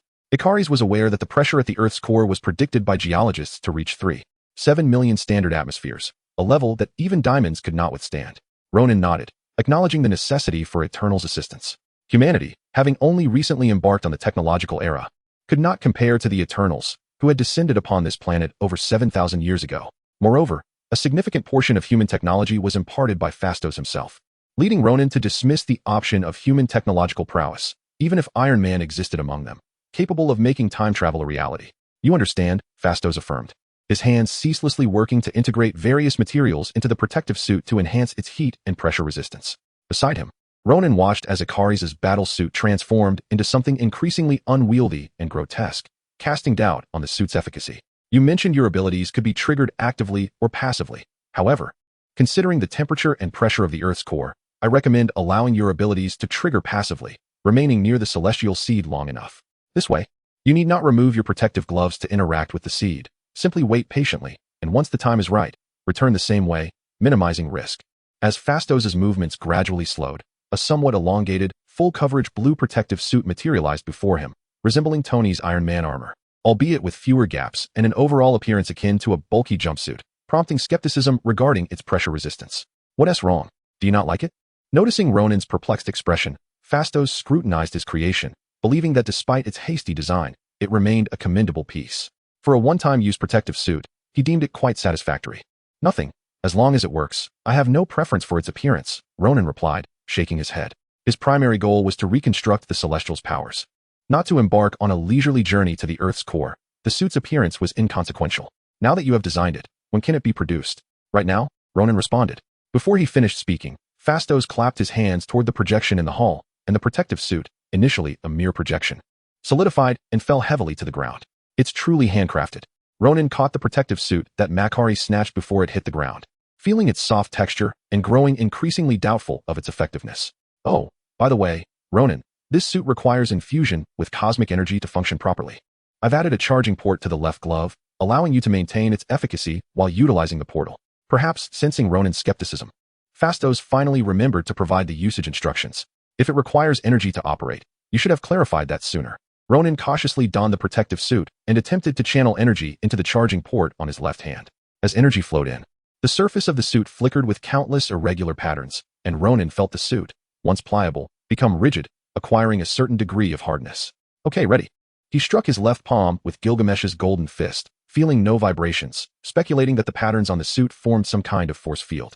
With all preparations complete, the gathered crowd, upon hearing the commotion, turned to gaze at Ronan, now fully equipped. Except for Akaris, nearly all present wore expressions of anxiety and hope, concerned for the fate of Earth and their own destinies. Should Ronan's plan succeed and he replicate the powers of the Celestials, he would effectively become a Celestial himself. One born on Earth. A Celestial born on Earth requesting Erishem not to destroy his home planet seemed reasonable, did it not? If a Celestial had emerged on Earth, then the Eternals' mission could be deemed accomplished. With their task fulfilled, and the so-called homeworld of Olympia no longer existing, it was plausible to believe they could return to freedom. Upon realizing their robotic identities, the Eternals had begun to contemplate and arrange their futures, yet all of this hinged upon the essence of true freedom, which only Erishem could bestow. Do not be anxious. If I succeed, if Erishem acknowledges me as a Celestial, then I shall grant you your freedom, Ronan assured. Sensing the concerns of the Eternals, though his reassurances lacked any substantial guarantees, he then extended his left palm, opening a fiery red portal. The searing heat warped the air. Yet Ronan seemed unaffected, stepping into the crimson expanse beyond the Earth's core, braving temperatures exceeding 4,000 degrees. Chapter 42. The Celestial Noah in a realm of chaotic crimson, a golden, irregular stone, no larger than a human, lay quietly in one corner. It stood amidst a pool of molten metal, enveloped by a spherical protective shield less than 10 meters in diameter, shielding it from the wrathful metallic magma. Thus, one might question the necessity of this protective suit. Suspended within the confines of the shield, Ronan observed the liquid metal, patterned similarly to that of the eternal race. Isolated beyond the barrier, he felt a touch of bewilderment. Upon opening the portal, he had not anticipated the absence of high-temperature liquid. To his surprise, the so-called energy generators of the celestial race did not find their seeds submerged directly in the Earth's core, but rather separated by a protective shield. Nonetheless, this arrangement proved convenient for his endeavors. With a swift motion, he opened a portal the size of a basketball and reached through to pluck a handful of wild grass. Bringing it back within the protective range, he noted the absence of any significant change, confirming that the temperature and pressure within the circle remained normal. This indicated that the disposable creation of Hephaestus could now be safely packaged as a collectible. Should the opportunity arise, he mused about establishing a dimensional repository for his treasures. Ronan adeptly removed his protective suit, discarding it into the portal, before making his way to the central area, ultimately halting before the shimmering golden stone. This stone was the seed of the celestial Tiamat. Small in size, its fully formed counterpart dwarfed it by an immeasurable margin. Little darling, Uncle Ronan is coming to you, he said, rubbing his hands together before pressing his palm onto the golden surface. As his fingers made contact, a chilling sensation coursed through him. He gently caressed the somewhat rough exterior, sensing a tumultuous and intertwined energy within, which extended its invisible tendrils into the void, revealing a myriad of energy elements at the periphery of his perception, all rushing toward him. With a delicate lift of his hand, fingers splayed, Ronan suddenly clenched his fist, as if seizing something intangible. Power activation in progress. Reconstruction underway. Reconstruction successful. Power registration in progress. Power merging in progress. Merging successful. Power sequence list. Power foundation of force. Hulk S body rage. Power energy manipulation. A cascade of information flashed across the luminescent screen, and Ronan watched, unperturbed, as cosmic energy upgraded to energy manipulation. He felt the energy source within him evaporate, transforming into an energy element that now swirled around him, ever eager for companionship. A smile graced his lips. At last, he possessed a solid foundation in this perilous cinematic universe. As long as he did not encounter a cosmic-level crisis, he could face any challenge with composure. Reflecting on the imminent emergence of Iron Man, Ronan calculated that he could enjoy a couple of years of tranquility before the Avengers truly opened the cosmic chapter. He intended to focus on his growth during this time. If negotiations with Erishem proved fruitful, Kamar-Taj would require time for magical reform, while the Eternals might also seek new life goals. As for S.H.I.E.L.D., he mused, perhaps he could give them a kick when time allowed, as they still had some utility, such as forming the Avengers and rallying scientists to advance technology. With numerous secrets still hidden on Earth, Ronan yearned to explore them gradually, preparing to unveil new territories only after understanding the lay of the land. Much like in his previous life, he would not leave the novice village until he had mastered its intricacies. Just as Ronan immersed himself in visions of the future, a subtle vibration from his pocket drew his attention. Remembering the contents of that pocket, he quickly gathered his thoughts and retrieved a small, glowing golden sphere. Under his gaze, the sphere began to rotate mysteriously, transforming into golden lines that spread outward, reminiscent of Spike's illusionary abilities. In an instant, the surrounding space shifted from brilliance to darkness. With distant stars twinkling, the first sight that met his eyes was 6 enormous headlights. Ronan gazed upon a vast expanse of crimson, akin to a celestial sky, and glanced down to find himself suspended in a colossal hand. My word, the Five-Finger Mountain, he exclaimed, realizing he was cradled within an immense palm.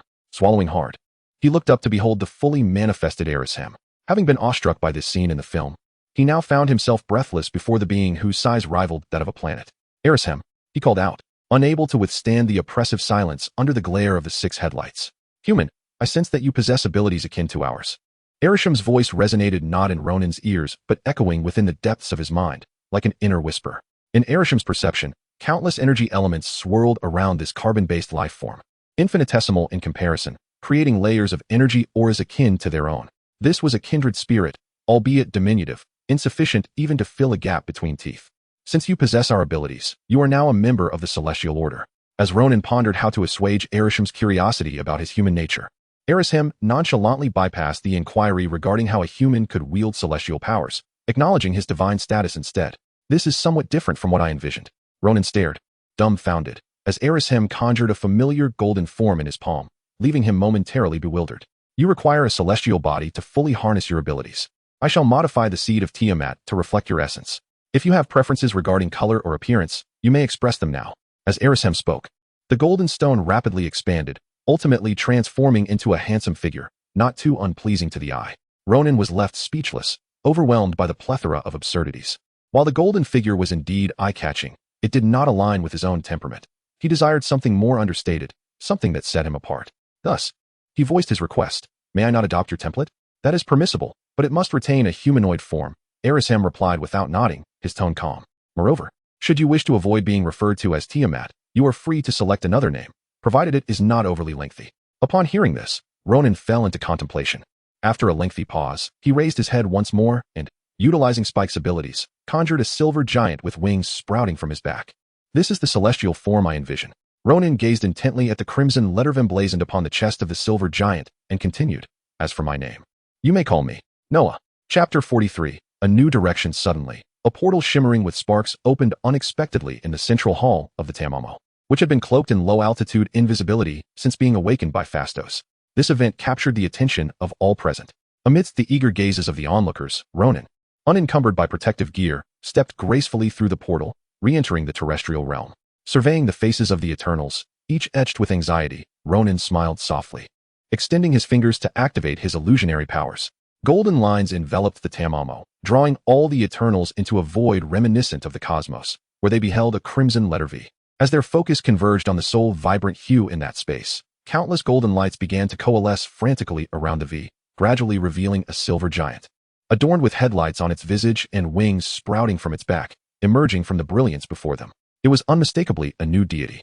I am Noah. The deep, resonant voice reverberated within the minds of every Eternal, momentarily robbing them of their capacity for thought, leaving only profound awe and reverence for the divine presence. Upon witnessing the gentle contours of his face and his unique physique, Ajak experienced a sudden epiphany. She glanced back at the spot where Ronan had stood, only to find no trace of him. He had succeeded. Ronan had become the new deity, born of Earth. After over 7 millennia, the Eternal's mission had culminated in this unprecedented manner, perfect and inimitable. As she observed the silver giant gradually fading, the surrounding void transforming back into the Tamamo's deep green cabin, Ajak turned to her compatriots, whose faces now bore smiles, yet her own countenance was clouded with confusion. Ronan had promised that if he succeeded, he would grant them freedom, allowing them to seize control of their own destinies. She had anticipated returning to the World Forge, awaiting her next task from Erishem. Yet now, she hesitated. After witnessing the birth of a miracle, could she truly continue to execute Erishem's tasks with the same diligence as before? She felt she could not.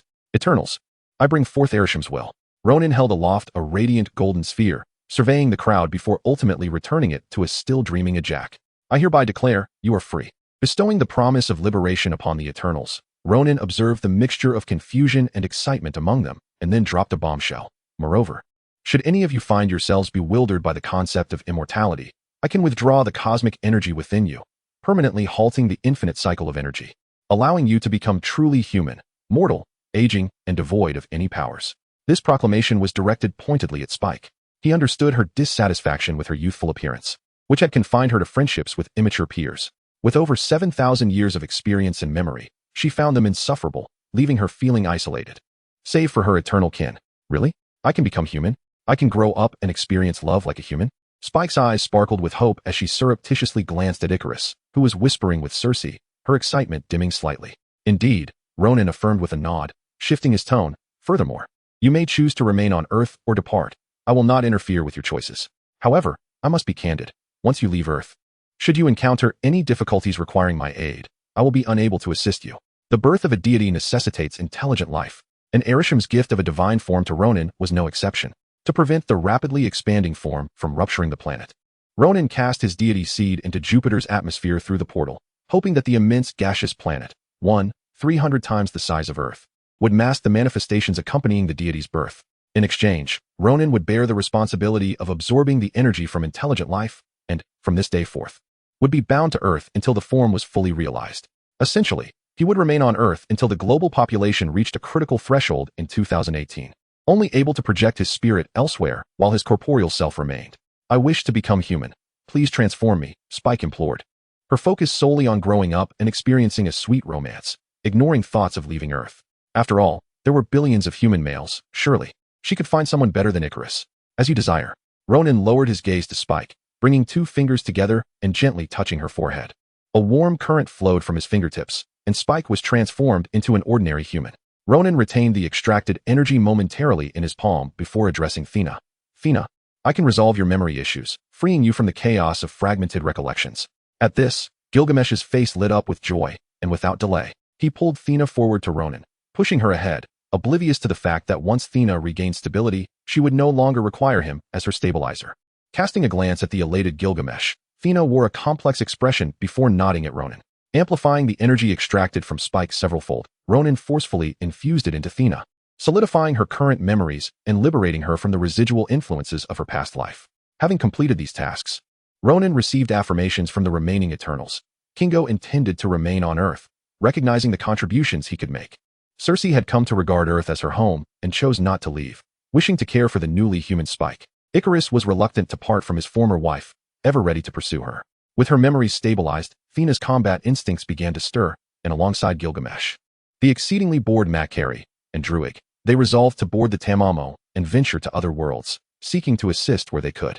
As for Jack, she contemplated returning to the World Forge. With the Eternals now scattered in various directions, she felt solitary and wished to accompany Arishem. Where's Phastos? Ronan inquired. Scanning the room and spotting the chief scientist in a corner, engaged in an animated conversation with a handsome individual. Chapter 44. Each going their own way before the ruins of Ajax's house in South Dakota. If you need assistance, remember to contact us, and we shall arrive promptly. Circe embraced the now stabilized Sana, her body relaxed as she no longer feared an unexpected outburst that could result in her own demise. I will, Sana replied, her expression serene as she turned to observe Gilgamesh bidding farewell to Icarus. Once their emotional exchange concluded, she approached and slipped her small hand into his large one. Meanwhile, Chief Scientist Hephaestus handed a dart-like device to the newly formed couple, Makari and Druig, who were still in the ambiguous stage of their relationship, and instructed them on its usage. This is a rudimentary teleportation device, capable of transporting you to locations with pre-input coordinates. If your destination is far, send the coordinates back, and we can simultaneously activate the switch, theoretically opening a portal that transcends distance. The blue button is for activation, the red for deactivation. Do not confuse them. This device was a scientific imitation of Ronan's teleportation technology. However, due to its scientific nature, it lacked the versatility of magic, limiting its effectiveness to a few star systems. Beyond that, it would be ineffective. I understand. Are you sure you won't come with us? Through Druig's sign language, Makari grasped the device's functionality, her hands moving swiftly to convey her thoughts. I shall not accompany you. My duty as a member of the Eternals is complete. What lies ahead is a life of true freedom. Moreover, I have someone awaiting my return. Hephaestus shook his head. He had long been disillusioned with humanity, yet this new man in his life rekindled a flicker of hope, dispelling any thoughts of departure. If it proved that they were indeed compatible, he might even follow Spike's path, embracing humanity and growing old with his beloved. The passage of over 7,000 years had taught him one vital lesson. Life is beautiful precisely because of its brevity and intensity. Upon hearing this, Makari and Druig nodded, no longer pressing the matter. Half an hour later, after heartfelt farewells, the Eternals divided into 2 groups. one boarding the now revealed starship, the Domo, while the other remained behind. Watching as the vessel that had brought them to Earth over 7 millennia ago ascended slowly, then accelerated without a sound, vanishing into the horizon. Kingo, Spike, Icarus, Circe, and Hephaestus gazed after the departing starship, their eyes lingering long after it had disappeared. They understood that this farewell might signify eternity. Well, Spike, will you follow me or join the others? Having ended the call with his assistant Karen, Kingo looked down at Spike, now fully human, and inquired. The times had changed. Stripped of his powers, Spike lacked the ability to protect himself and required someone to ensure his safety. The thought of a once-immortal eternal being felled by a mere thug in an alley was too much to bear. His decision not to include Hephaestus stemmed entirely from the latter's infatuated expression. Years of acting had taught him that a lovesick individual was already a disaster. Two such individuals together would result in chaos.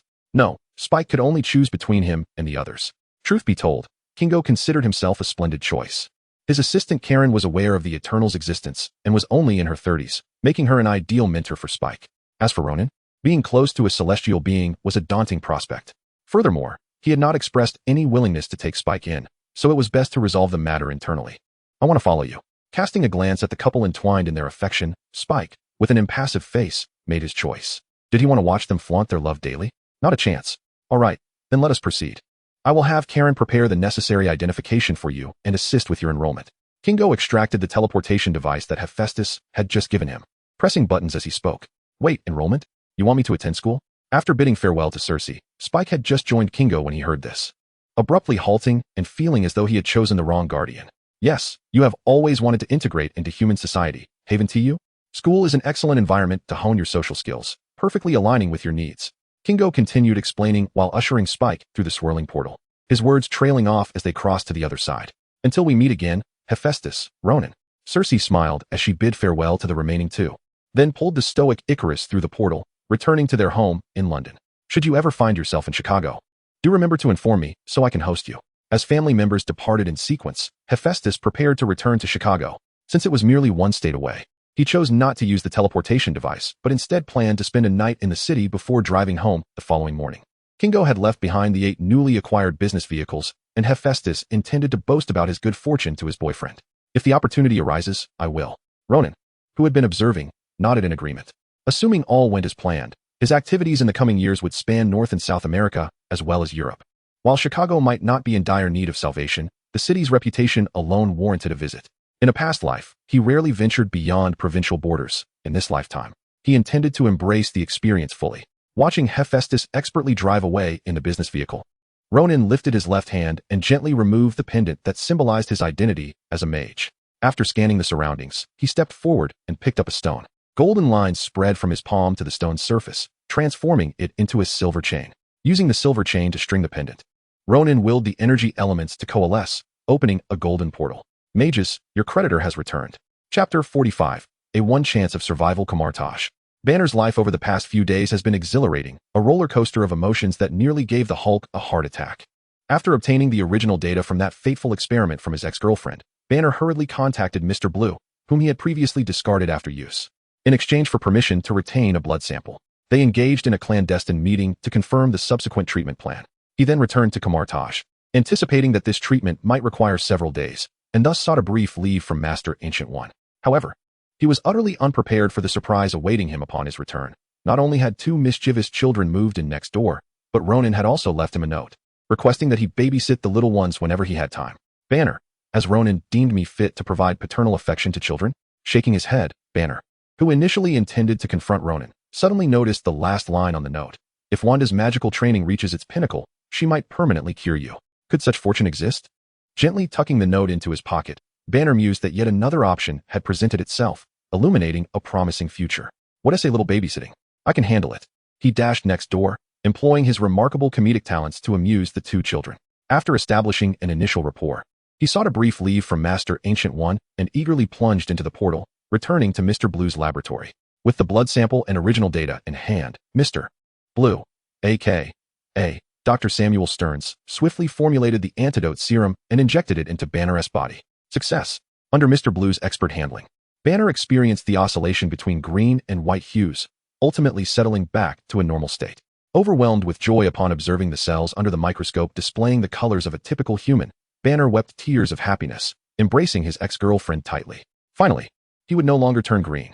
The treatment yielded exceptionally favorable results, and having inadvertently partaken in a peculiar form of bondage play, Banner expressed profound gratitude to Dr. Stearns, insisting on the confidentiality of the blood sample before departing the laboratory with his ex-girlfriend. As he opened the portal to escort her home, under her affectionate onslaught, Banner divulged everything he had to say, save for the fact that he had recently taken on the role of a babysitter. Just as the two were preparing for a long-awaited romantic encounter, the doorbell rang. Good news. It wasn't his father arriving with a cannon for a surprise inspection. Bad news. It was her current boyfriend. Listening to the gentle, concerned words of the man outside, and witnessing the look of embarrassment on his ex-girlfriend's face, Banner felt as if he had been struck by lightning, utterly incredulous. He had managed to escape the Hulk, yet was still ensnared by the fate of turning green. Moreover, it seemed that not only would he transform, but he nearly transmitted that affliction to others. Banner's heart was heavy with unspoken anguish. Ignoring his ex-girlfriend's explanations and pleas, he opened the portal, intending to return to Kamar-Taj, only to find that the portal appeared to be malfunctioning. Instead of arriving at Kamar-Taj, he found himself in a strange, unknown realm. In the distance, the setting sun cast an orange glow, illuminating a mountain-like ruin, stretching a long shadow across the landscape. Why the word ruin sprang to mind, Banner could not fathom. He only knew that before he could take any action, a colossal silver hand descended from the heavens, seemingly intent on grasping the planet. Looking up, Banner beheld a gigantic head occupying half the sky, with a long, ominous V-shaped crack radiating a sinister crimson light. What on earth is that? As the palm loomed larger in his field of vision, the impending threat of death jolted Banner back to reality. With no time to ponder why the portal led him to such a place or what manner of extraordinary being this was, he quickly began to trace circles in the air, attempting to reopen the portal and escape this enigmatic realm. ZZT, for reasons unknown. The portal that once formed swiftly now only produced a few sparks, failing to coalesce into a vortex. The portal's ineffectiveness sent Banner into a cold sweat, and he lamented his decision to rid himself of the Hulk, to escape the curse of turning green. Had he retained that ability, he could confidently assert that his chance of survival would have surged from 0 to 1. Though it was a meager improvement, it still offered a glimmer of hope. With his powers disrupted and his transformation abilities seemingly healed, Banner found himself trapped, his spirit crushed. He simply sank to the ground, kneeling in despair. Boom. In the depths of Banner's hopeless gaze, the silver hand pressed down upon his face, plunging him into darkness. Or crash. Uncertain of how much time had elapsed, the familiar sounds of crashing waves and howling winds roused Banner from his slumber. He sprang upright, bewildered, scanning his surroundings. Hadn't I been flattened into a paper-thin being? How did I end up on a beach? As he cautiously surveyed the area, Banner attempted to rise, only to feel something fall from his waist, landing on his foot. Whoosh! At that moment, a gust of wind swept by, and Banner suddenly felt a chill in his nether regions. Glancing down, he quickly clamped his legs together. What in the world? Bending down, he picked up the clearly oversized tattered pants, tying a knot to keep them functional, while a suspicion began to form in his mind. It seemed Mr. Blue had not completely cured him. His antidote serum merely provided temporary suppression rather than a permanent solution. When faced with a deadly crisis, the Hulk would inevitably re-emerge. Banner felt an immense relief wash over him, grateful that he and T turned his ex-girlfriend's current boyfriend green earlier. Otherwise, a catastrophe could have ensued. With scientific methods proving ineffective for a cure, Banner redirected his focus towards magic, planning to retreat to Kamar-Taj and immerse himself in rigorous training for several years. However, before doing so, he wanted to comprehend the nature of the extraordinary events he had just witnessed. With a swift motion, he opened a portal and tossed a handful of sand through, confirming that it fell directly to the ground on the other side. Satisfied, he stepped through the portal, returning to his dormitory.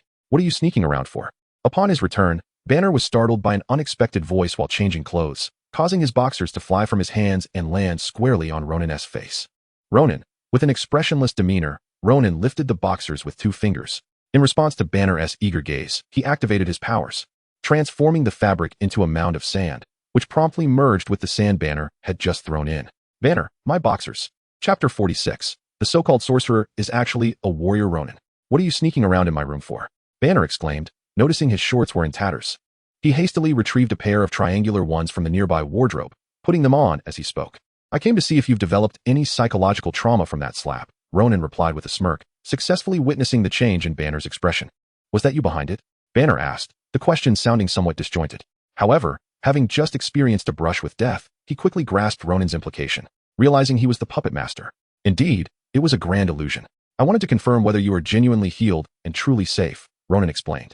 After completing the Eternal Race quest and receiving a high-tier reward, He returned to the starting point to discuss the details of the sorcerer's work with the Ancient One.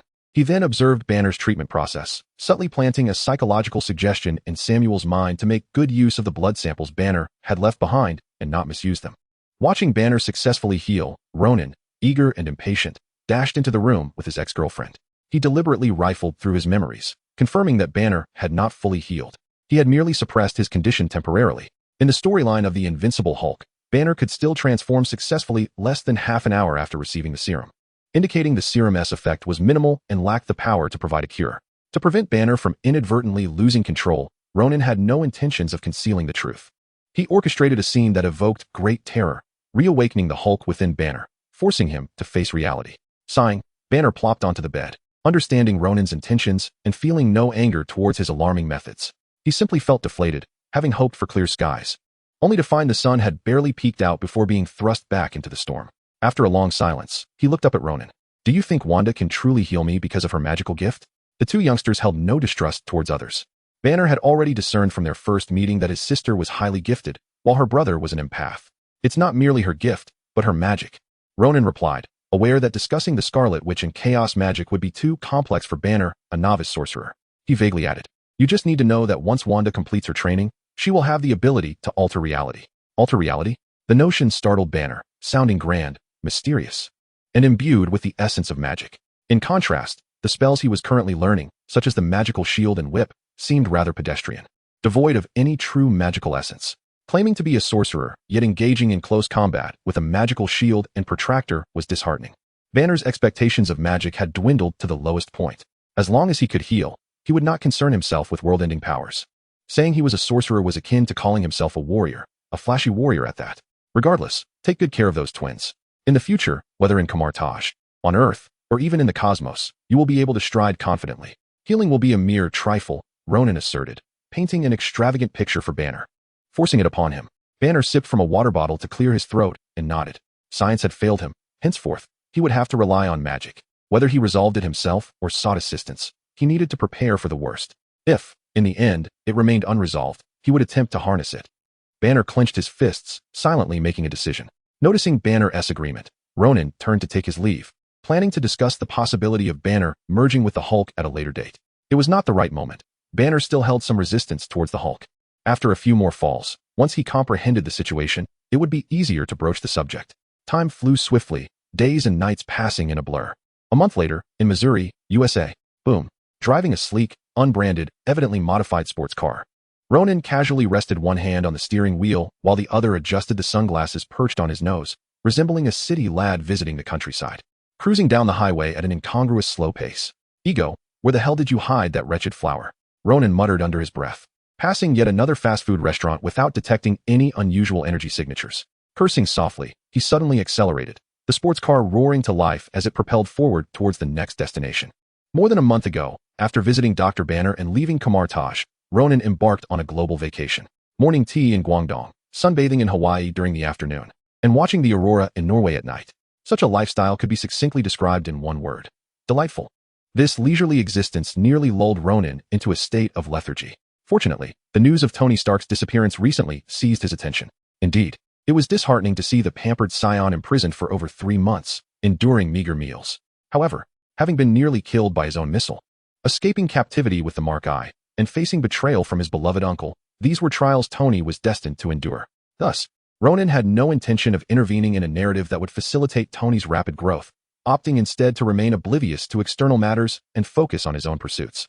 During this past month, Ronan had not merely basked in the sun like a lazy fish. He had also perused his previous life's memories, searching for options compatible with the duplication technique.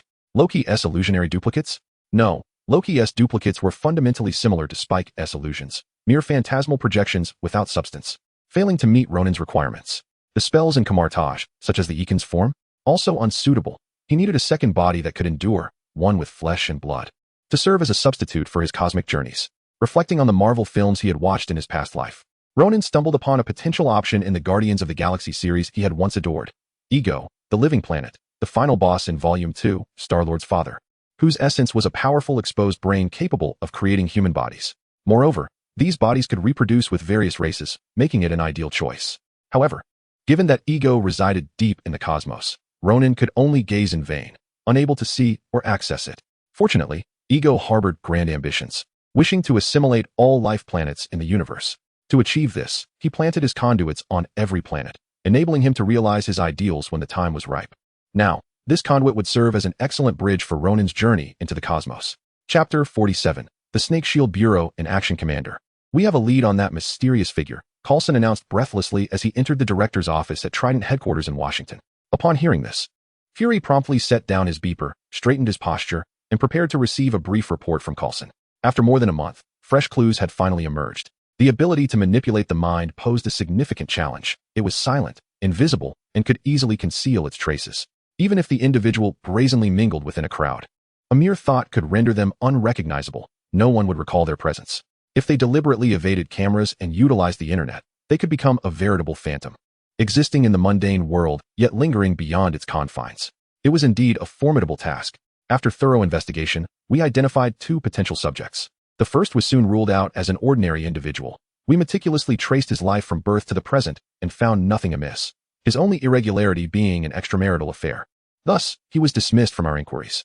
As Coulson spoke, he placed the documents on Fury's desk, continuing, as for the second subject, we have obtained only a blurred facial close-up from a camera at a funeral home in Sokovia. We possess no additional information, no name, date of birth, nationality, or any digital footprint. He resembles a specter, drifting between the tangible world and the internet, devoid of any trace of existence. Consequently, we harbor strong suspicions that he is indeed the enigmatic figure we seek. Not long ago, there was a suspected incident of mind control in Missouri, where a group of robbers, after executing a bank heist, fled the scene only to drive straight into the police station after circling the city. It was only when the officers handcuffed them that they seemingly regained their senses, vociferously berating the driver in confusion. They had believed themselves to be escaping the city, entirely oblivious to the trap they had walked into, even puzzled as to why no police cars were pursuing them, despite the fact that the police had been trailing them all along, turning their vehicle into a veritable sieve. I had been monitoring similar incidents, and upon receiving the report, I conducted a comprehensive facial recognition scan around Missouri. At last, I discovered something noteworthy. Stepping forward, I kindly assisted Fury in opening the files. The first image that met his one-eyed gaze was a high-definition snapshot from a restaurant's camera, depicting a familiar figure quietly enjoying his lunch at the edge of the frame. Without a moment's hesitation, Fury recognized that this individual was the same as the second suspect, implying that he could very well be the person they had been pursuing all along. And now, he was in America, in Missouri. What could he possibly be doing there? To trace this mysterious individual, Fury had dispatched operatives to both Mumbai, India, and Sokovia in Eastern Europe, only to discover that he had appeared on their own turf, while agents in those locations remained completely in the dark about his identity and whereabouts. Such abilities were exceedingly unfair and perilous, truly a nemesis to humanity. Fury shook his head slightly, raising his gaze to command Coulson. I must personally travel to Missouri, continue to monitor his movements via the cameras, and inform me of any new developments. With that, Fury rose, donned his black trench coat, and exited the office. He intended to summon a certain woman who roamed the cosmos to assist him in meeting this mysterious figure face to face. Otherwise, with all the secrets swirling in his clever mind, a mere psychological suggestion could lead to disastrous revelations. Moreover, to maintain Carol's confidentiality, he decided to go alone, keeping her existence as Earth's ace in the hole as discreet as possible. This enigmatic figure was also acquainted with Carol, and now he had the perfect excuse to bring her back. It would serve as a guarantee, and perhaps during their reunion, she might just decide to stay. Of course, if feasible, he might also ask Carol to look for Tony Stark, who had recently gone missing in Afghanistan. After all, a woman as radiant as she should have no trouble locating him. With that thought, even the one-eyed Fury couldn't help but reveal a grin before boarding a private jet en route to Missouri. Oh, Ego, you have made it quite a challenge for me to find you, Ronin muttered to himself. Standing amidst the fallen leaves of a wooded area behind a fast food restaurant in Missouri, gazing at a peculiar plant that was unmistakably not of earthly origin. Truth be told, he could have easily located Ego's seed through the swift abilities of Icarus or the rapidity of Makari, both powers allowing for high-speed travel.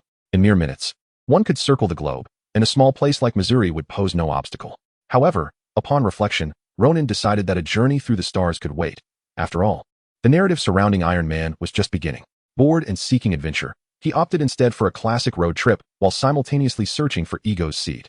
Indeed, the road trip was the main event, while the quest for the seed was merely a side endeavor.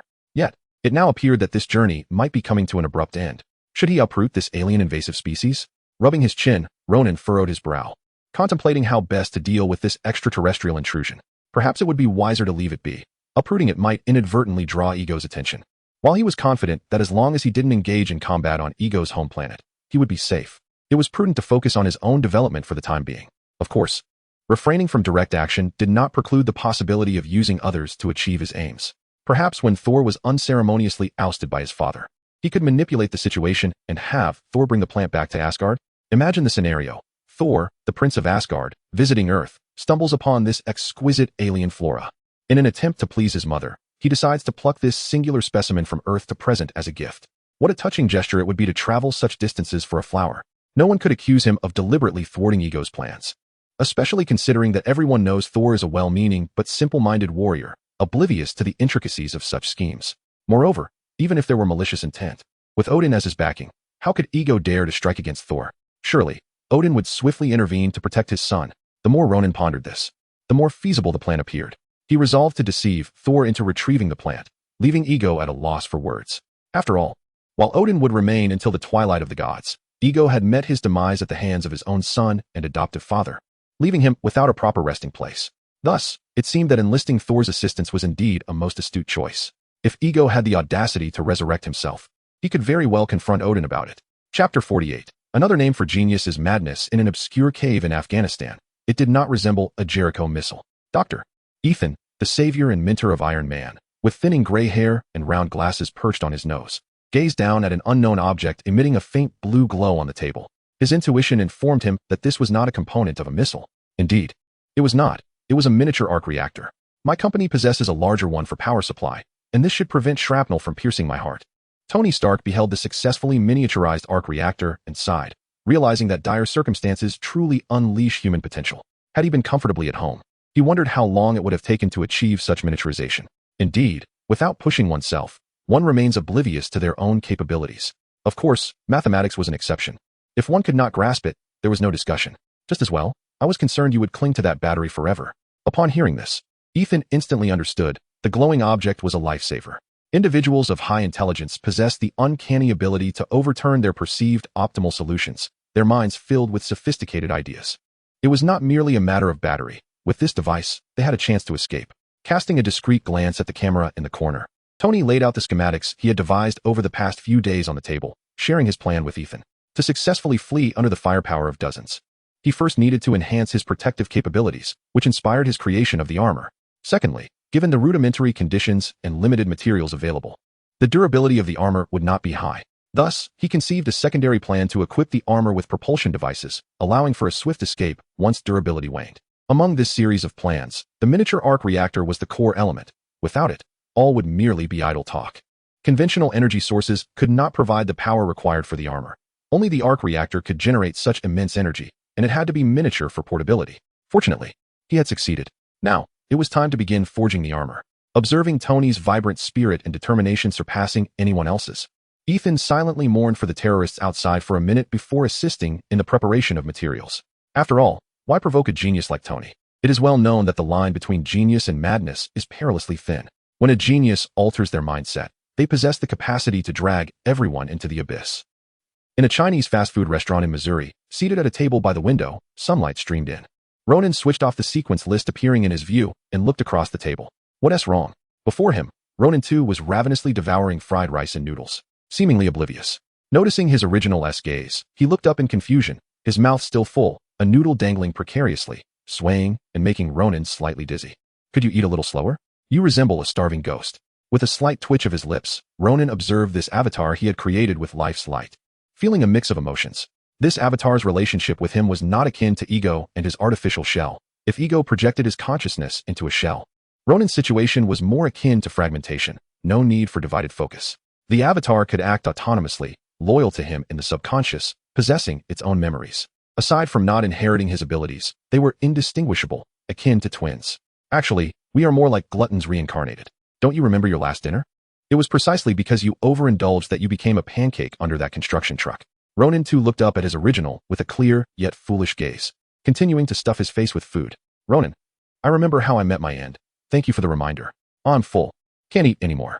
Struggling to swallow the last bite of fried rice, Ronan too rubbed his protruding belly with one hand and, with the other, down the remaining third of his juice without a drop left, then let out a loud belch. Ronan turned his head in disdain to avoid the impending discomfort of gas, then removed a bracelet from his wrist, passing the suspended ring to his avatar.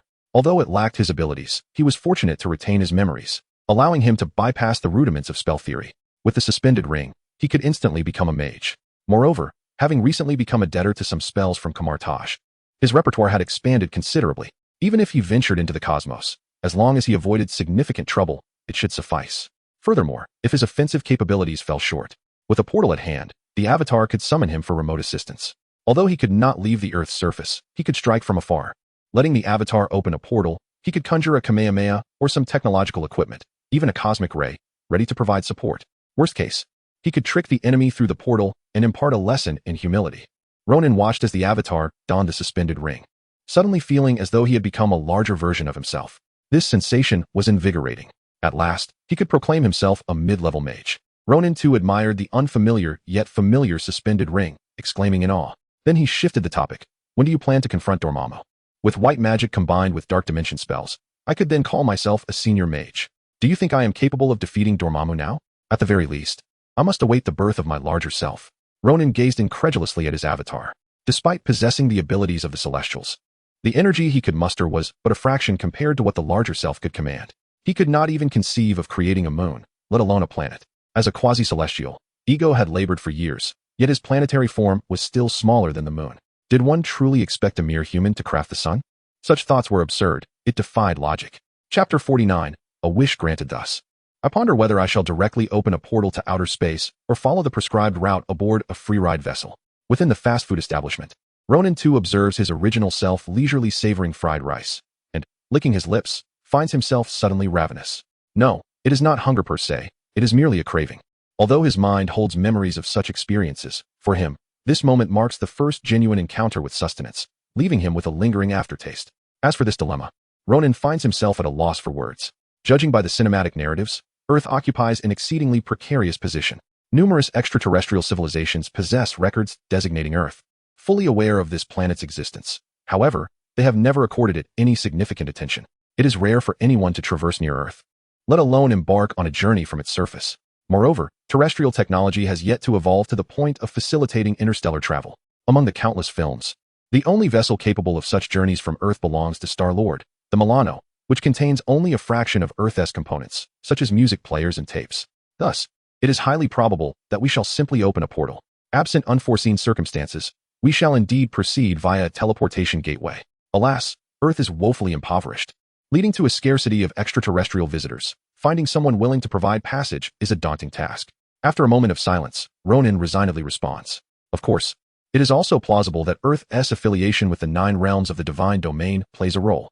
Midgard, as the theoretical territory of Asgard, remains safeguarded as long as Odin, the All-Father, exists. Thus, no one dares to engage in mischief, and extraterrestrials seldom approach Earth. However, patience is key. Once Thor obliterates Asgard, Earth will undoubtedly become a target for alien invaders. Consider the infamous Thanos, who bowed before Odin's silver mane. Yet, should Odin falter and the 9 realms lose their protector, Thanos will seize the opportunity, exposing Earth to the gaze of all extraterrestrial civilizations. Unless Hela can take the reins of Asgard and ruthlessly suppress the predatory alien civilizations, it is only a matter of time before Earth finds itself on the interstellar travel roster, and not merely once a day. Very well, I shall first ascertain where to venture, while also exploring potential NPC factions to join. Shall I align myself with the Ravagers and indulge in the life of a space pirate, or perhaps travel to Xandar for a brief tour of the Nova Corps? As for Thanos and the Kree Empire, I shall steer clear. A band of lunatics is prone to violence, and as a mere, frail mage, I stand no chance against such brutes. Admittedly, while these brutes may lack intellect, the heavens are fair, they possess muscle. I, with my diminutive limbs, am no match for anyone. I assure you. Ronan too meticulously analyzes which cosmic locales are accessible and which are not. Observing his soliloquy, Ronan finds himself compelled to interject. Offering a task, you may indulge in merriment during this escapade, yet do not forget your responsibilities. Should the opportunity arise, remember to gather as much extraterrestrial technology as you can. Various finished products and experimental specimens must not be overlooked. I shall later present them to Phastos or Tony. Stockpiling materials is prudent, and blueprints are paramount. Ensure you do not miss any. He is acutely aware of his own lethargy. In times past, when he lacked the ability to protect himself, he could motivate himself through the threat of death. Now, with newfound confidence, he finds himself growing complacent.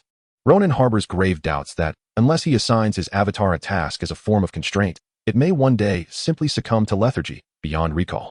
Upon hearing this, Ronan too hesitates momentarily, then fixes his gaze upon Ronan, earnestly inquiring, "Do you presume I am wealthy?" He is but a newborn. Where shall he procure the funds to acquire such a motley assortment of items? Should Earth truly have a cosmic bus service, he would likely lack even the fare for a ticket, let alone the means to purchase blueprints and stockpile materials. One must first provide him with funds. Having grown up beneath the red flag, he cannot resort to deceitful practices. Ronan finds himself at a loss for words in response to his avatar's retort. Suddenly recalling that currency is indeed requisite in the universe, one cannot simply obtain everything for free. What avenues exist for earning money in the cosmos? Bounty hunting? Unlikely. Bounty tasks are fraught with peril, and one might inadvertently encounter a fool named Star-Lord. Only a fool would engage in such pursuits. Yet, without bounty tasks, as a mere human from Earth, bereft of wealth, background, or connections, how might he amass any considerable fortune? As he strokes his chin in contemplation, an idea strikes Ronan. With a snap of his fingers, he addresses his avatar. Here is the plan.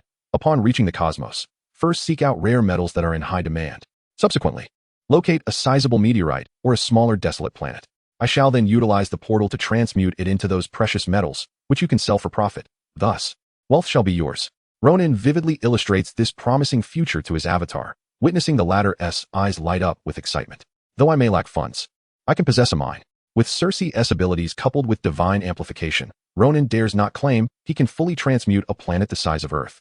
Yet converting meteorites is certainly within his grasp. Financial woes shall not plague him. Lack of wealth is inconsequential. Possessing a mind suffices. Splendid, absolutely marvelous. Ronan too exclaims, overjoyed at the prospect of becoming a man of means. He does not hesitate to give his original self a thumbs up. The feeling of having a supportive ally is simply delightful. At that moment, Ronan too notices his original self abruptly lift his head, gazing through the adjacent floor-to-ceiling window at the azure sky, sliced into fragments by swirling clouds, seemingly sensing something imperceptible to the naked eye. What is it? Ronan too inquires curiously, glancing upward but perceiving nothing amiss, and thus poses the question to satisfy his curiosity. A luminous woman has returned. Missouri, Mark Twain National Forest. Today, Mark feels exceedingly unfortunate, having just endured a breakup with his girlfriend, witnessing her joyfully celebrating with a rugged man behind some bushes. Damn it. Cruel fate. I merely sought refuge in the woods for a breath of fresh air and a moment of greenery to cleanse my eyes. I had no intention of returning with greenery, you scoundrel. Mark's mood is abysmal. He wanders through the forest like a soulless specter, his mind consumed by memories of his girlfriend's wild rides.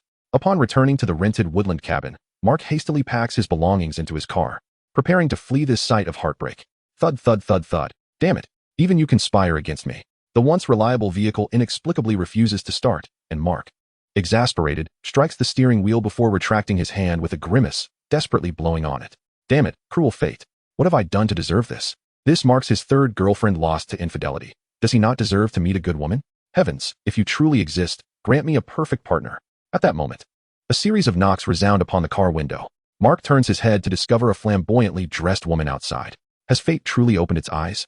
Chapter 50. Regaining abilities. Excuse me, do you know where Nick Fury is? Moments ago, Carol had received a signal on her beeper and had sped towards Earth. Upon breaking through the atmosphere, she plunged into the vast expanse of the forest, arriving at the source of the signal. However, to her surprise, she did not find the familiar figure of Nick, but rather a young man furiously yelling at the steering wheel of a car. Could it be that Nick was in danger and had sent this young man for assistance? Skeptical, Carol approached and tapped on the car window, addressing the obviously stunned man. Who is Nick Fury? Before Mark could recover from the shock of a woman descending from the sky, he was doused in a cold realization. It turned out she was not there for him. I am. A voice suddenly emerged from the woods, interrupting Mark before his heart could fully sink. Stepping out from behind a tree, Fury wore a grim expression. He had intended to find a quiet spot to meet with Carol, only to have this unexpected encounter. After a few terse words, he dismissed the confused young man, then approached Carol, gazing at her with his lone eye and exclaiming, "You seem unchanged, Carol." In his eyes, the Carol before him was no different from the one who had once protected Earth 13 years ago, save for a slight alteration in her uniform. When one possesses the ability to chase light, time becomes irrelevant. As Carol observed her once familiar friend, now with a protruding belly and a bald head, a wave of nostalgia washed over her. That makes sense. Fury chuckled awkwardly, then grew serious, extending a hand that had been resting behind his back to present a document to Carol. I apologize. I know I promised not to bother you, but the situation is urgent, and I could not think of another way to reach you. What is this? A superpower? Taking the document, Carol flipped through it, encountering several images and descriptions of powers, Mental manipulation? Indeed, a vast range of group mental control. Not only that, this mysterious individual can fly. As of now, I am uncertain if he possesses any other unmanifested abilities, but with just these two powers, he looms like the sword of Damocles over humanity, a potential threat.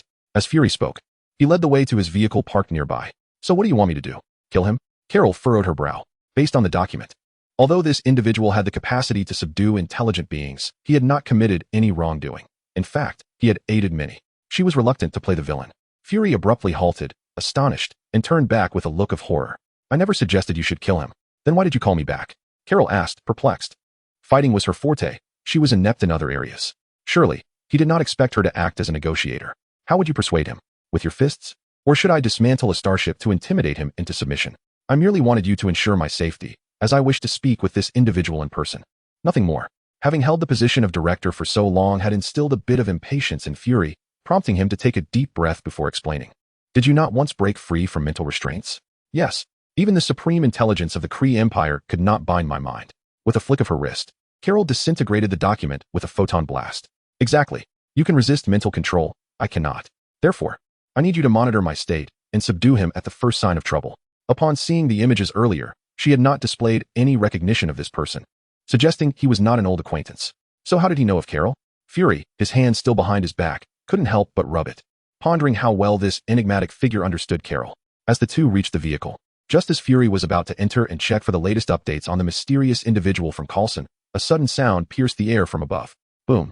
With a tremendous noise, the rear of Fury's vehicle lifted slightly before settling back down. Descending from the sky, Ronan landed, stepping onto the car's hood and crouching down. Ignoring the startled expression of Fury, and turning to face the woman reputed to be the strongest warrior. Hello, Captain Marvel. It is an honor to meet you. I am Ronan. Disregarding Carol's cautious gaze and the photon energy swirling around her hand, Ronan leaped down from the hood and extended his hand with a smile. Hello, Carol. Everbold ignored Fury's silent warning against making contact. She let the photon energy envelop her hand and shook his firmly. In the anxious gaze of Fury, their hands clasped. And then, nothing happened. Carol did not employ her static electricity trick, nor did this mysterious man utilize his mental control. Their handshake was both ordinary and peculiar, seemingly laden with unspoken implications. Pleasure to meet you. Casually releasing his grip, Ronan placed his hand in his pocket, observing the shift in Carol's expression. Quite anxious, are we? A mere handshake has drained you of half your energy. I would wager that flying now proves a challenge. Ronan mused inwardly, casting a discreet glance at Carol's clenched fist. After all, photon energy also fell under the domain of energy manipulation. Kamar-Taj, Training Square. In the afternoon, the sorcerers began to practice their magic, solidifying theoretical knowledge through practical application. In a corner of the square, Pietro watched the bursts of energy igniting amidst the crowd. His eyes filled with envy. Do you wish to become like them? A voice from above broke his reverie.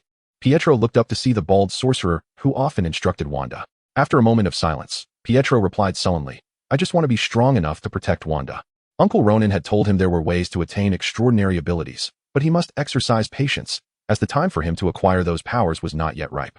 He was reluctant to wait, fearing that if he took too long, Wanda would no longer need his protection. If you seek strength, why not take action? Master Guyi's words compelled Pietro to raise his gaze once more, locking eyes with her calm demeanor as her voice resonated in his ears. Run, child, take action. Chapter 51. The heart and blood are red. The mind is yellow in a vacation cabin temporarily rented by a certain head of a spy organization within the Mark Twain National Forest. Nick Fury emerged from the open kitchen, holding a cup of hot water and a cup of cold water. Your hot water. Your cold water. Thank you. Ronan, unperturbed by the heat, lifted his cup and took a gentle sip to soothe his throat, which felt a bit dry after the fried rice he had just consumed. So, Ronan, may I address you as such? After completing his brief role as a server, Fury naturally seated himself beside Carol. However, the sofa in the cabin was rather small, and Ronan's presence inadvertently pushed Carol aside. Whatever suits you. Once he finished drinking, Ronan set down his cup and distinctly noticed Carol rolling her eyes at the one-eyed Fury before she maneuvered out of the cramped space beside Ronan. Opting for a single armchair nearby, Fury remarked, We once harmonized so well, yet now you choose to distance yourself from me? What did you just do? I feel my energy has diminished considerably, leaving me somewhat powerless. In contrast to Fury's casual banter, Carol was always direct and inquisitive, as she was now. Oh, that. My apologies, I momentarily indulged and absorbed some of your energy. Observing the subtle change in Carol's expression, Ronan quickly added, But fret not. Your body will autonomously absorb ambient light energy, and soon enough, you shall restore what was lost. It is of no great concern. In the cinematic portrayal, Carol's abilities stemmed from the energy shockwave produced by the explosion of the Lightspeed engine. A significant portion of that explosive energy was absorbed by her body, permanently altering it to allow for self-sustaining energy absorption. After all, if there were only depletion without replenishment, even the mightiest shockwave would have long since exhausted itself over the years. How could she still feel so invigorated, as Ronan had just sensed? For Carol, photon energy was akin to stamina, easily replenished with a brief respite. But how can you absorb my energy? I was under the impression your abilities were limited to mental manipulation and flight. Fury perked up, secretly admiring Carol's knack for asking what he most wanted to know. Who told you my powers were confined to mental manipulation and flight? Let me guess, it was him, right? The director of S.H.I.E.L.D. Your old friend, Nick Fury. With his chin resting on his hand, Ronan wore a smirk that made Fury feel somewhat derided. He neither confirmed nor denied the assertion, opting instead to patiently await further revelations from Ronan. Typically, garrulous individuals are prone to divulging more than intended, thereby revealing significant information, a lesson from Fury's professional experience. In this scenario, it was best to remain silent and listen. Wow, S.H.I.E.L.D. Director, Fury, you've been promoted? Carol's question arrived swiftly and departed just as quickly, her attention captured by Fury's title. 13 years have passed. I couldn't still be merely an agent, could I? If I hadn't been promoted, I would have switched jobs long ago. Fury could not contain himself, responding to his old friend. Ronan remained silent, observing the interaction between them. To be candid, Fury's demeanor with Carol present was markedly different from when she was absent. With Carol, he was a repressed gentleman. Without her, he morphed into a paranoid figure. Ultimately, it all stemmed from the duty of protecting Earth. When the strongest asset, Carol, was not around, the burden of safeguarding the planet fell entirely upon him. It was no wonder he wore a perpetual frown. If he could relinquish the responsibility of protecting Earth, he certainly would not maintain such a grim visage. Ronan, may I pose some inquiries? Noticing Ronan had no intention of revealing his abilities, Fury decided to take the initiative. He needed to ascertain Ronan's capabilities and stance to ease his own concerns. Carol's future on Earth remained uncertain. He needed a backup candidate to assume her role.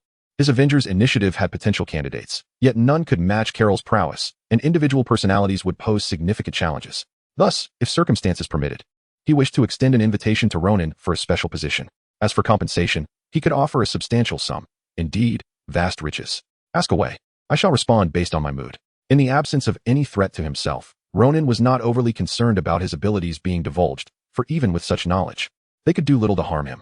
Unless his enemies possessed world-shattering capabilities, Ronan felt no intimidation. Moreover, once the seed within Jupiter matured into its full form, even if confronted by world-shaking foes, he could effortlessly reclaim his power.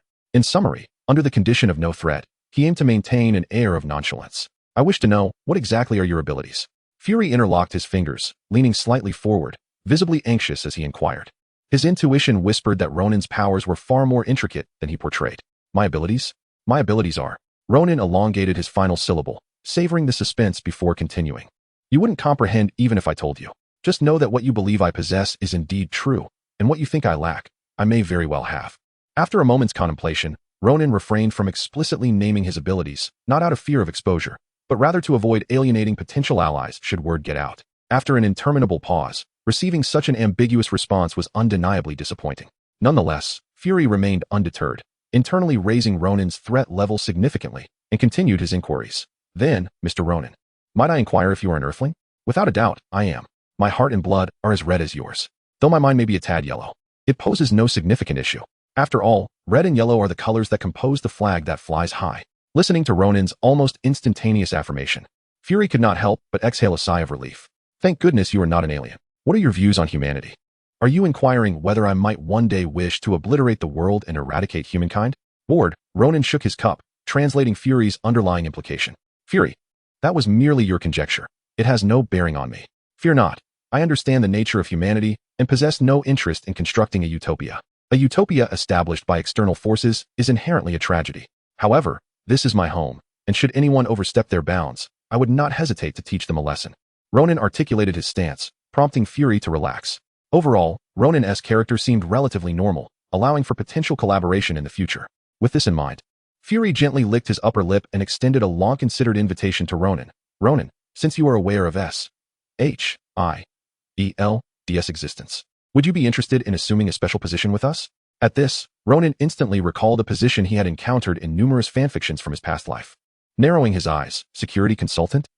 No. To his surprise, Fury dismissed Ronan's assumption. It is a position of psychological advisor. Chapter 52. The headquarters is full of snakes. Let us visit the Tesseract instead as psychological consultant? Ronan pondered this term, deeming it acceptable. After all, he would likely remain on Earth for the next few years, so finding some leisurely pursuits to enrich his life would be beneficial. However, dear Egg, are you certain you wish to take me to your S.H.I.E.L.D. headquarters? You are aware that with a mere thought, I can transform them into my likeness, correct? That being said, the Tesseract is still in S.H.I.E.L.D.'s possession. If I were to borrow it for a moment, could I potentially harness the power of one of the cosmic singularities? I am uncertain, but it is worth attempting if the opportunity arises. A fleeting thought crossed his mind, and Ronan nodded. It is permissible, but let us keep matters relevant. Do not disturb me without cause. Naturally, we are a formal organization with designated working hours.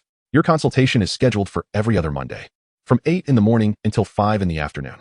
I will refrain from interrupting you otherwise, barring emergencies.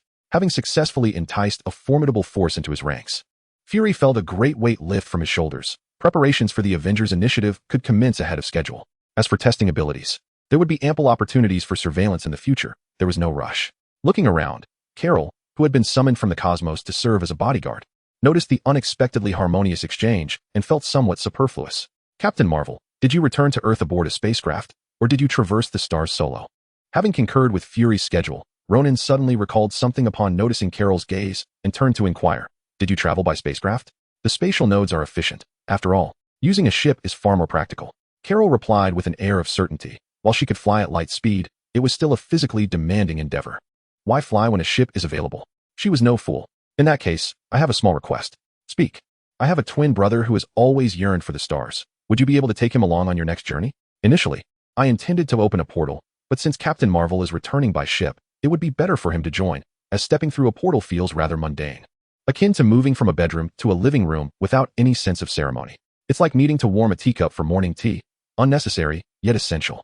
Twins? No problem at all. Just have him come aboard with me. Carol responded nonchalantly, feeling a twinge of sadness for someone whose idyllic fantasies were bound to be shattered. Though he dreams of the stars, once he ventures out and witnesses the reality, he will find interstellar civilizations far less enchanting than he imagined. It is a dark forest, rife with violence and chaos. Hunters and prey are abundant, and genocide occurs frequently. Trust me, young one, viewing the stars from the ground is a beautiful experience. But when you find yourself among them, you'll long for the safety of Earth, wishing never to return. Rising, Carol assessed her energy levels, feeling sufficient reserves to sustain her flight, and prepared to take her leave. Wait, are you leaving already? Fury exclaimed, noticing Carol's eagerness to depart. We have yet to catch up. Do you have matters to attend to? Carol queried, perplexed. Wasn't her return meant to prevent any unforeseen incidents? Now that their conversation had flowed so smoothly, what purpose did her lingering serve? Was there to be a celebration? Of course. Moreover, you return and do not visit your old friends, nor inquire after Monica. Are you in such a hurry? Fury gazed at Carol, who appeared ready to dash off, and kindly reminded her. He wished to also enlist the luminous woman to seek out Howard's son, the progeny of one of S.H.I.E.L.D.'s founders. He could not idly stand by. Ah, indeed. Carol's expression wavered, but she quickly masked it with a smile. She was not keen on presenting herself in this state before Maria and Monica, yet since she was already back, she decided to pay a visit, just a brief one. Ronan, I shall return to the stars tomorrow. Have your brother meet me in Louisiana. Fury will provide the address. I must take my leave. With that, Carol exited the cabin, leaping skyward, transforming into a streak of light that vanished into the horizon. Fury, she cares not for me at all. This friendship is doomed. Relax. I shall not impose upon you. Observing Egg's anxious demeanor for a few moments, Ronan smirked, appearing rather mischievous. May I inquire whether your ability to fly is related to your mental powers? As he watched Carol depart, Fury struggled to dismiss a nagging sensation that he had overlooked something significant. Under Ronan's penetrating gaze, he attempted to shift his focus by posing a question. According to Coulson, a qualitative change in mental abilities could enable flight. Does that imply your mental powers are exceptionally potent, with a broader range than we currently comprehend? Furthermore, if mental prowess can facilitate flight, could it not also allow for the levitation of objects? The notion of controlling objects in flight evokes thoughts of telekinesis. As a mainstream concept in cinematic portrayals of mental abilities or cerebral enhancements, Fury was no stranger to telekinesis. His inquiry primarily aimed to ascertain whether Ronan possessed additional powers. If his recollections served him correctly, some telekinetic abilities were potent enough to halt bullets or create shields. If this were the case, Ronan's strength would far surpass his initial estimations. No, my ability to fly has no relation to my mental powers. Mid-sentence, Ronan hesitated, suddenly recalling that both abilities were derived from the Eternals, whose powers originated from Erishem and the cosmic energy of the universe. Thus, theoretically, they were interconnected and profoundly so. You could say that. You could indeed.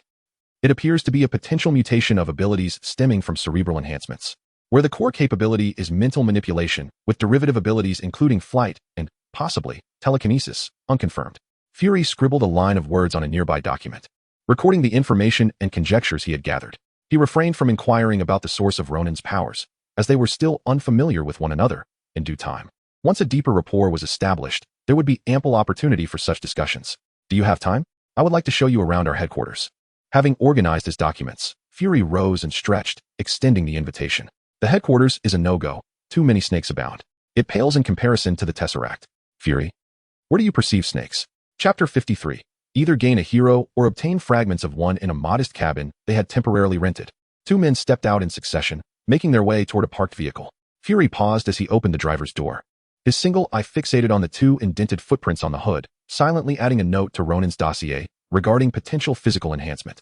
If there had been no augmentation, how could anyone leave such deep imprints on the car's surface and stroll away nonchalantly? Glancing discreetly at Ronin, who was seated in the passenger seat fastening his seatbelt, Fury gathered his thoughts and started the engine, directing the vehicle toward the location where the plane was docked. The outing had yielded decent results. They had located the mysterious individual and narrowed the distance. Then it struck him, damn, I've forgotten something. At that moment, Fury maneuvered the steering wheel with one hand while rummaging through his pocket with the other, finally producing a beeper. Ronin, observing Fury's sudden fidgeting, was puzzled until he recognized the device in Fury's hand. He realized Fury intended to contact Captain Marvel, who had left not long ago. What was going on? Had aliens invaded Earth again? Fury activated the beeper, sending out a signal. After completing the call, he maneuvered the wheel to pull the car over. What do you need? Before long, a meteor streaked across the sky, and Captain Marvel descended from above, irritation etched on her face. Damn, I was halfway there when I got called back. I thought it was an emergency, but here you are, looking all calm and collected. I'd like to ask you for a small favor. Fury chuckled awkwardly, feeling somewhat aggrieved. As a friend who had shared trials and tribulations over a decade ago, he found it disheartening that, despite her return from outer space, she hadn't even considered upgrading their communication device from a beeper to something more current. Even if there were no spare parts aboard her ship, she could have repurposed the communication module. What sort of favor? Captain Marvel questioned, relieved that she had so few friends. Otherwise, she might have been overwhelmed. I need you to assist in locating this individual in Afghanistan and rescue him. Fury casually flipped through a magazine, thrusting the image of a playboy toward her, allowing her to fully absorb his roguish charm. Is there anything special about this playboy? Captain Marvel asked nonchalantly as she flipped through the magazine, unimpressed by someone she deemed unworthy of her intervention. Honestly, he looks rather obnoxious. I'm not inclined to save him. He is the only son of one of the founding members of SHIELD, and an exceptionally intelligent individual. Losing him would be a significant loss for humanity. Fury understood that Tony's lifestyle might not be appealing to many, yet he believed it was unfair to blame Tony for inheriting traits from his father. All right. Just as Captain Marvel was about to acquiesce, Ronin interjected. I actually advise against finding him. As far as I know, he already has an escape plan in motion that is progressing quite smoothly. What? Fury turned to Ronin, attempting to decipher his words. You know where Tony Stark is. Indeed, Ronin replied. Finding Tony isn't particularly challenging. Afghanistan is not that vast, and one can easily cover ground. Then why didn't you tell me? Fury pressed. You never asked. Ronin smirked. Besides, we aren't exactly close. Fair point. I have no retort, Fury conceded, before inquiring. So where is he now? I don't know, Ronin teased, then amended. I know where he is, but I want to reveal it. Why not? Fury was perplexed. Had Tony offended Ronin in some manner? Well, do you remember your Avengers Initiative? The Avengers Initiative? What does Tony have to do with that? I'm not forming a boy band. Fury protested. Even if I were, Tony only fits the playboy part, not the youthful aspect. Tony had no relevance to the Avengers Initiative. He did not meet Fury's criteria. What if I told you he would undergo a transformation during this unforgettable experience, evolving from a playboy into a hero? Honestly, that's quite the lofty claim, and I'm hesitant to believe it. Ronin observed Fury deep in thought, suddenly noticing that Captain Marvel had quietly departed, uninterested in their banter. So, the best course of action is to remain uninvolved and let him escape on his own? Fury eventually asked, grasping Ronin's implication. Either gain a Phoenix reborn as a hero or acquire a mere fragment of that hero. Your choice. Fury cast a glance at the seemingly confident Ronin, pursed his lips, and fell silent, turning the ignition and resuming their journey. That night, in an undisclosed cave in Afghanistan, Tony, after a long day of arduous work, rinsed off his sweat-soaked body with clean water before returning to his small cot, attempting to drift into slumber. Yet, rest eluded him as memories of his former opulent lifestyle and the missile adorned with his company logo, which had led to his current predicament, haunted him. This was the first time he had viscerally sensed the destructive power of his own creation, and it dawned on him that he might not be the good person he had always believed himself to be. These missiles could have been employed against innocent lives. If I survive this, I will cease my involvement in arms dealing. With this thought lingering in his mind, Tony's eyelids grew heavy, and he gradually succumbed to sleep. Chapter 54. Agent Coulson, the best employee of S.H.I.E.L.D. Washington, Triskelion Headquarters. What has transpired? Why have we been summoned back? Upon entering the director's office, Natasha Romanoff and Clint Barton, who had just crossed the threshold, noticed Coulson already seated on the sofa, raising an eyebrow in curiosity. As she spoke, Natasha, clad in a sleek black leather outfit, casually settled onto the sofa. The fitted leather accentuated her curvaceous form, while her auburn hair framed her exquisite features, rendering her even more captivating.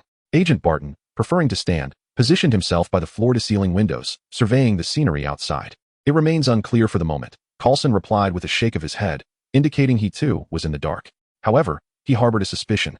Considering the director's recent excursion was to meet with a mysterious individual, his return likely signified some conclusions had been reached.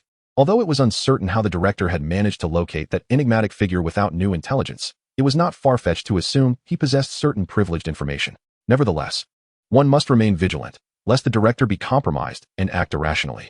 After addressing Natasha, Coulson's thoughts began to wander, unaware of the fleeting glimmer of gold that flickered in her eyes. By the time he regained his focus, that glint had vanished without a trace. Natasha abruptly shook her head and lightly slapped her face with her hand, attempting to rouse herself. For reasons unknown, she had felt momentarily dazed, as if still caught in the grasp of slumber. He has returned, accompanied by a young man. Barton, with his keen eyesight, promptly spotted Fury's silhouette, noting the youth walking alongside him. Accompanied by someone, Coulson was taken aback, a strong premonition surging within him. Perhaps the director had recruited this individual. At S.H.I.E.L.D.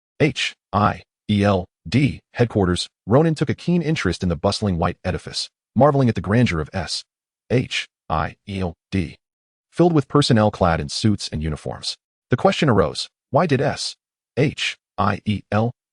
seem to feature only a select few agents in its operations? Was it a matter of budget constraints for extras?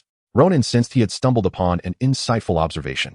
Unlike the domestic productions that often squandered funds on cast, the financial resources in Western cinema were largely allocated towards props and visual effects, rather than devoting 90% to actors, leaving a mere 10% for sustenance and recreation. With only a pittance reserved for effects, it is well known that special effects can be quite costly, particularly in blockbuster films, necessitating a reduction in extras pay to accommodate the budget for effects. Hey, Fury, may I inquire about the full name of S.H.I.E.L.D.? As they traversed the lobby and entered a private elevator, Ronan abruptly posed a rather provocative question. Standing to Fury's right, the director glanced sideways with his remaining eye at Ronan, pursing his lips in silence. The audacity of such a question suggested an expectation of remembrance.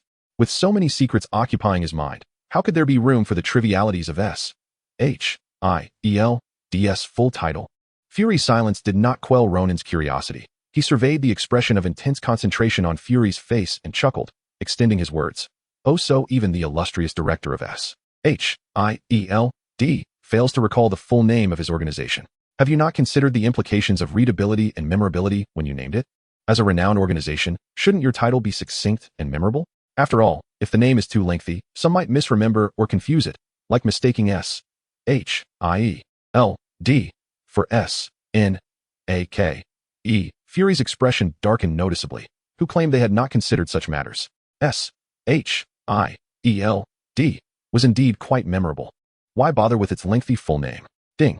At that moment, the elevator reached the intended floor. Moments later, the doors opened, and Fury strode out purposefully toward his office.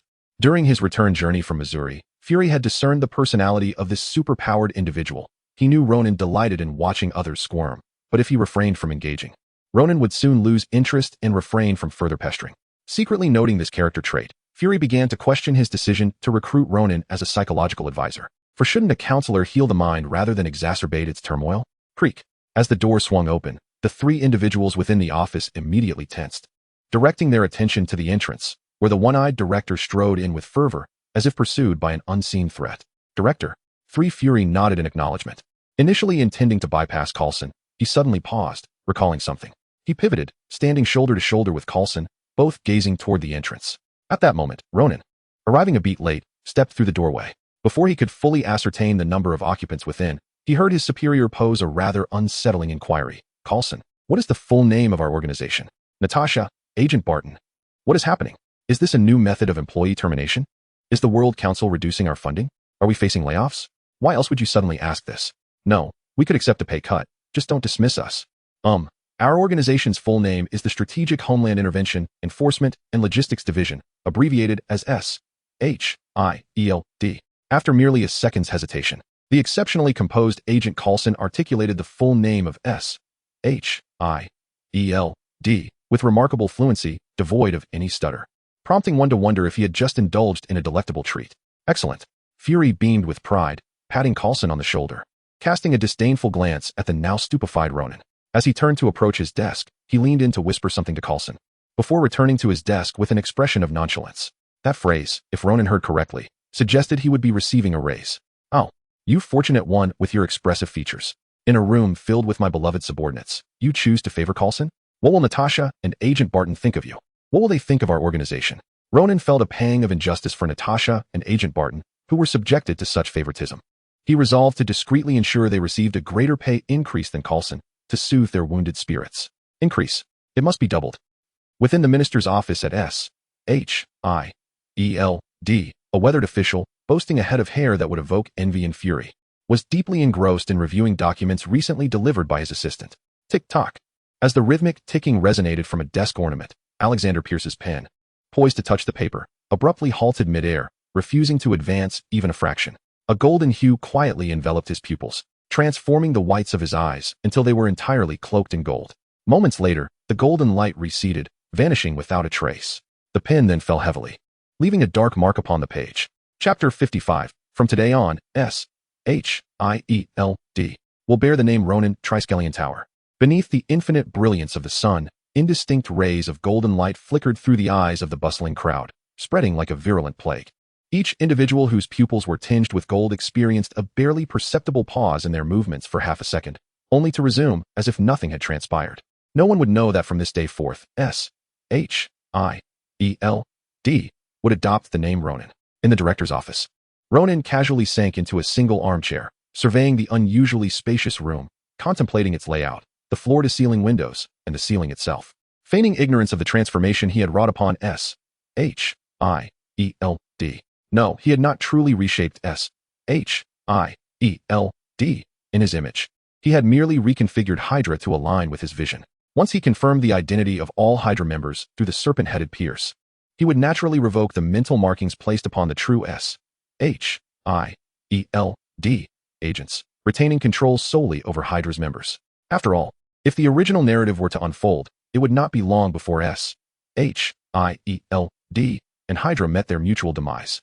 It would be far more prudent for him to seize control of Hydra, potentially expanding its influence and ultimately legitimizing his position as a formidable interstellar power. Embracing the role of a villain offered little promise. It entailed bestowing experience upon the protagonists, occasionally yielding high-tier equipment, and inevitably bearing the brunt of their failures. Ronan found himself perplexed by those who delighted in internal strife, questioning the allure of such conflicts. It was a costly endeavor that bore little fruit, especially on Earth. Where territorial disputes yielded scant rewards, it was far wiser to gaze toward the cosmos, the true grand stage.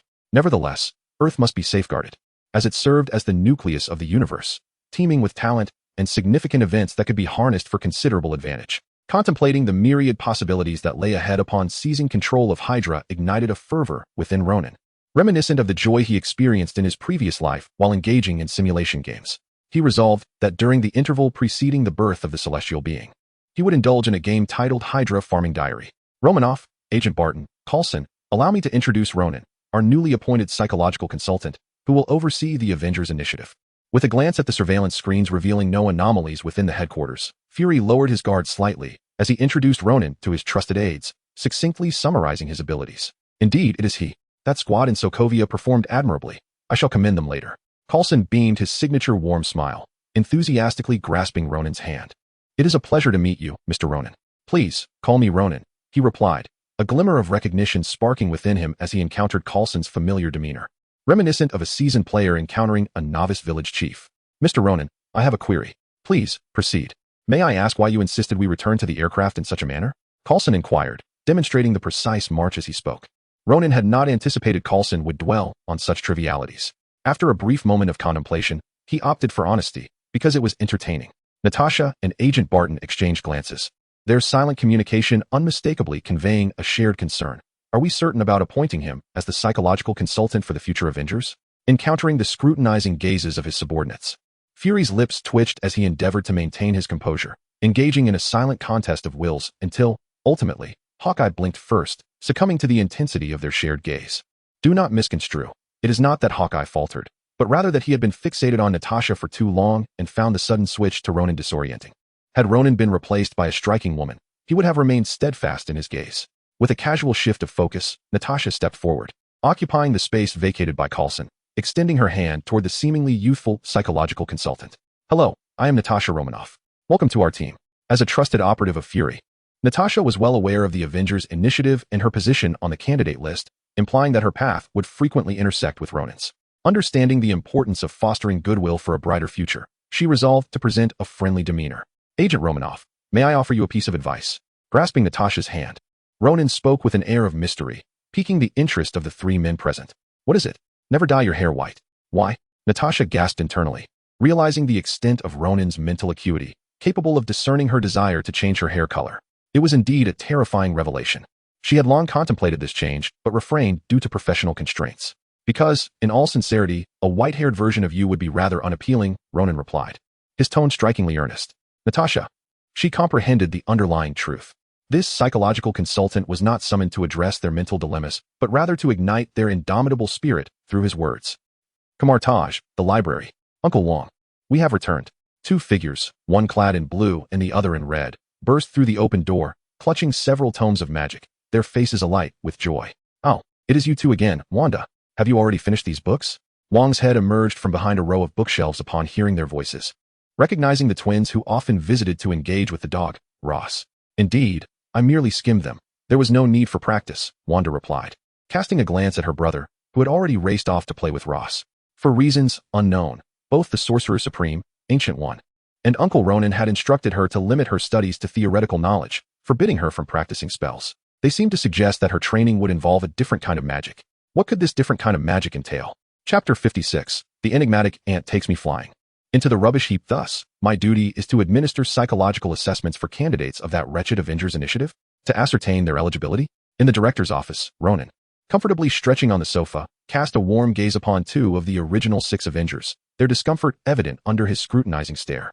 They instinctively recoiled, seeking refuge behind Coulson, just as they heard Fury's affirmative response. Yes, Agent Coulson will assist you. Ronan nodded. Having already learned of Coulson's endeavors for the Avengers initiative during his recent visit to Mumbai, India, so it came as no surprise. However, a pressing question arose. Having already deceived Dr. Banner, one of the candidates, would he still have the opportunity to join the Avengers? The absence of even one member from the 6 would lead to dire consequences. They might even struggle to conquer the New York replica, let alone the Ultron chapter that followed.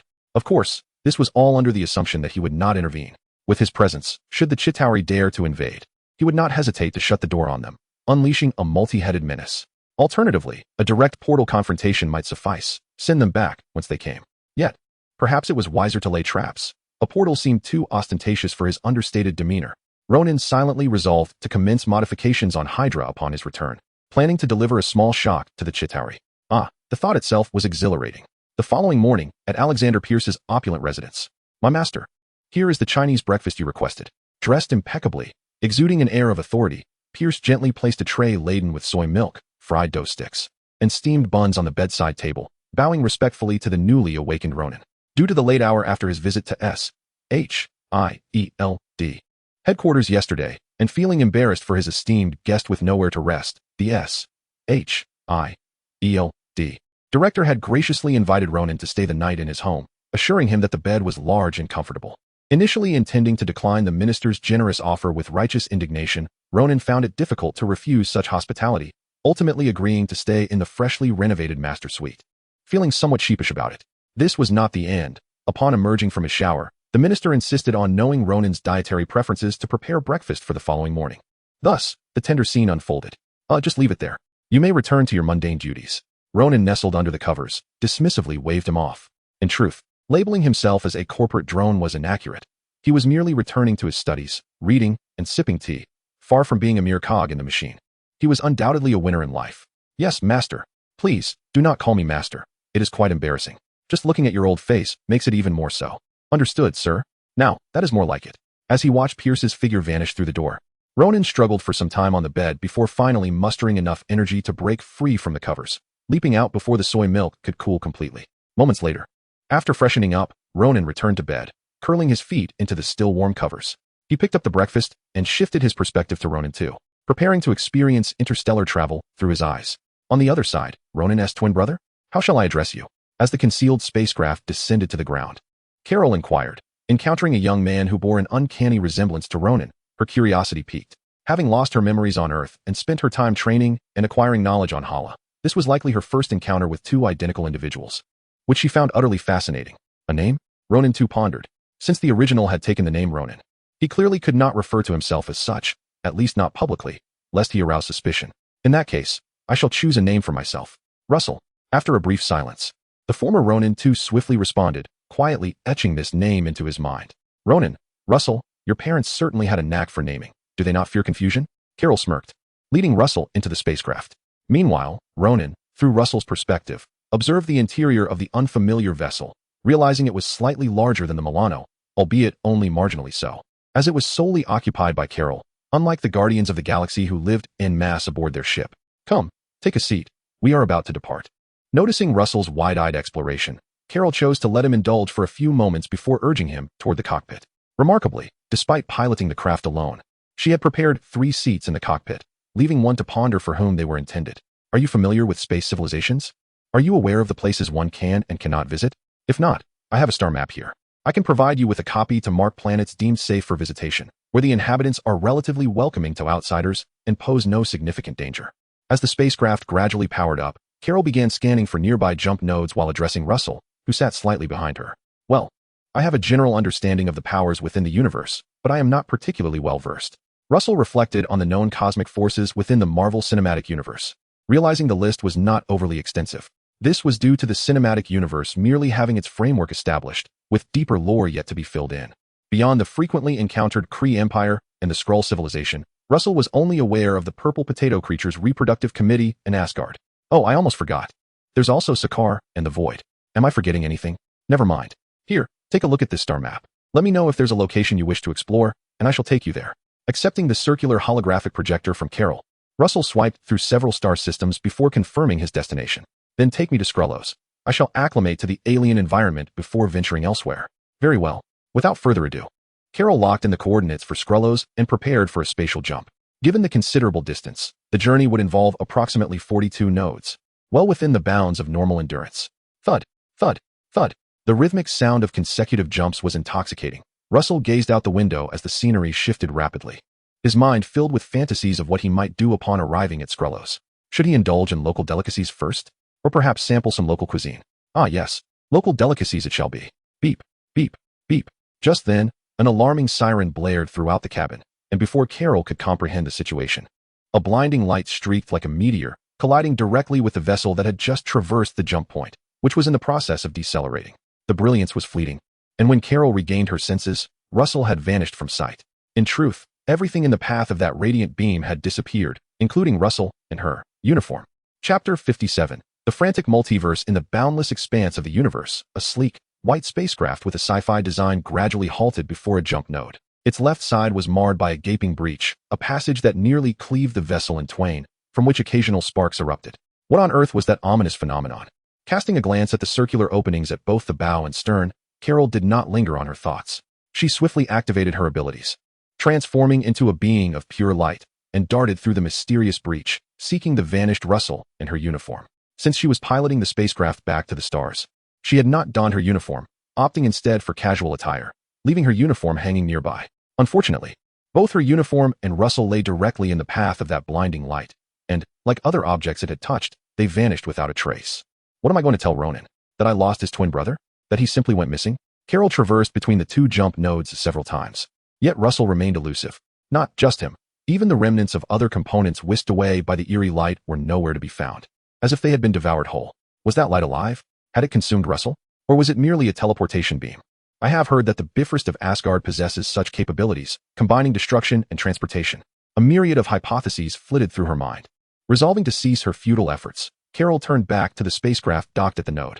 She needed to return to Earth and inform Ronan, for regardless of the circumstances, Russell had vanished from her ship, and she bore the responsibility of reporting the incident. Subsequently, she would investigate the origin of that light, hoping to retrieve Russell. Without doing so, she would find it difficult to find peace. After spending half a day repairing the spacecraft, Carol promptly initiated another jump, returning to Earth. Meanwhile, on the other side of the planet, Ronan, who had already witnessed the entire event unfold, observed the shared vision shift from a blinding white to darkness. He felt a sudden, intense disruption in the connection with his doppelganger, or perhaps it was simply a consequence of the great distance, rendering the signal unstable and intermittent. However, he was certain that his doppelganger had not perished. He merely wondered where he had gone. Perhaps the answer would reveal itself upon awakening. From the sporadic mental link, Ronan discerned that his counterpart was currently in a state of unconsciousness. He stroked his chin and withdrew from the shared vision, sinking into contemplation. What was that light? It did not resemble the Bifrost, which was multicolored, while this light was a pure white, as immaculate as the light of creation. The light of creation? A somewhat absurd notion crept into his mind, and Ronan suddenly felt a twinge of toothache, shaking his head to dispel the thought. Surely, that could not be the case. I merely borrowed an appearance. The great deity Noah would not project his power over such a trivial matter, would he? As he pondered, the more unsettling his thoughts became, Ronan resolved not to frighten himself further, deciding to cast the matter aside. Rising from his bed, he donned his attire and opened a portal to Chicago. Ever since he inadvertently became the new leader of Hydra the previous day, Ronan had been strategizing for the future. He intended to utilize Hydra to construct Earth's defense system, collaborating with the Mage's Sanctum to manage both the magical and technological aspects of defense. Of course, he did not aspire to replicate the colossal energy shield akin to that of Kamar-Taj, for the energy consumption required for such a feat was astronomical. Unless one utilized the space stone as an energy source, humanity could never bear the burden. However, considering that the essence of the space stone was indeed the space gem, opening portals was its primary function. Providing infinite energy was merely a secondary benefit. Ronan did not intend to use it for creating a protective shield. Instead, he planned to follow Hydra's lead, not S-H-I-E-L-D, but rather Hydra's approach to manufacture technology akin to the Tesseract series. Regrettably, the scientists of S-H-I-E-L-D were still a step behind true geniuses, as the Tesseract-based weaponry they produced exhibited low output power and instability, rendering mass production impractical. Ronan had initially intended to wait for Tony's return to pilfer ideas, hoping Hydra could replicate the Iron Legion. However, considering that Tony would not complete his upgrades for several months, Ronan opted not to wait, as he had more promising alternatives. Moreover, the original Iron Man suit did not meet his requirements. It was best to wait for Tony to finalize the new element and upgrade to a new suit. Stepping through the portal, Ronan arrived in Chicago, entering a tranquil neighborhood and halting before a seemingly ordinary house. Yes, it merely appeared ordinary in Ronan's senses. This residence was enveloped in an unmistakably familiar energy signature, the energy of the cosmos. This was the dwelling of Phastos, the chief scientist of the Eternals, and the sanctuary he had constructed with his own hands. Having witnessed the nature of humanity, Phastos, to prevent an untimely demise, ensured that with every move, he crafted a protective shell to guard against the unforeseen. Ding dong, creak. How may I assist you? Under Ronan's persistent ringing, the once silent interior finally stirred to life. A pair of footsteps approached, and a head, several shades lighter than Phastos', cautiously peered around the door, inquiring with vigilance. That face seems familiar. Let me think. Isn't that Phastos' partner? Have they already become involved? Ronan narrowed his eyes, calmly stating, I am looking for Phastos. Phastos, you have the wrong place. I do not know such a person.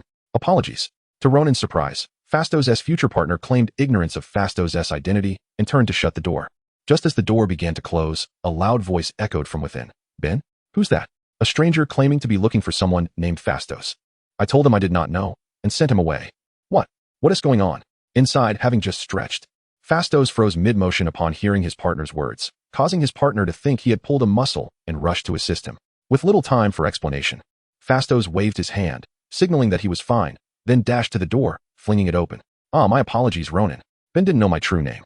Feeling a cold glare directed at him from behind, Phastos chuckled awkwardly, casting an apologetic glance at his partner before turning back to Ronan, awaiting his direction.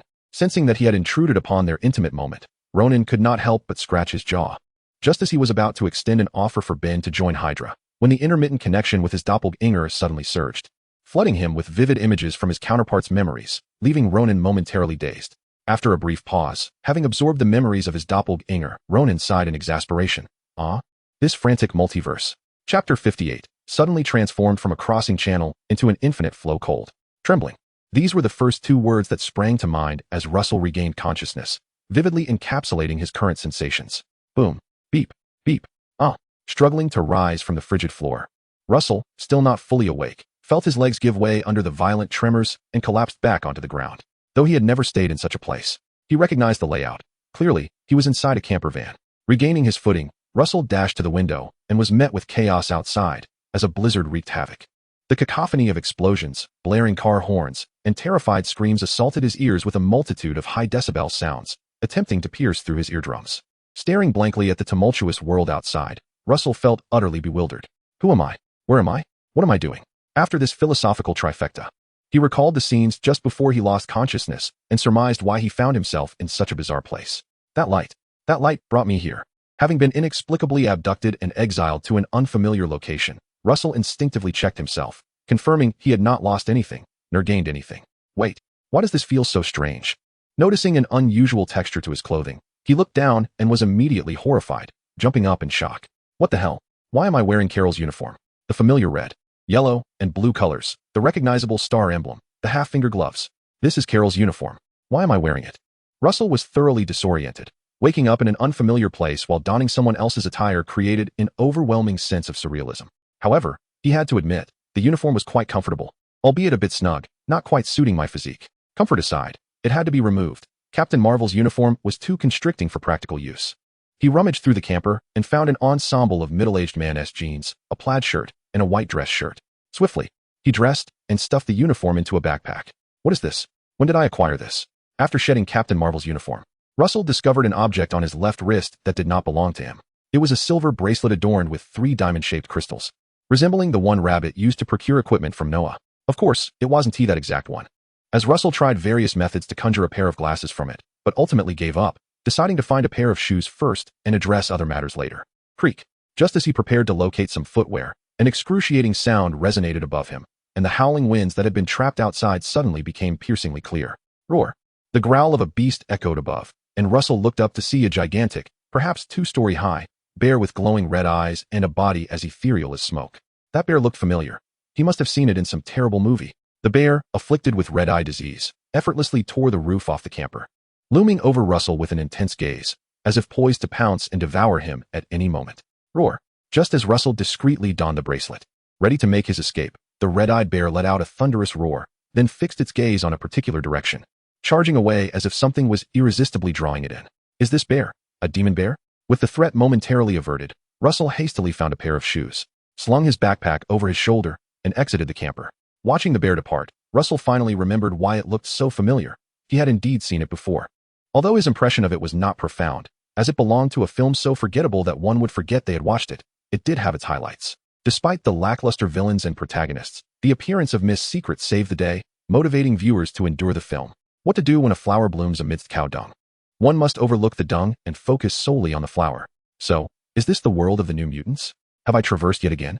Furrowing his brow, Russell sensed the situation was becoming increasingly complex, but then realized something felt off. This body was created by the original using Ego's light of life.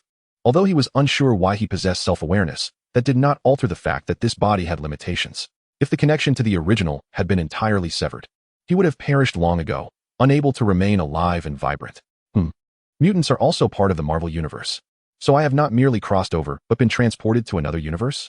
Perhaps one that hosts the X-Men? Given that both belong to Marvel, and due to the divine powers bestowed upon him, the original strength could still manifest, allowing his body to maintain its integrity without collapsing. Closing his eyes, Russell focused on the connection with the original, realizing that though it was faint, it still existed, thus confirming his theory. Grinning wryly, Russell felt a twinge of discomfort, surprised that he had not ventured into the starry skies, but instead into another universe. A twist so bizarre that no one would believe it if he shared it. Help! As he collected his thoughts, Russell prepared to depart when suddenly, a plump figure came barreling towards him from a distance, followed by a bouncing little tail. Help! Help me! The chubby figure, tears and mucus blending on his face, spotted Russell and immediately lit up, disregarding the potential consequences of his actions, and dashed toward him. Is that A zombie? As the chubby boy drew nearer, the little tail trailing behind him revealed its true form, a dressed ancient zombie. Upon realizing what the little tail was, Russell's expression changed, and he instinctively took 2 steps back. He too feared zombies, having been terrified of them in his youth. But wait, isn't this America? Why is there such a thing here? Glancing at the chubby boy who had now reached him and was panting heavily while hiding behind him, Russell suppressed the impulse to kick him away, donned the bracelet, and prepared to use a portal to send him back to his homeland. Perhaps his frantic behavior was due to being out of sorts in this country. He believed that once returned to the comforts of his homeland, the boy would peacefully fall into slumber. Should that be the case? Extending his hand towards the zombie, now only 5 steps away, Russell swiftly drew a circle in the air, and then he drew nothing. What the hell? Where's my portal? Chapter 59, Bad News. The pendant is broken. Good news. The pendant is unnecessary. With a sudden leap, Russell exclaimed, "Run." Without a moment to ponder the reason behind the malfunctioning portal, he was taken aback as a cheerful little zombie bounced towards him, prompting him to kick it away. Ignoring the chubby figure hiding behind him, he sprinted away. With a powerful burst, Russell's form transformed into a blur, swiftly covering several hundred meters in mere moments. Suddenly, he noticed that the snowflakes, which had been gracefully dancing through the air, had inexplicably halted mid-flight, and the fierce winds had all but vanished. It was only upon spotting a paper bag suspended in the air that he sensed something was amiss. Instinctively glancing over his shoulder, he was horrified to see his previous residence engulfed in flames. Yet, peculiarly, the flames appeared frozen in time, undulating not a bit. The bizarre scene distracted Russell, causing him to trip over a protruding rock and tumble clumsily. Fortunately, the snow cushioned his fall, allowing him to rise swiftly, only to hear the deafening roar of chaos returning behind him. The explosions in his former neighborhood erupted anew, painting the sky with fiery hues as if it were a hell on earth. When did I gain such incredible speed? Russell wondered, realizing he seemed endowed with a remarkable ability. As he attempted to retrace his steps, he discovered that the moment he wished to accelerate, the world around him slowed, granting him unparalleled freedom of movement. This familiar scenario mirrored the manifestation of super speed, reminiscent of the exploits of Pietro in the X-Men series. How could I possess such a power? He mused, perplexed. Seizing the opportunity amidst the slow-motion chaos, he inspected the pendant, only to find it shattered, a significant crack marring its surface. Remarkable. I have lost my magical conduit, yet gained an ability. What a fortunate turn of events. Unable to comprehend the origin of his newfound power, nor its connection to the pendant's destruction, he chose to set those thoughts aside for the moment. He darted through the neighborhood, rescuing everyone he could and gathering them in a nearby clearing. Help! Help! Upon halting his frantic pace, he recognized a familiar voice, a cry from the chubby boy, still pursued by the little zombie trailing him. How curious. Could this zombie be the embodiment of his fears? Russell contemplated, recalling the chaos that had erupted in the neighborhood. The turmoil stemmed from a foul bear, which had since been lured away, likely in pursuit of its creator. Additionally, there were bizarre entities present, like a king cobra, which should have been hibernating, unexpectedly emerging from a vehicle, and a figure clad in a tattered outfit and a hockey mask, wielding a large machete. Not to mention, a pink starfish in beach shorts who occasionally fished around its own backside. Wait, how could a person's fear materialize as Patrick Star?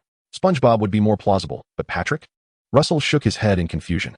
Utilizing his extraordinary speed, Russell managed to rescue everyone amidst the peculiar manifestations of fear. However, this did not resolve the underlying issue. As long as these entities existed, they would continue to pursue the scent of fear, akin to sharks drawn to blood, until they consumed the source of terror entirely. Alternatively, he would need to sever the power sustaining these manifestations. As he scanned the area, preparing to search for the foul bear, he caught sight of the chubby boy running for his life. To his astonishment, the bouncing zombie suddenly transformed into a cloud of smoke, whisked away by the raging winds. Vanishing into thin air, disappeared? After confirming the absence of all fear entities throughout the neighborhood, including the starfish, Russell felt a wave of relief wash over him. He slung his backpack over his shoulder, disregarding the survivors, and began to circle the area in search of the main instigator, the mutant responsible for unleashing the demon bear and other manifestations of fear. There, is that her?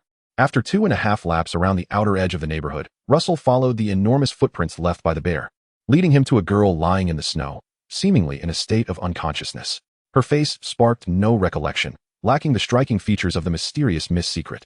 Kneeling beside her, he checked for a pulse, relieved to find her alive, and prepared to rouse her. Discovering recordable ability, Fear Illusion. Would you like to proceed with recording? Yet, as his hands rested on her shoulders, the silver bracelet on his left wrist, of unknown origin, suddenly emitted a brilliant light from the diamond crystal at its center. Before him, a familiar translucent screen materialized, displaying a line of text. What on earth is this? Why does it seem so familiar? Furrowing his brow, he ceased his actions, withdrawing his hands from the girl's shoulders as the screen faded from view. Can the main panel share with me? Is this for real? After a brief moment of recollection, Russell realized that the screen bore not only the same hue as his own panel, but also a similar design. Without hesitation, he deduced that this device must be related to his own abilities. Gently tapping the girl's forehead with a finger, the familiar panel reappeared. This time, he focused his thoughts and chose to record the ability. Recording ability. Recording successful. Ability input in progress. The ability has been added to the ability sequence list. The ability bracelet can be used for replacement. Ability bracelet. Ability, super speed, replaceable. Ability, material transformation, replaceable. Ability, weapon manifestation, replaceable. Ability sequence list. Ability, kinetic force. Ability, flight. Expand. The same screen as Ronin's appeared before him, and the continuously scrolling text left Russell momentarily stunned, unsure of how to process the overwhelming information. Ability bracelet? He raised his left wrist, gazing at the 3 diamond crystals adorning the silver bracelet. 3 crystals, corresponding to 3 abilities? Does this mean I can utilize all 3 abilities simultaneously? Chapter 60, Captain Hydra in Chicago, within the shell of Festus's tortoise. So, you have come this time to offer me a job? Festus's face contorted in discomfort, clearly perturbed by Ronin's request. Once compelled by Ajax's orders, he had refrained from hastening the advancement of human technology, gradually coming to understand Ajax's philosophy. Thus, over the years, he had merely provided inspiration to the exceptionally gifted scientists without choosing to intervene directly. It wasn't until decades ago, with the advent and deployment of the atomic bomb, that he truly witnessed humanity's profound inclination towards self-destruction, leading him to forsake humanity entirely, ceasing all technological assistance. If he had a choice, he would prefer to decline this job offer. He simply wished to live peacefully, nothing more. No, no, no. I am not compelling you to work for me. This is merely an invitation. Do not worry. It is perfectly fine if you refuse, Ronin replied, sensing Festus's unease. Although Festus met his criteria, he was not the sole option. If necessary, Ronin could wait a few months until Tony returned and then attempt to recruit him, so it was all the same. I apologize, Ronin, but I still prefer not to exert my powers excessively. After a prolonged silence, Festus ultimately declined Ronin's invitation, yet instead of a complete rejection, he proposed an alternative. However, I could occasionally guide humanity when their technological progress hits a bottleneck, acting as a consultant. After all, if I were to involve myself too deeply in their technological development, it would hinder their ability to create their own unique advancements, which would be counterproductive. Festus's reasoning was sound, and Ronin nodded, promptly deciding to hire him as Hydra's scientific advisor. Having effortlessly secured a consultant, Ronin did not take his leave, but rather smoothly shifted the conversation to another topic. Festus, I would like to inquire if you have the capability to create a pair of bracelets that can harness different types of energy? The Iron Legion and the Tesseract weapon could indeed enhance Earth's defenses, yet the Tesseract weapon was overly reliant on the Cosmic Cube, and the Iron Legion risked inciting a crisis of sentient machines. After much contemplation, Ronin resolved to develop a defense system centered around himself, and the energy bracelets were the embodiment of his vision. This idea had struck him suddenly after the memories relayed back from his doppelganger. Bracelets that can accommodate different energies? Upon hearing this, Festus mumbled a few words before falling silent, his furrowed brow and fingers rhythmically tapping against his temple indicating he was deep in thought. Yes, for example, cosmic energy or photon energy, Ronin suggested, presenting the 2 types of energy he wished to incorporate. He envisioned creating a team of bracelets specifically designed for combat. I have some ideas, but I am uncertain of their feasibility. Although Festus had previously expressed his reluctance to continue utilizing his abilities, the challenge of a problem was inherent to every scientist. Intrigued by Ronin's unique request, he found himself eager to personally craft these special bracelets. Take your time to consider it. I am in no rush. Once you have reached a conclusion, please inform me. With that, Ronin decided not to intrude further, excusing himself and leaving space for Festus, planning to return in a few days to inquire about the outcome. Now, it was time to attend to business. With a snap of his fingers, a golden portal materialized, revealing howling winds and swirling snow on the other side. It was time to meet Hydra's top male model. Stepping through, Ronin found himself in Siberia, Russia, standing before a concealed Hydra base where the Winter Soldiers lay dormant. After taking control of Pierce, Ronin had obtained the records of the Winter Soldiers, learning not only how many remained, but also the assassination missions they had executed, as well as the exact location of this base. With a blast of photon energy, he shattered the door, which was already encased in a thin layer of ice, and entered the almost forgotten facility. Established during World War II, the base, though aged, continued to operate smoothly. Ronin noted no significant malfunctions, aside from a few flickering lights along his path. With a resonating clang, the metallic door swung open, and Ronin stepped into the vast hall, finally facing the last 6 Winter Soldiers. As Hydra's premier secret weapon, The Winter Soldiers executed shockingly effective assassination missions upon their revival, primarily targeting government officials or technological experts, thus securing favorable outcomes for Hydra. For decades, they had rendered exceptional service to Hydra, garnering the admiration of its higher-ups. Notably, the Winter Soldiers required no salary or even meals. Once awakened to complete their missions, they were merely refrozen, saving on dinner as well. Extremely efficient and worry-free, with universal approval. All right, Winter Soldiers, the sun has risen. It is time to awaken and earn your keep. Ronan clapped his hands, searching the control panel until he finally located the switch for the liquid nitrogen chamber. As mist began to rise, the 6 Winter Soldiers emerged from their icy slumber. Simultaneously, a golden light flickered in the eyes of the Winter Soldiers, casting an eerie glow in the dim hall. Lacking knowledge of the Russian language and unable to control them through coded commands, Ronan resorted to a more direct approach, seizing control of their wills to prevent any sudden outbursts. After all, the Winter Soldiers were not inherently benevolent beings, and he felt no qualms about manipulating them. Of course, Bucky was the exception. Under Ronan's command, 5 Winter Soldiers brought Bucky before him, then lined up behind him. The first male model of Hydra stood at the forefront, and as Ronan approached, he noticed that beyond the deadness and coldness in Bucky's eyes, there lingered a hint of confusion and fear. He seemed to possess some awareness, perhaps due to the disorientation from not being electrically stimulated immediately after awakening. Bucky displayed signs of emotional activity, although his eyes remained fixed under Ronan's scrutiny. His slightly heavier breathing betrayed his inner turmoil, revealing that his heart was not as frigid as his blade. Bucky, I can liberate your mind right now. Seizing the opportunity before Bucky regained full consciousness, Ronan leaned close, whispering in his ear, however, as a condition for this, you must agree to one thing. Ronan locked his gaze onto Bucky's eyes, discerning no signs of reluctance. The absence of dissent, coupled with his silence, implied tacit agreement, and with a pleased expression, Ronan grasped Bucky's still flesh-and-blood right hand, activating his ability to free his thoughts while observing the spark returning to his eyes. Congratulations, my Captain Hydra. You have been promoted. Chapter 61. True friends brave any challenge together. Can I refuse the dubious position of Hydra's leader, sir? After Ronan lifted his mental constraints, Bucky's thoughts began to unfurl as he recalled the conditions he had inadvertently accepted during his previous incapacitation. The corners of his mouth twitched as he attempted to negotiate. Having just seized a chance for redemption, he was loath to bear the title of another villain, especially one associated with his dear friend's nemesis, Hydra. Though the titles of Captain America and Hydra's leader might seem fitting, they belonged to opposing factions. And I, James Buchanan Barnes, would rather perish than abandon my ally Steve in this conflict. Are you certain? Would you not wish to hear about the privileges that accompany the role of Hydra's leader? Our treatment is quite generous, you know. I am certain, sir, and there are 5 Winter Soldiers at your disposal. Some of them are even stronger and more capable than I. Selecting them as Hydra's leader would be a sound choice. Bucky nodded emphatically, showing no hesitation, as he wished to sever all ties with Hydra. Although fleeting images in his mind hinted that this Hydra was being covertly manipulated by the young man before him and was undergoing transformation. Years of control and the loss of his dear friend Steve rendered him unable to reconcile with the name Hydra, let alone consider becoming its leader. Very well, I shall not force you. You are free, Sergeant Barnes.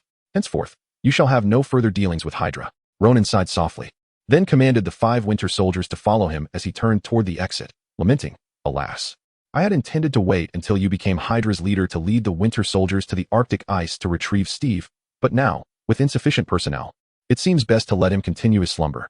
I wonder if he feels cold. What did you say? Upon hearing the name of his dear friend, Bucky's eyes instantly sparkled with renewed vigor. Harnessing his enhanced physique from the serum, he darted forward, only to be restrained by 3 or 4 Winter Soldiers who barred his approach to Ronan. Did you just mention Steve? Have you discovered his remains? Bucky struggled against the grip of the Winter Soldiers, but, realizing his efforts were futile, surrendered to their hold, his gaze fixed eagerly upon Ronan, who was shielded by the Winter Soldiers. Though his mobility had been limited over the decades and his mind often felt uncooperative, he could still recall vivid fragments of memory, which clearly indicated that his dear friend Steve had crashed his plane into the ICC, and his body had yet to be found. Now, this newly appointed leader of Hydra claimed to know the whereabouts of Steve's remains? Surely, this was no mere coincidence. I never mentioned remains. I merely referred to Steve. Nothing more. Observing Bucky's anxious expression, Ronan's lips curled into a subtle smile. He had hooked his prey. He knew that as Steve's closest ally, Bucky would not remain indifferent to his words. Of course, he could have simply coerced Bucky into becoming Hydra's leader, but where would be the enjoyment in that? Transforming everyone into a mere reflection of oneself would strip the world of its vibrancy and deprive it of humor and social faux pas. And this world, indeed, thrived on such social blunders. Just like now. Sir, I have reconsidered your proposal, and I believe the other Winter Soldiers lack my adaptability. So, thus, the position of Hydra's leader might indeed suit me well. don't you think? At Ronan's command, the 4 Winter Soldiers released Bucky, who steadied himself before pushing aside the surrounding Winter Soldiers and standing before Ronan, a charming smile gracing his face. I think it suits me quite well. Ronan, visibly pleased, patted Bucky's shoulder and began to envision a promising future. With Captain America's best friend now part of Hydra, how far could Captain America be? As a true friend, one must be willing to face any peril together. In the films, Steve was known to forsake the Avengers for the sake of his friend. Ronan had every reason to believe that joining Hydra would not prove too daunting for him. To put it bluntly, if his dear friend were willing to join Hydra to rescue him, how could he abandon Steve to pursue a life as a superhero? Regardless, he must remain to earn his keep, striving to liberate his friend. Even if he did not sell himself, he could at least showcase his talents or serve as a mascot. You should take a few days to rest. I will arrange for someone to escort you to the Arctic soon. In New York City, Brooklyn, a golden portal suddenly materialized in an empty alley, and Ronan tossed Bucky into his hometown, leaving behind a parting remark before stepping through the portal without a glance back. He had just received a call from Fury, informing him that Carol had returned from space and had some matters to discuss with him. It was likely about the mysterious disappearance of Russell, though he wondered if Carol had any insight into that radiant light. Despite this thought, Ronan knew Carol was likely unaware of the light or the otherworldly bracelet, as his own analysis and memories suggested that the light was closely tied to him, or rather, to his abilities. After all, they not only shared the same interface but... Superpower recording in progress. Recording successful. Superpower recording in progress. Recording successful. As Ronan arrived at a secret location of Furies through the portal, a familiar screen projected before him, a torrent of subtitles racing by, before transitioning into a vertical list. Superpower catalog. Power of kinetic force, Hulk's form, rage, power of energy manipulation, power of life's light, power of photons, power of fear illusions, power of soul's blade. Moreover, the superpowers recorded by his doppelganger would also appear in his own power catalog, further confirming that the luminous entity that had whisked Russell away to another universe was indeed linked to him on a deeper level. Yet, he remained uncertain whether all that had transpired was merely a coincidence or if an unseen force was manipulating his fate behind the scenes. He did not know, but he would seek the truth. Chapter 62. Donning the uniform to cosplay as Captain Marvel 2 days later, in an undisclosed location. Perched on the edge of a red brick bell tower of a church with a gray roof, Russell sat leisurely, his feet dangling in midair, causing a stir of anxiety among the onlookers below. Hey, Russell, come down. It's time for dinner.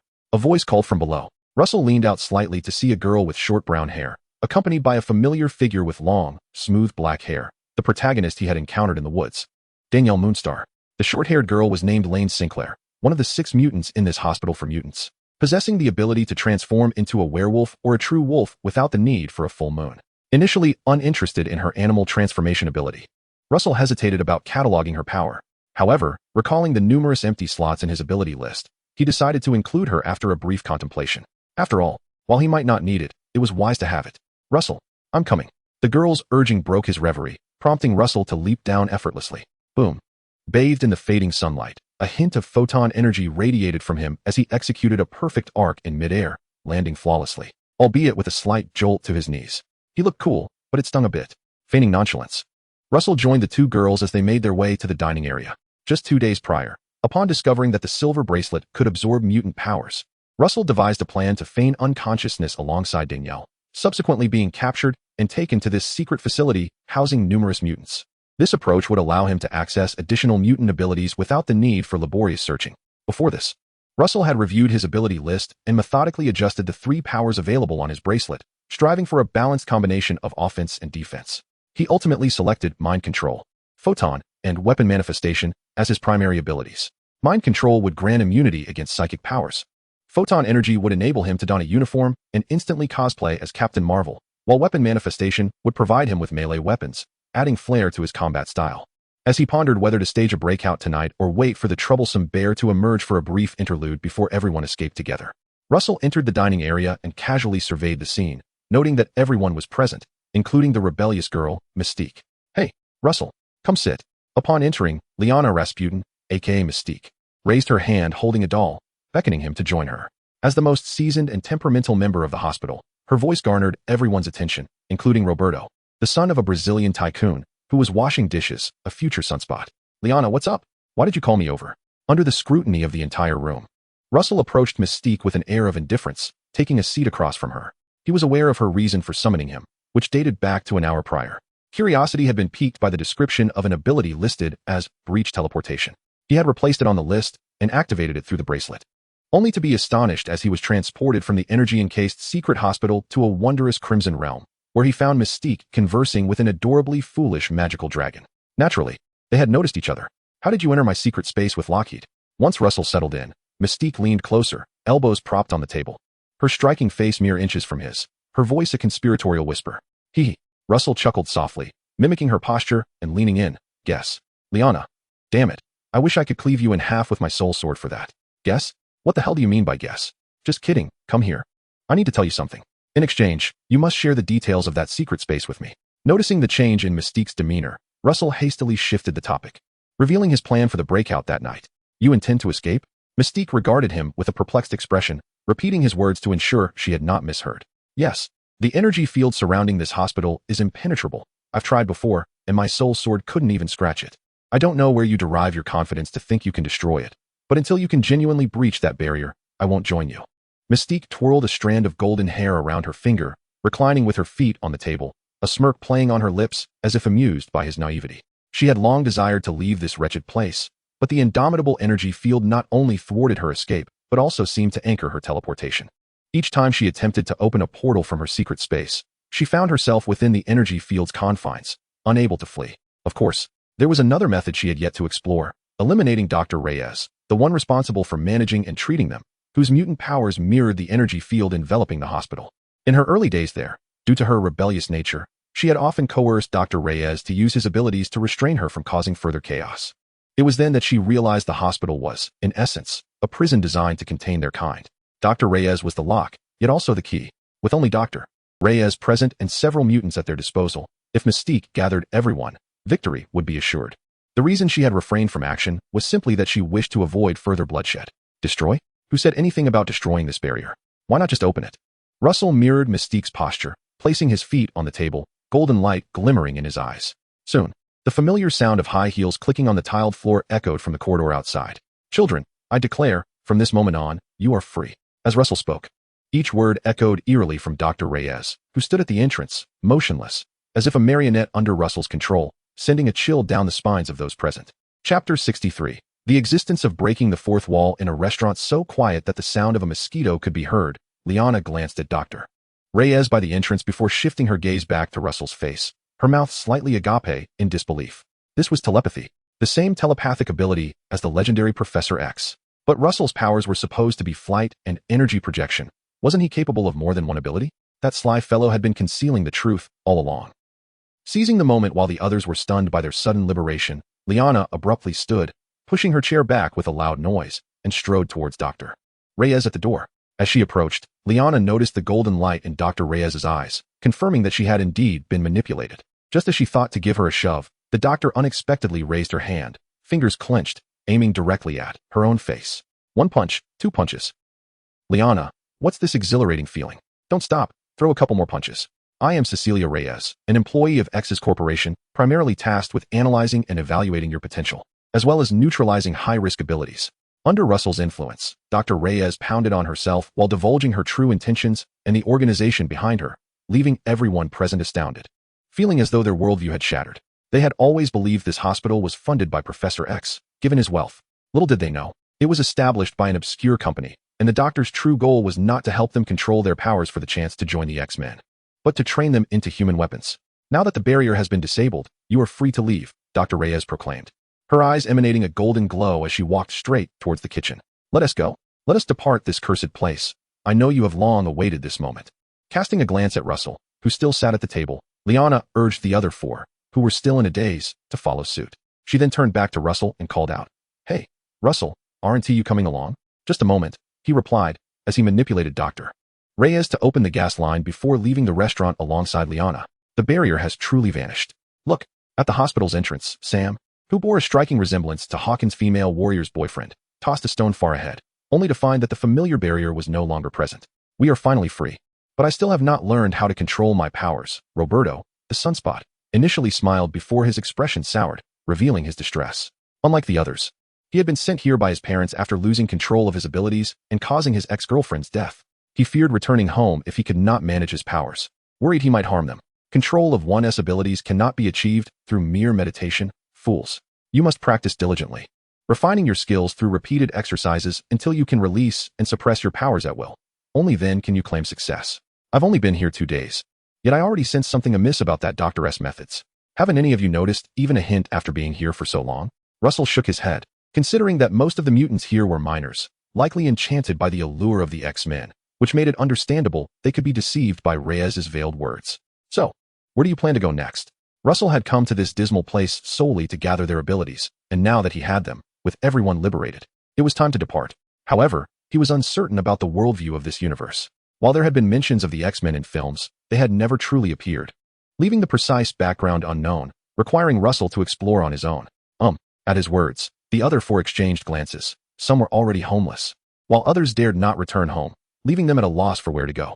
Since you are all uncertain, let us first venture into the city and see. Dr. Reyes mentioned that the nearest town is merely 20 miles away. Why not explore together? By the way, Russell, what do you intend to do about Dr. Reyes? Liana turned to him, recalling how he had controlled her to enter the kitchen just before they left the restaurant, wondering what he might be planning. What to do? This is how we will handle it. Russell was the first to step out of the hospital, raising his hand to snap his fingers. Boom. A tremendous explosion erupted from the building behind them, engulfing it in fierce flames and thick smoke, startling everyone present. Well done. Gazing at the fiery chaos of the restaurant, Liana surmised Dr. Reyes's fate. She joyfully shouted before following Russell's lead, with someone guiding them. The 4 felt as if they had found their anchor and eagerly trailed after him. Russell, will you join us in the city? Liana caught up with him. Her curiosity piqued. No. Then where are you going? I wish to see if there exists a place called Xavier's School for Gifted Youngsters. I'd like to explore there. A day later, an SUV with 6 seats cruised along the elevated road encircling the city, Russell casually steering the wheel as they flowed with the traffic. From his fragmented memories over the past few days, it appeared that nothing particularly noteworthy had transpired on the other side, save for the fact that Hydra had gained a new leader who was now seeking a second in command. After all, 1 Hydra leader could not suffice. It would be ideal to gather a total of 9. Additionally, it seemed that the main body had encountered the space cube, acquiring the ability to teleport within the current universe. Yes, merely in the universe of the main body. He could not open a portal here to bring himself back. It was confirmed. The Infinity Stones were invincible in their own universe, but in others, they were merely a pile of worthless rocks, suitable only for holding down papers. Turn left ahead, then exit the overpass. In the passenger seat, Liana scrutinized the map in her hands, diligently guiding Russell. After a somewhat heated discussion, this group of unfortunate souls, now homeless, had decided to follow him to see the fabled Xavier's School for Gifted Youngsters. Sam, look, there's a person in a red outfit up ahead. In the back seat, Roberto, the sunspot, spotted something and excitedly nudged the nearly dozing Sam, pointing out the window. A person in a red outfit? Russell's attention was piqued by Roberto's description. He focused on the scene outside and discovered a figure clad in strange red attire perched on the railing of the overpass, resembling a suicidal individual in distress. However, as Russell's vehicle passed the figure in red, the dual blades strapped to their back triggered a memory, prompting him to slam on the brakes amidst a flurry of curses. Wait, ISNT that Deadpool. Chapter 64. The Secret Guest's Quest for Kin on the Highway Barrier that Connects Cities. A peculiar figure clad in a black and red uniform dangled his legs in the air, exuding an air of whimsical absurdity. Engrossed in the rhythm of the music emanating from nearby, he tirelessly completed a simplistic drawing in his hand. Oh, hello. I sense your confusion, don't you? What must I do to earn a film where I am the protagonist? Alas, I cannot divulge that secret, having just finished his artwork. The eccentric in the black and red uniform tilted his head, as if addressing an unseen camera, and began to converse with himself. So absorbed was he in his dialogue with the air that he failed to notice a vehicle had halted behind him, from which 6 individuals, 3 men and 3 women, emerged. As soon as Russell spotted Deadpool, he slammed on the brakes, narrowly avoiding a collision with the car behind him. As it swerved past, he distinctly saw the driver extend a middle finger in his direction.